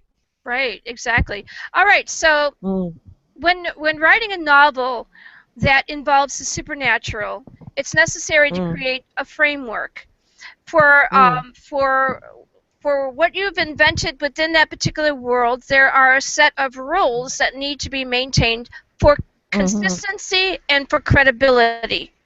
How difficult is it for you to establish that kind of structure? Actually, I found that the most difficult part because, especially with vampires, there's so much already there. There's already so many parameters that have been established, rules, if you like, and I use that with the inverted commas, because for me, as a writer, there's no rules. For example, I had people, who would read through it for me, better read to say, oh, but vampires can't do this, or vampires can't see themselves in a mirror. Well, hang on a minute, mine can, but guess what? They can't. As they get deeper into their vampire experience, that image fades from the mirror. So for me, it's relatable to how much humanity, for example, is within that, like when Margaret first looks in the mirror and she's still got her humanness, she sees herself. But what's going to happen when the vampire Margaret takes over, when she succumbs to the darkness? Will that humanity fade? For me, the mirror, for example, in this aspect, is a bit of an analogy. It's a bit of a reflection of her state, of her condition.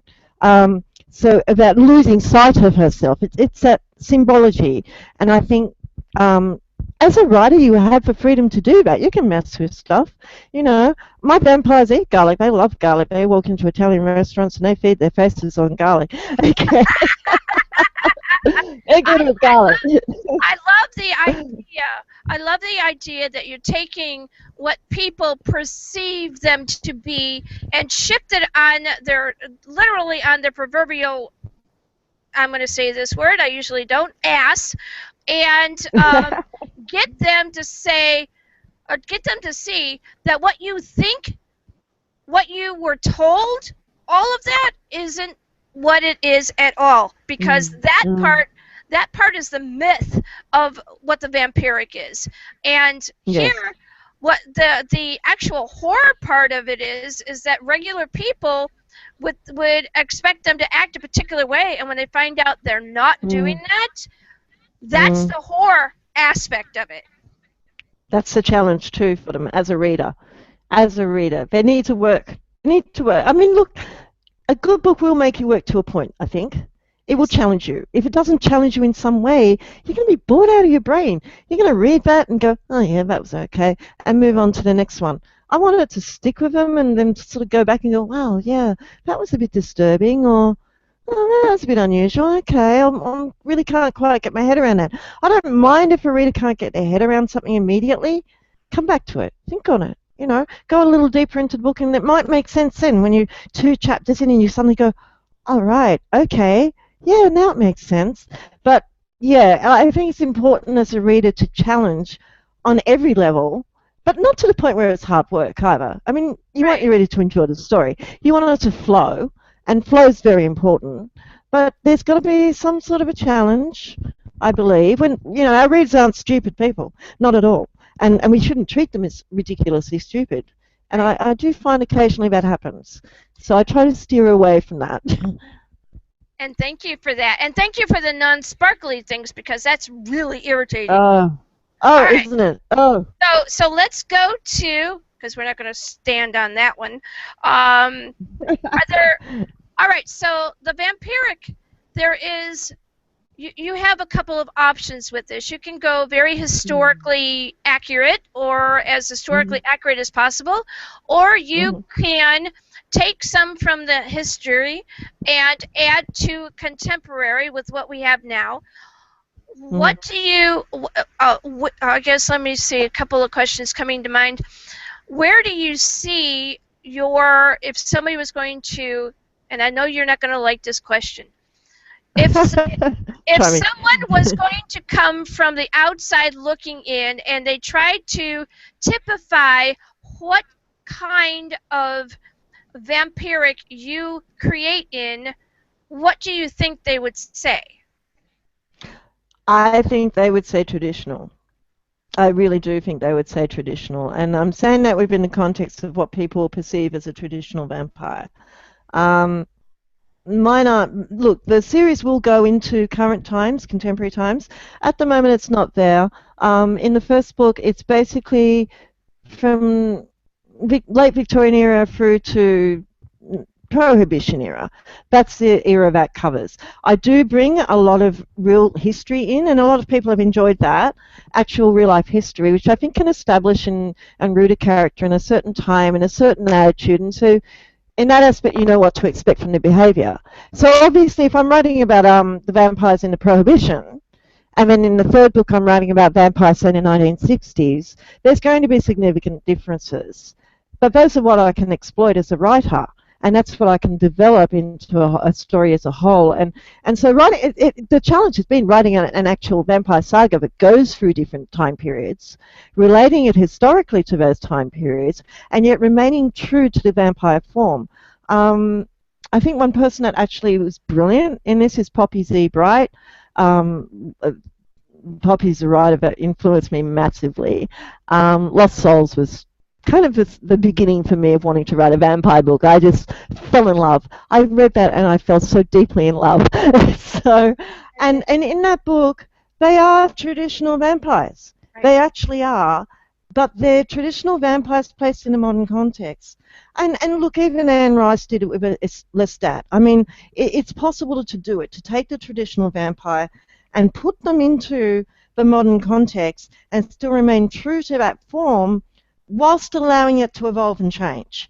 And I think it's difficult to do, but not if you love your characters, not if you love what you write.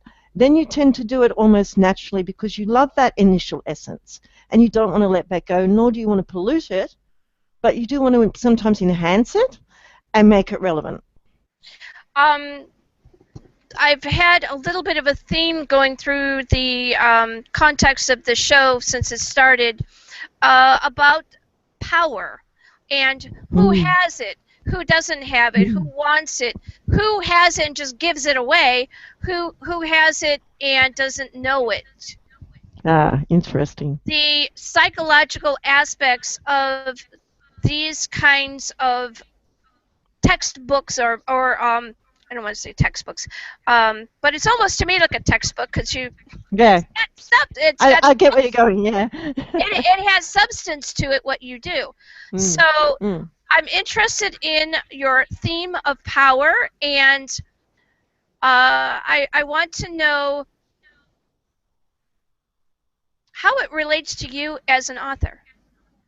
Okay, that's a really great question, and it's actually quite a no pun intended, powerful theme in the book. The main character is all about power. That's what he wants. That's how he defines himself. I think we can find plenty of examples in our political scene, currently, not mentioning any names, but pretty much everybody. Pretty much everybody.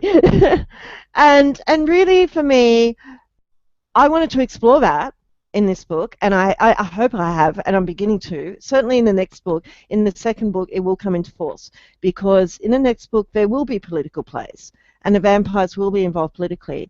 I mean, you know, you hear all the things about the Illuminati and all of those sort of things, and those shadowy sort of groups that are behind the seat of power.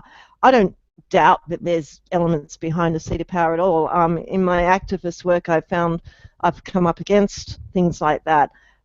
Which has fascinated me, because when you have power, you can control anything, as I've found out. You can control the flow of information.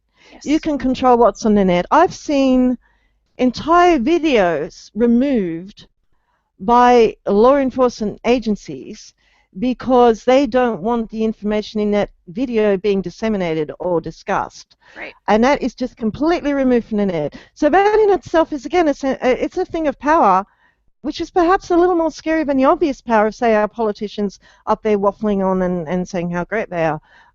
We all know that's a lie. We all know that they're fallible people, and so that's not a threat. You know, we know what we've got, but it's the behind-the-scenes stuff that's most troubling with power.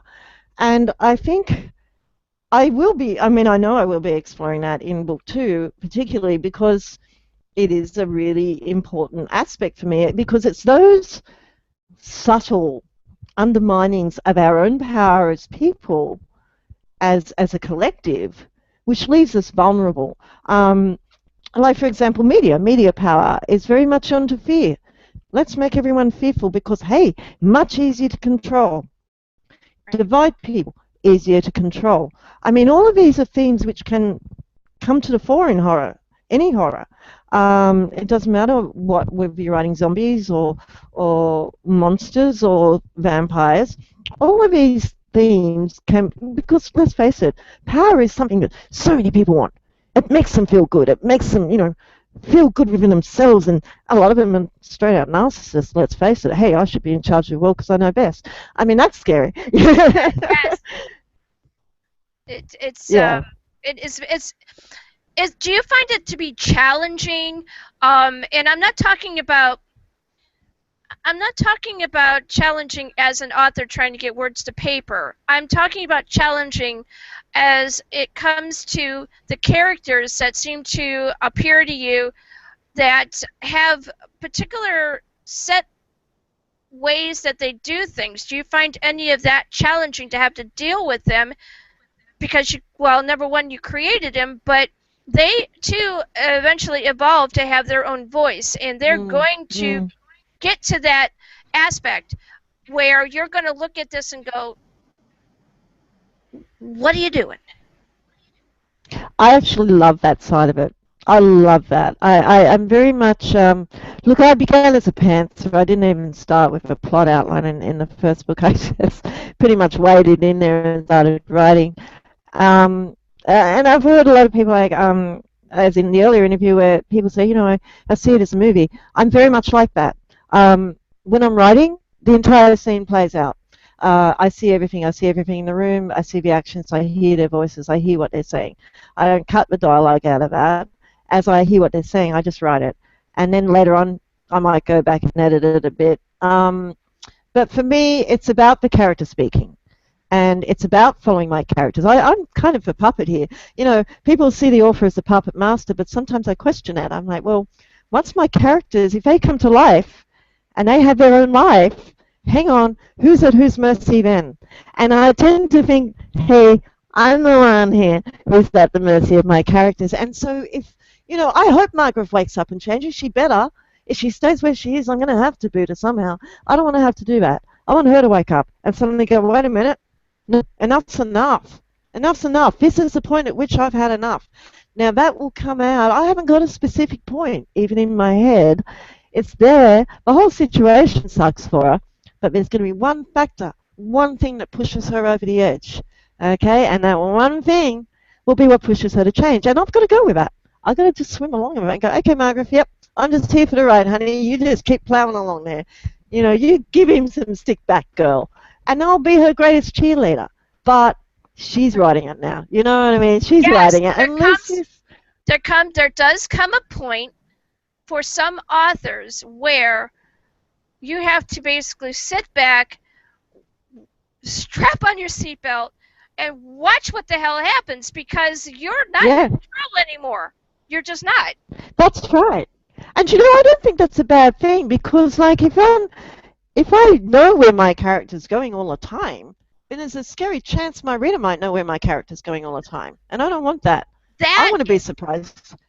That right there, because we have so many people now that are so very savvy, and especially in this particular genre, that if they see right away where this thing is going, they get bored. I mean, I know my brain just shuts off. So, all right, it's been there, seen that, done that. But if the characters or the scenery or the dialogue or any of that goes into an unexpected place, and it is it form fits, it's natural, it's the way it's supposed to go, then I'm like, well, all right, we got to follow this. Where is this going? Because that there also is one of the truer essence of horror. It's that subtle thing that you think everything is going the way it's supposed to, and then all of a sudden this big whatever comes out, and you're like, wow. Yeah, exactly. Exactly. And this is why I love George R.R. Martin. Because, heck, he doesn't care who he kills, okay? And he doesn't care where he kills them, or how he kills them, or at what point he kills them, or how much you love them. If he thinks they're going to die, they're going to die. That's it. And you're like going, oh my God. Like, I swear I wish I had a video of me watching Game of Thrones at times because it would be hilarious. My this look of shock and horror on my face, and I'm like completely flabbergasted because, oh my God, I didn't see it coming. You know, that's what I want. That's what I want. I don't want to be sitting there going, oh yeah, I knew you'd do that. That's the quickest turn off for me. Yeah, All the right, quickest turn off. thank you for that. I got to do a little housekeeping here. We are going into 12:20 a.m. for the 5th Yay. hour. However, I am going to be bringing on my last guest, Victor Vasquez, and we are going to keep him for as long as we possibly can. But I do want to finish out at least this half hour. We have about another 10 minutes. I would like to continue. So I'd love to. where I want to go now, because we know that characters and how their attitude eventually start to take over the scenery in writing. Have you ever had a character in whatever genre that you developed a conflict with because of their philosophical differences? Let me see now. I can't say conflict. There are characters I've related less to, which I think also is important. I don't want to get on with all of my characters or even understand all of them to the degree that I can pin them. I find when I wrote romance and possibly sci-fi, because that's quite challenging for me. I'm not a technical person, and so to get into that mindset of sci-fi, sometimes I have to go places I'm not familiar with, and there'll be characters that react in ways that I don't particularly like or don't even understand myself, because that's where they go with that story, and it relates very much to the genre in that case. I mean, there was a short story I wrote called The Walk, which actually related to one night I was out looking for my cat, who I never found, unfortunately. And I was walking down the laneway, and it was just a very creepy night. It was a good Stephen King type night, and there was like a wind, and I felt like things were following me, and that became out in a story. And yet the characters in that story, because it was in such a weird context for me, it wasn't something I could sit there and go, oh, I know how this character will feel walking into a wheat field and disappearing and becoming wheat. You know what I mean? Like it just there are certain things you can't relate to from your own experience, and you just have to kind of go with that and go, well, so those characters maybe I don't feel as close to, and yet maybe, for example, I wrote a short story. I saw a thing about people that go to Rudy Valentino's grave, ladies that go there, and they're just so devoted. They go there all the time, and fascinating me. I kind of went, oh wow, really you hang out at Rudy Valentino's grave? That's amazing. So I looked into that and researched it, and one of my favorite short stories came out of that. And in researching Rudy Valentino, I actually came out liking the guy, wanting to pal up with him. So that again was a different experience in that I knew diddly squat about Rudy, apart from what we generally know. Right. And when I got to research him, in the end, I almost felt like I was channeling him, so that when I got to the end of that short story, what he did, I was satisfied. That's authentically what Rudolph Valentino would have done in real life if that situation had occurred.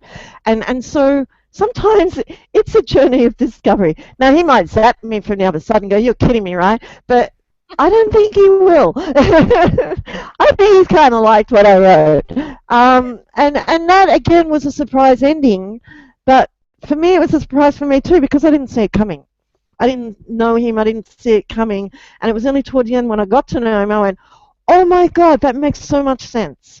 And so writing is like a tightrope, and it's a bit of a minefield, and sometimes you'll have characters that really confuse you, and other times you have some that you just like pal up with and go, yeah, I got this, you got this, we got this. Yeah, so it just depends. That's totally cool. All right, I'm going to do this. All right, so there is a poet. His name is John Rabicki.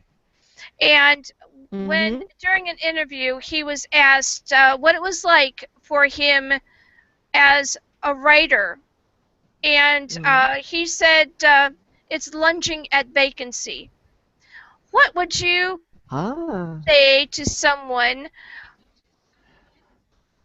about your writing style? What is that like for you? Look, it's giving form to nothing for me. You start with nothing. You start with an empty space that needs to be filled, and you need to give that form. And that's a tough call, and you have to bring your...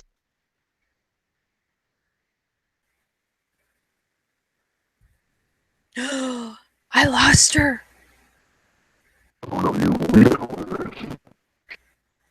Gigi, you need to go to plan B because your sounds are all crunched up. All right, no exceptions. Thank you. All right, so hey, welcome back. We got at least 5 more minutes with you. Yeah, everything just went bye-bye. I know. It's probably the Australian connection. Don't stress. Oh no, it's probably, it's our internet on stateside has been going in and out because we have a storm in the area. So it's okay. So all right. That's right. We have a government. Sorry, we have a government thinks you only need to run 5 TVs, and that's the state of the net. If you can do 5 TVs at once, you're good. They've never tried to live stream. They've never tried to live stream, obviously. No one wants to talk to our politicians, so we don't have to talk. That's crazy wonderful. All right, so what I want to do right now is I want to make sure that for people that are enjoying your work and enjoying this interview of you, we want to be able to give you your social media. I know that you have a blog and some other things that are out there. Yeah. Please go ahead and tell the peoples what that might be. Okay, you can find me predominantly on Facebook. I have a Facebook page. I have a page for Blood of Nyx and an author's page. I also design book covers, so I've got a book covers page and an artist page. I'm greedy. I have lots of pages. And Twitter, you can find me on Twitter at Druscilla Morgan. And look, those are basically my main media areas where I connect with people. I find those are the best for me. WordPress, look, I'm a lazy cow. I am. I'm so lazy. It's like... Oh, we lost her again. And no, that woman is not lazy on any format. Especially, I know how hard she tried just to get into the show itself. So yeah. All right. I'm back. Yeah. Hello. Hi. Just your friendly Aussie dropout here. All right. So I'm going to ask you a few questions, and they're like short answer questions. So are you ready? Yep. All right. What is your favorite word? I can't repeat it on here, probably. The F-bomb. Yeah. It's the mine F-bomb. Mine yeah. The F-bomb. It's so descriptive. It's very descriptive. All right. So what is your least favorite word? Must.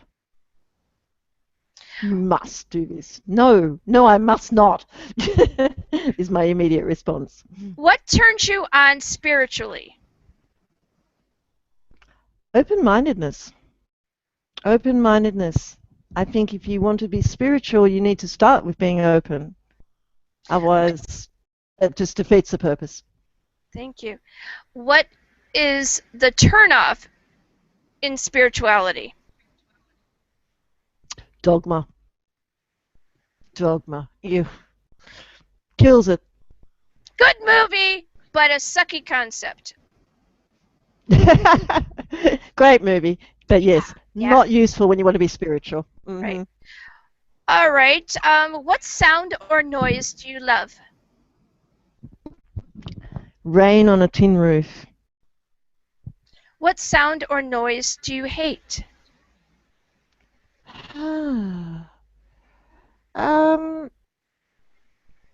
Look, really, politicians talking.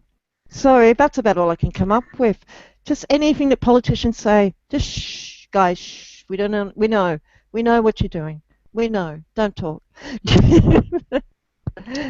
And finally, if one of your characters came out of your book and met you at your bedside, what would you say to them? Whew. I think Margaret, I'd just give her a big hug. I really would give that girl a hug. She needs a hug. Lucius, I'd be like, mate, come on. You're hurting yourself, not just those you propose to care about, but you're hurting yourself.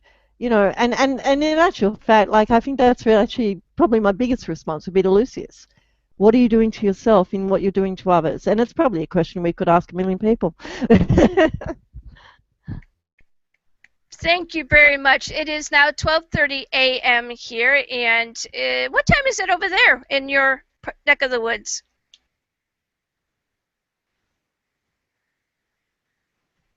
Oh, did we lose her again? No. Or did we lose me?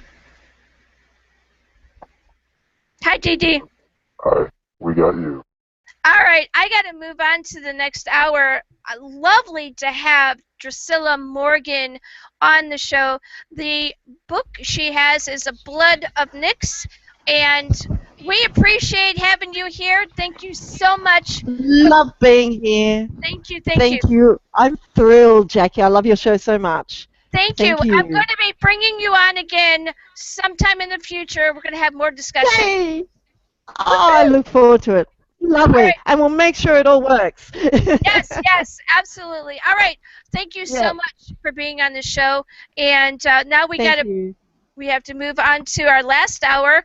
We have Victor Vasquez, and he's going to be brand new to the show, and I know he's eager to get on. So thank you so much. Bye-bye, everyone. Bye-bye. Thank you.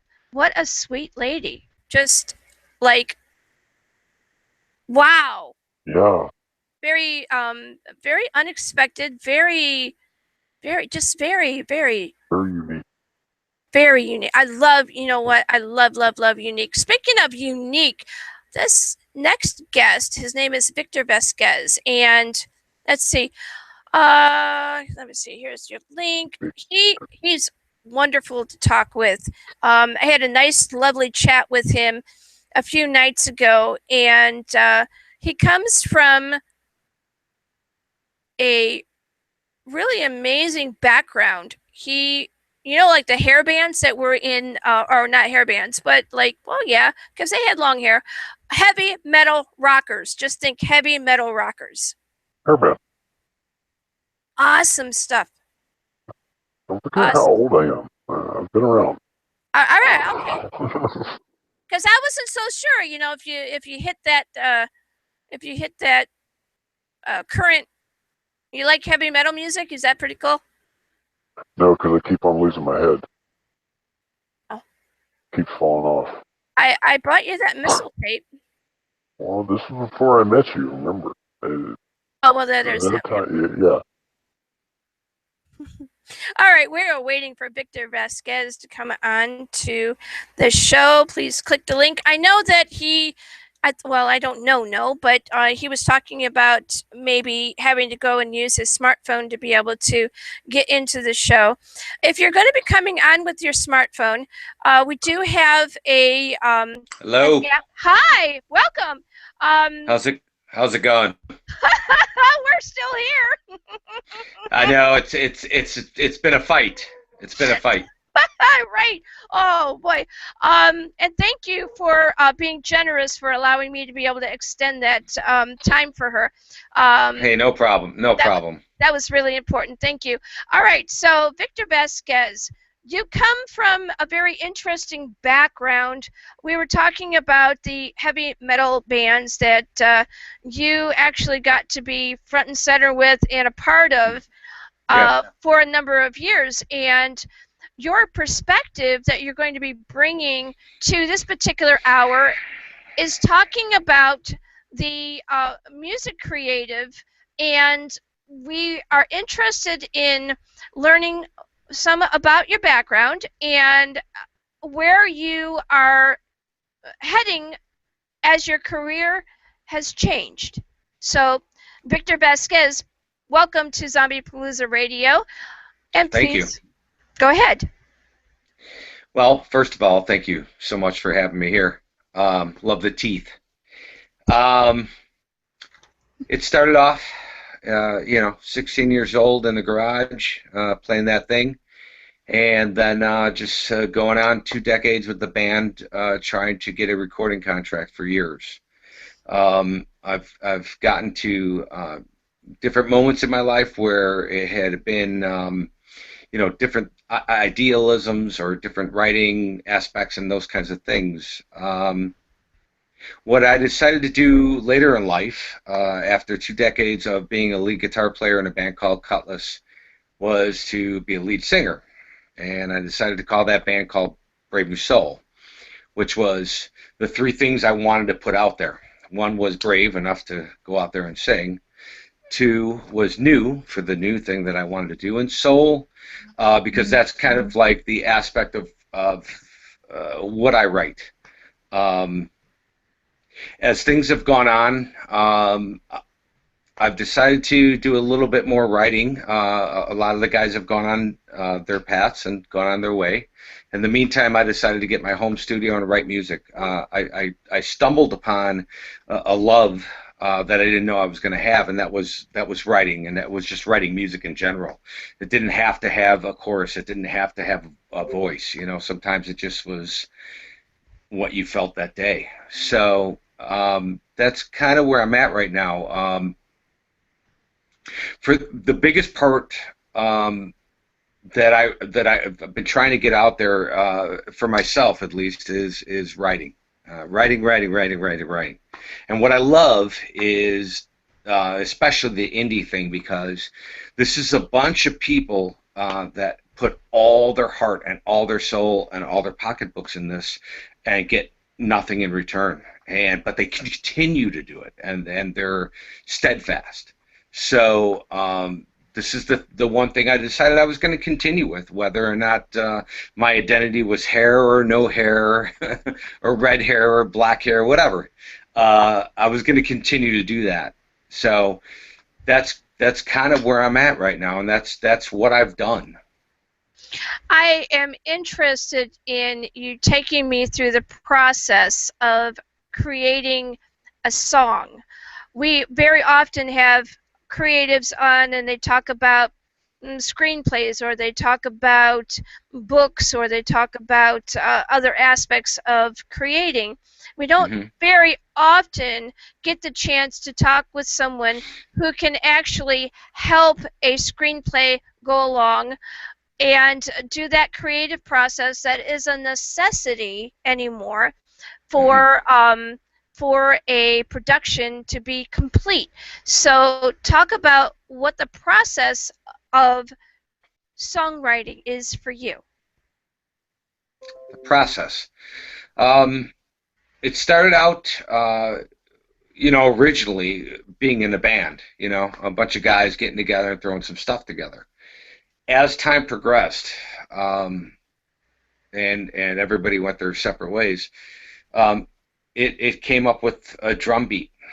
Then I threw bass on it, then a note, and that, instead of being that guy that sat down with a singer and a guitar to write a song, I decided to write a mood or an energy, those kinds of things.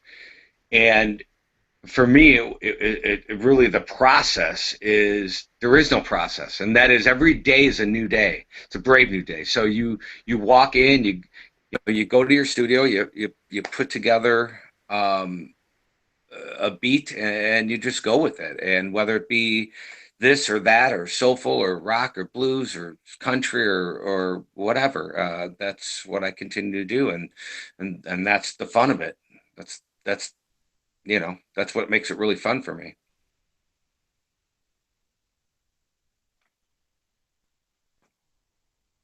Sorry, we lost Jackie. Hopefully she'll be back. Hi, I am Didor, the co-host. That's all good. You said the process. So you're writing the actual music. You're writing the lyrics too. Everything. I mean, well, now I am. I've had a bunch of help from my band Cutlass back in the day, and Brave New Soul. Guys like Ricky Catino and Tim Tame, and a bunch of co-writers. So, but I continue to write at this moment on my own. I do have a co-writer that's been in my pocket for a while, and he's a great writer. This guy will write whether it be soundtrack or country, and he pushes me to do different things that I would never think about doing. So, and that's Tim. He's awesome. Where do you want to see yourself going within, like, I would say the next 6 months, 6 to 8 months? Because I know that in our conversations before, you're very interested in writing for films and doing soundtrack work.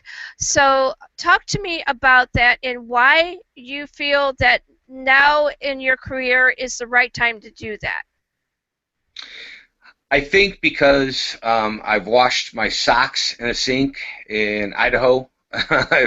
I've gone through the tours. I've gone through the grind. But I also know that one of the things that's very important to me is getting my message out and the things that I see every day. A very ironic thing happened today, and there was a shooting that was about 5 houses away from me, a drive-by. And so I live in a very comfy, cozy neighborhood, and this is a crazy kind of thing that happened. But the thing that I do, and the thing that I want to do right now is make everything that I write, everything that comes out of me, every piece. I've lost people recently to death. I just want everything to be heartfelt. And to me, the reason for the switch is really because I've wanted to write. I've been writing. I've had a couple songs for a soundtrack for a horror movie in the 90s, and that felt good. Writing feels good, and I think we've had this conversation earlier about, like I told you, I might write a song, and it's really for no particular reason, and drive to work and put it in the CD player and go, man, that is rewarding to me. Rewarding to me is taking a rock and turning it into a mountain, and that's important to me. Being, just taking something from clay and turning it into something bigger. All right, so here's where I want to go with you next, because we want to keep the focus in on where you are heading. Okay. I know enough about your background to say that you are more than qualified to be able to write a soundtrack for a film. Mm-hmm. My curiosity would be then this: if you were brought a manuscript and people said, I need a soundtrack written for this piece, and say if the piece was maybe, I don't know, maybe only 30, 40 minutes, maybe it was a short film, 6, 7 minutes, or it could be a full-length feature. What kinds of perspective do you bring for the ability to be able to not only finish the task, but do it well? And we're going to keep you within the horror genre. So you've been brought a script, and we're going to say the script is a half hour, and it's for a short film festival or something like that. And they've already shot the scenes. What do you need from them to be able to create what they need for their film to make it successful? Great question. So, obviously, their idealism, or what they're trying to get across, but also the ability to take input. I'm not that guy that comes in and you throw something at me and say, well, it's this, that, or that. I'll come in and I'll create the best possible version of what you're looking for, but in the back end, if that doesn't work, well then tell me what you want. I am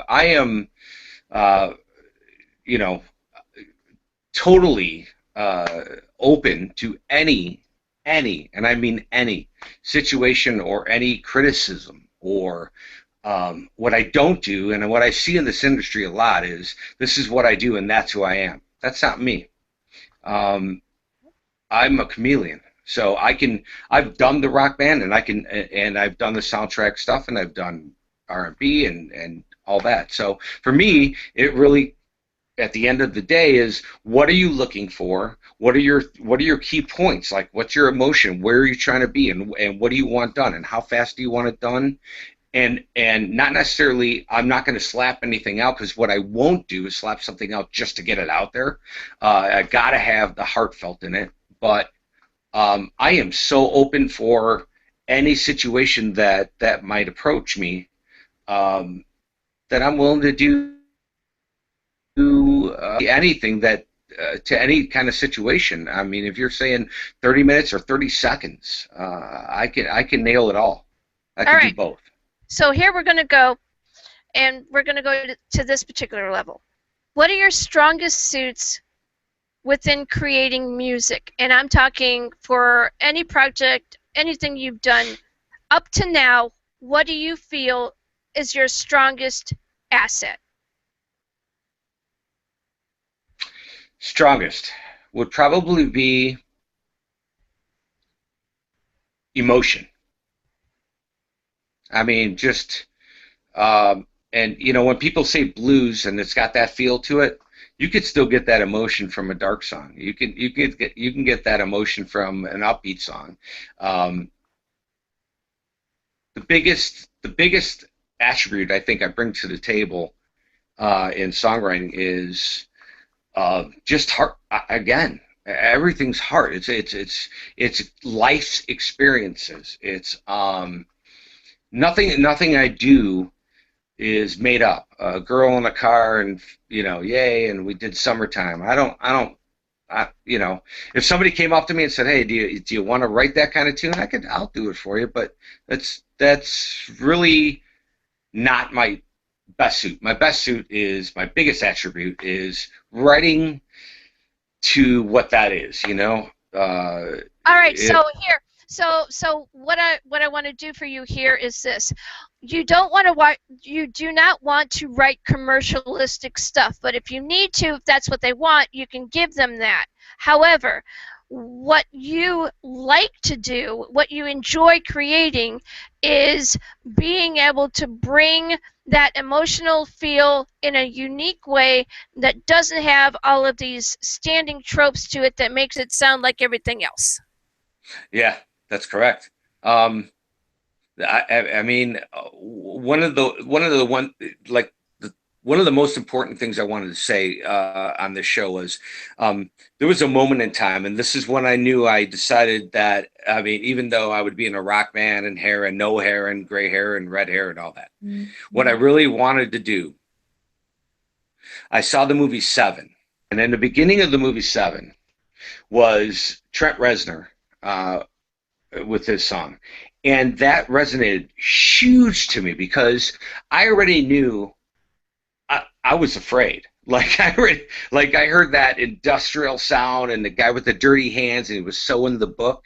And I go, that's what I want to do. That's exactly what I want to do. And I don't know how to do that and get the record industry to dig that, but that's what I want to do. And so, you know, in the meantime, I still did my band. I still did everything I wanted to do. But in the meantime, you know, in the back of my craw, if you will, wow, one of my favorites. I mean, I could just watch the intro to that movie over and over and over, because it's so creative and it's so special. It's got this moment of spooky, you know, just a really cool, creative spooky. All right, I know that Dee Dee has a question for you, so go ahead, Dead Door, go ahead. It'll be a quick one. When you do a score for a movie, this little short that she was talking about earlier, would you have the director come in with you while you write it, or? Yes, and yes. I mean, both. You can, or you don't have to. I mean, you pick and choose. I don't fold. So if you're looking to look over my shoulder and that's what you want to do, great because I can use the inspiration. If you don't, I'm grown up enough to make it happen. So I don't frown on either. All right. I want to give some people some perspective of what this man has actually done with his life. You have a band, or you had a band at that particular point in time. You got to play opening acts for a number of bands, and some of them people are going to recognize. Well, now, what I want you to do is not necessarily in the perspective of going name dropping, because that's not what this is about. That's not what this show is about. Yeah, and I don't want to do that. So. But what I want to do is I want to give people an essence of the kinds of people that said, yes, we want this as an opening act for this band or for our venue. What kind of places have you played? So, one of my favorite places ever, which will lead me on to a bigger place. My favorite place is House of Blues. I opened up for a band called Dokken. Dokken ended up doing one of the soundtrack pieces to Dream Warriors, Nightmare on Elm Street. And George Lynch is a big favorite guitar player of mine, but he uses diminished scales, and everything that he writes is, even though it might be rock, it's still spooky. It's got that eerie feeling to it. When I opened for them at House of Blues, that was mind-blowing. I continued to play other shows with them and his solo band for years, but Rocklahoma was probably the biggest stage that I've ever played on. That was the likes of Triumph and Whitesnake, Rat, Skid Row. I mean, any hair band that you could possibly think of, but also even mentioning Triumph, which wasn't a hair band. I mean, we're talking, 80s. That was a huge platform. We did that a couple years. The first year, which is really, really cool, and I'll try to make it a really brief story, is that we had played there the first year, and we were getting ready to go on, and they had this huge stage, and then all of a sudden a little mini tornado came through and knocked down the stage. And so we ended up playing on a little side stage in the mud. You had to walk up to the stage in bare feet, and wow. But it was quite the experience. But with the likes of those guys and people like Queensryche and Tesla, that was mind-blowing. For me, as an aspiring artist, to get out there and play with these guys, to pull up an axe and battle the same way they did was amazing for me. So. All right. So what I'm going to do now, because I want to keep the essence of what we're doing here and the perspective of where you are right now.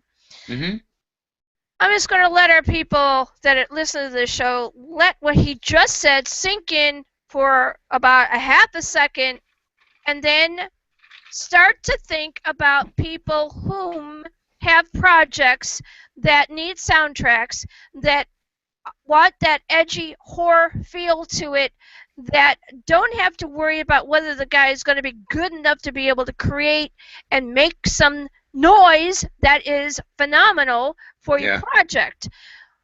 So let that thing sink in for just a little bit. Now, Victor,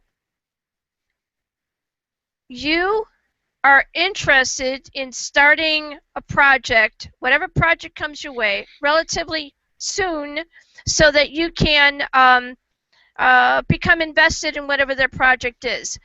It is empirical that they are able to connect with you and find out how to get in touch with you now that they know a good part of what your background is. So. Do you have an email? Do you have a Twitter? Do you have a Facebook? What do you got so that these people can connect with you? All right. So I do have a Brave New Soul account, Brave New Soul, which should be www.reverbnation.com for Brave New Soul. That would be my band singing, writing, recording guitar. I also have Cutlass, which is the band that I was in for 2 decades, doing the Rocklahoma and all that kind of stuff on Facebook.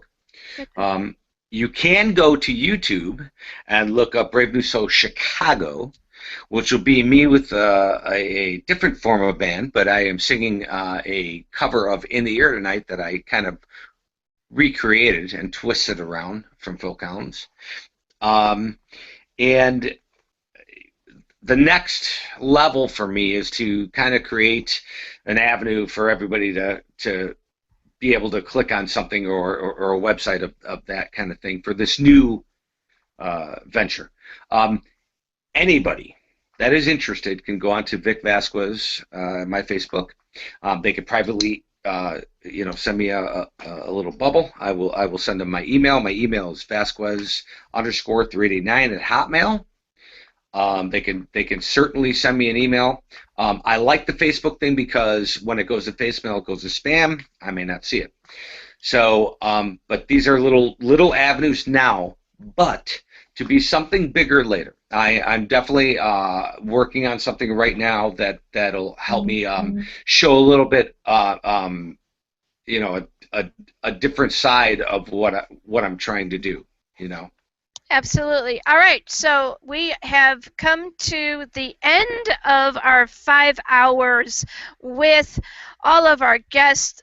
We want to thank very much Victor Vasquez for being on Zombiepalooza Radio and allowing us to be able to share with our fans and future fans, for those who have not clued into this show yet, what Victor is about. And if you have projects, you know what, if you want to also, what I can do at Zombiepalooza Radio is you can send messages or links to our show page, which is Zombiepalooza Radio Live on Facebook. We also have a Twitter account, Zombiepalooza13 on Twitter, and we have Instagram, Zombiepalooza Radio.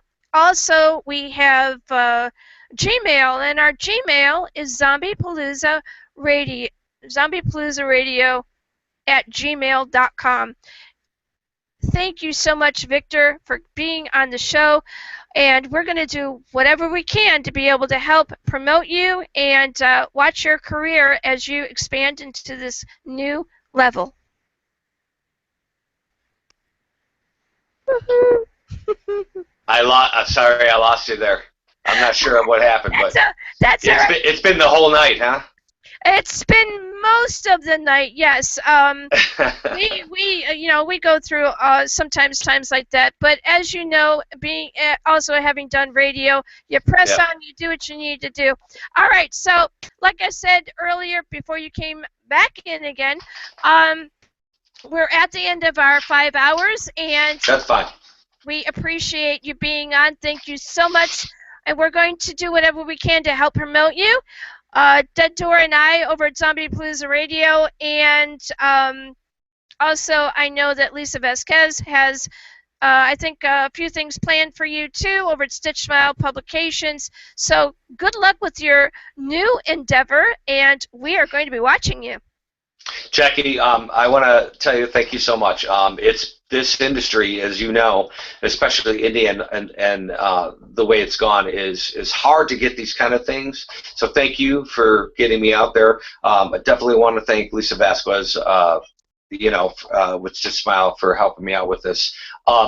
This is something completely different, and I really believe I can achieve the things that I want to do. I know that I have in the last 2 decades, whether it been whatever suit I'm wearing, whatever tie I have to wear that day. But I know this, and that is, it's people like you and it's people like Lisa that I watched all your guests tonight, and they all have great things to say, and they're passionate. And the thing about this is that I just want everybody to know that's watched the show, whether it be from the start to the finish or middle to now, that this is the place to be. This is the place where you can get your point across. This is where you can get your heartfelt stuff across, and that's important. So thank you for the work that you do, and I love you, and thank you so much.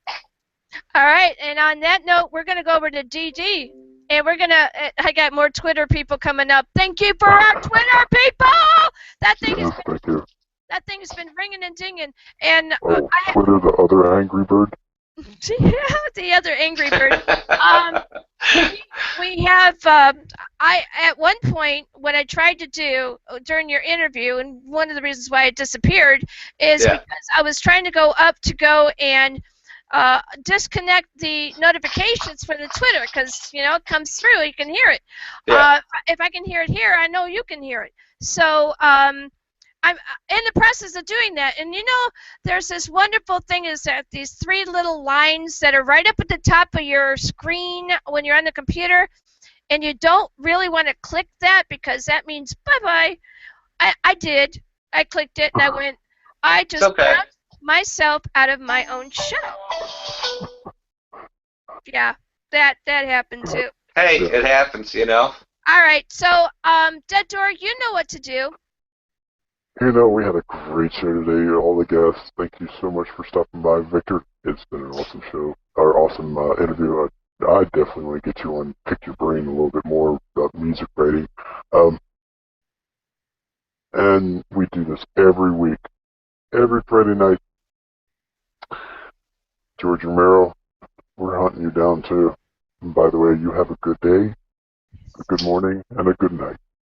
Well, you too. Yeah. Hey there? Yep. I didn't get to hear